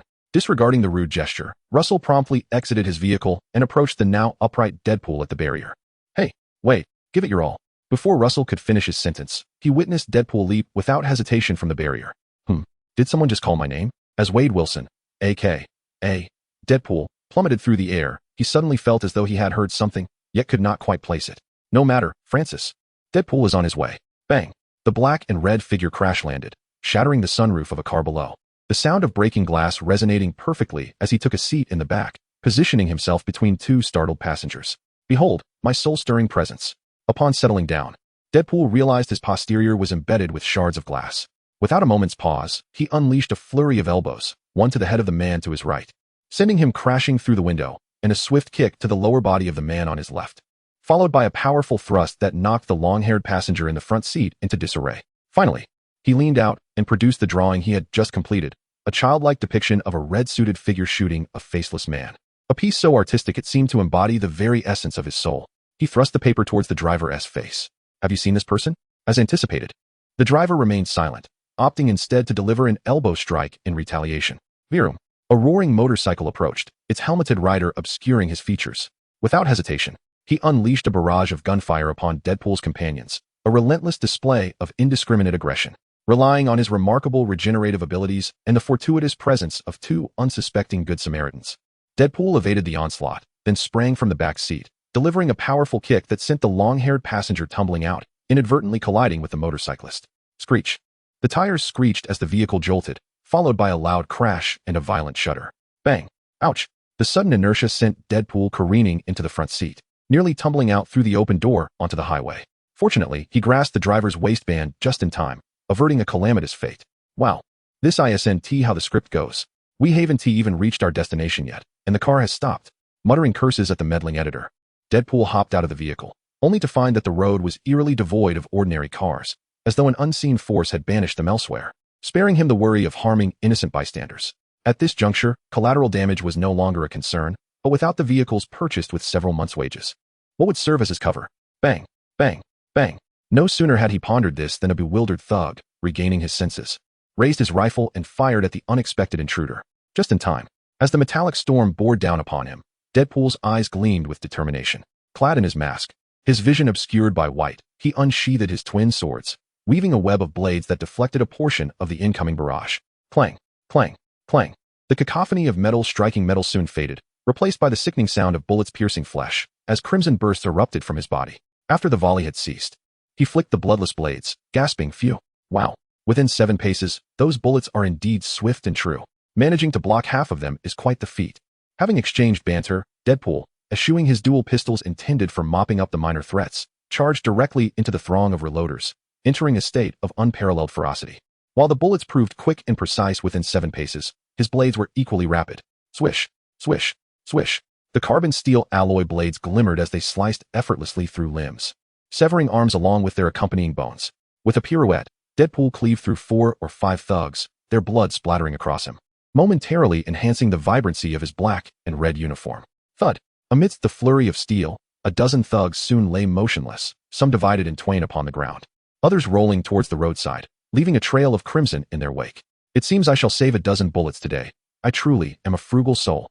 While my marksmanship may not have been showcased, my prowess with the blades certainly was. After sheathing his alloy sword, Deadpool merrily hopped towards the final black luxury vehicle, giving the open door a playful bump with his backside. Francis. A few minutes prior, witnessing Deadpool leap from the overpass, Russell leaned over the barrier, recognizing the scene as eerily familiar. Deadpool 1. Observing the black luxury vehicle below, swaying side to side, Russell swiftly manipulated the flow of ordinary traffic to steer clear of the area, then compelled the drivers of the 3 black vehicles to collide. Having executed his plan, Russell beckoned the assembled mutants to enter the vehicle, driving down to the scene below. Russell was in no great hurry, for his objective was not Deadpool, but rather the X-Men who would soon make their entrance. Yet, on a side note, as he drove, Russell's gaze fell upon Liana in the front seat. If memory serves correctly, isn't she the sister of Colossus? Thus, New Mutants plus Deadpool equals a tale of familial reunion? Chapter 65. The second Hydra captained the Arctic, a place sharing its name with the Antarctic, yet having been stripped of its title as the northernmost cold pole by Russia's Oymyakon in East Siberia. As early June approaches, the daylight in the Arctic begins to stretch while the nights contract, so even at 7 in the evening, the sun clings stubbornly to the horizon, refusing to descend. Bathed in the golden afterglow of the setting sun, a shadow materializes against the vastness of the ocean, slowly hovering above the undulating waves. It is a futuristic airship, reminiscent of the Endurance from Interstellar. Buzz. Inside the cockpit of the airship, a golden holographic projection is cast by a circular device on the control panel. Bucky furrows his brow, gazing at the holographic image bestowed upon him by the leader, muttering softly, "There's no response here either." Reluctantly, he shuts it down and pushes the throttle forward, propelling the airship onward. Just days prior, he had been unceremoniously dispatched to the Arctic along with this vessel, affectionately dubbed the Marvelous Idea No. 1, to initiate the Captain America retrieval plan. The leader had ominously declared that as long as Bucky failed to bring Steve back, he would remain absent from the leader's presence. Bucky, however, remained undeterred by such intimidation, His quest to recover Steve fueled his determination, and until he found him, he would not leave the Arctic's embrace. "Oh, Steve, where art thou? My search for you is fraught with difficulty." On the far side of the moon, a blue spatial portal flickers in the darkness, and Ronan steps through, arriving on the moon's hidden surface. TSK, this place is no different from the Eternal Light Zone. Where are the alien ships? Where's the lunar base? Brilliant streams of photons burst forth, illuminating the perpetual darkness as Ronan glides like a shooting star, swiftly arriving at a vast, concave crater. Ah, this will do. The location is perfect. At the center of the crater's bottom, suspended in midair, Ronan spreads his arms wide, closing his eyes to gather elemental energy. Energy manipulation, material conversion, golden, intricate patterns emerge in his palms as he mimics the pose of Circe preparing her grand display, plunging downwards with force, slapping the moon's surface. As lunar dust swirls and envelopes him, numerous golden patterns radiate from Ronan, transforming the basalt of the moon's surface into iron, ore, and various metallic minerals, intending for the future Hydra Vanguard to excavate and construct a lunar base. Yes, he plans to establish a Hydra base on the moon. In recent days, under the directive of Pierce, the head of Hydra, Ronan has covertly orchestrated the assimilation of the entire Hydra organization, crafting a strategic development plan for the future. Considering that Earth will soon connect with interstellar entities in the coming years, Ronan resolved to advance his space influence ahead of time, with the primary task of establishing a covert base. After all, Earth is rife with Nick Fury's spies.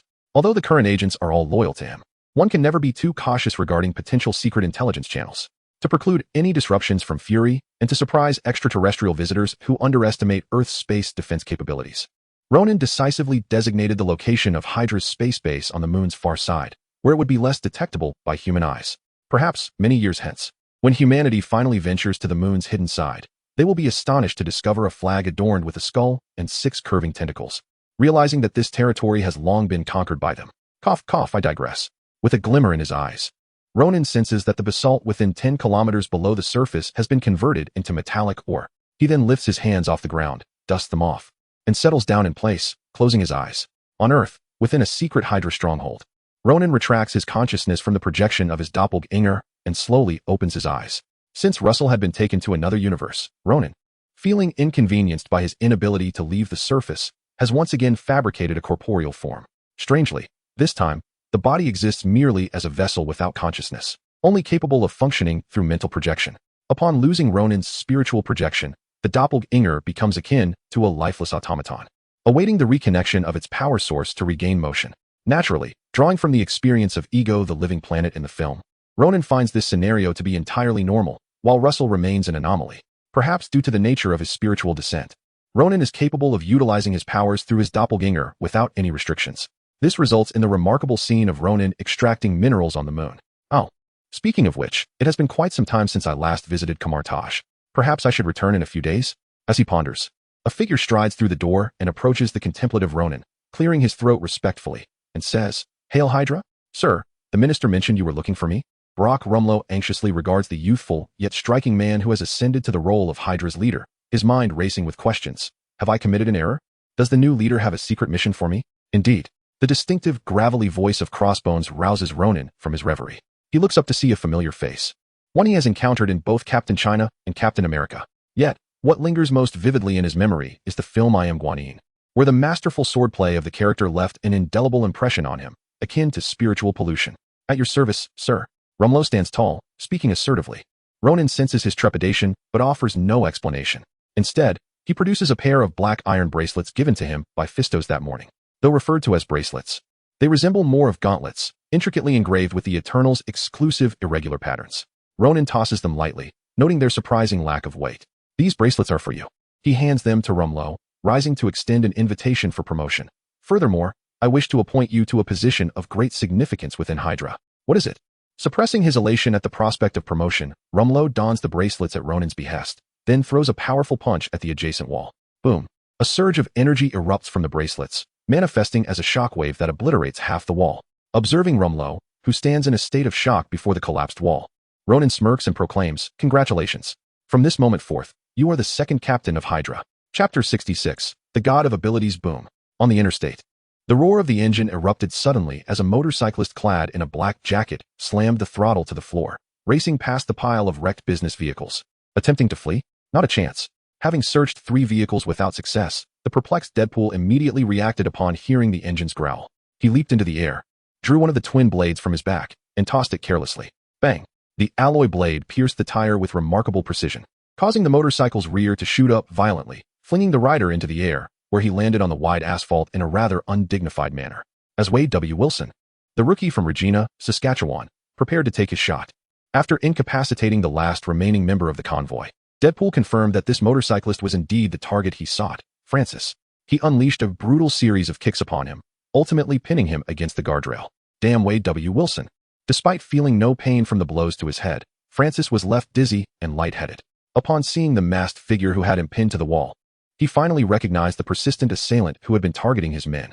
It turned out to be this loquacious character, who had miraculously survived the inferno that had befallen him. How careless of me. Hello there, beautiful.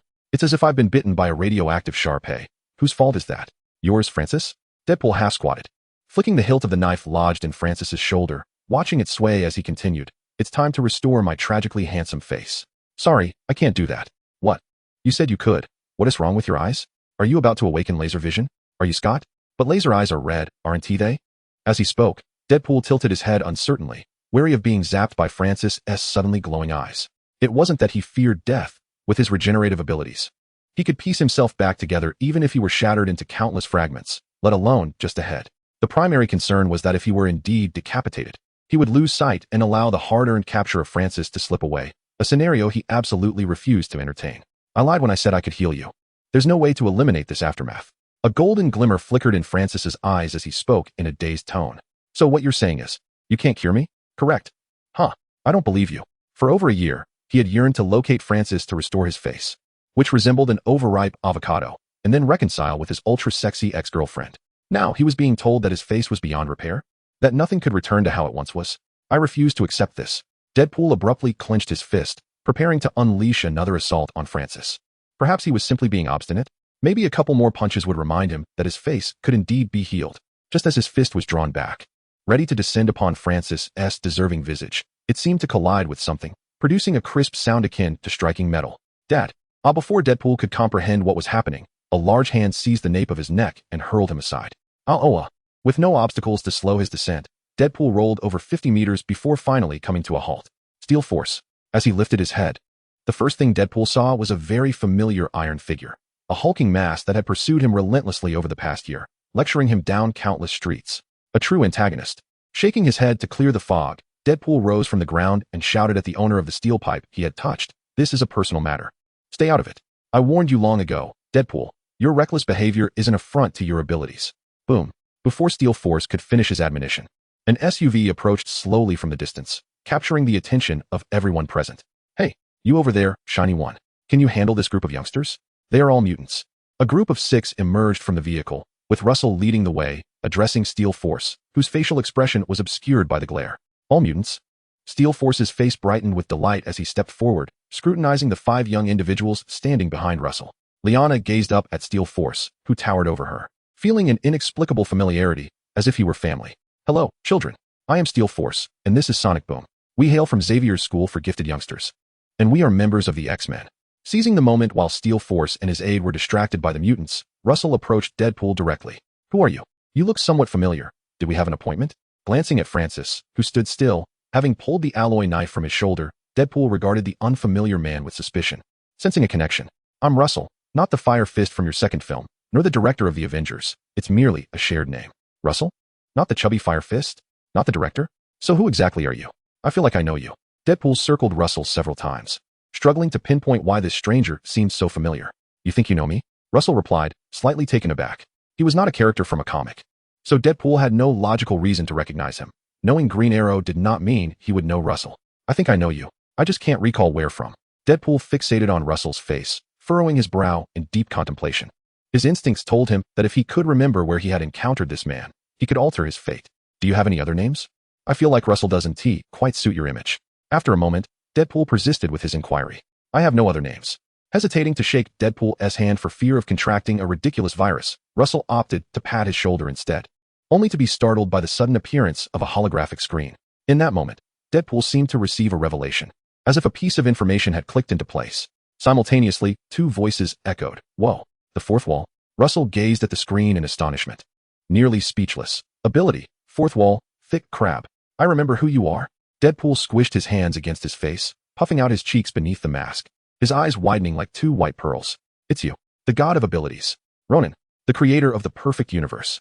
Chapter 67. The grand finale of the great god of superpowers. Please, you must assist me.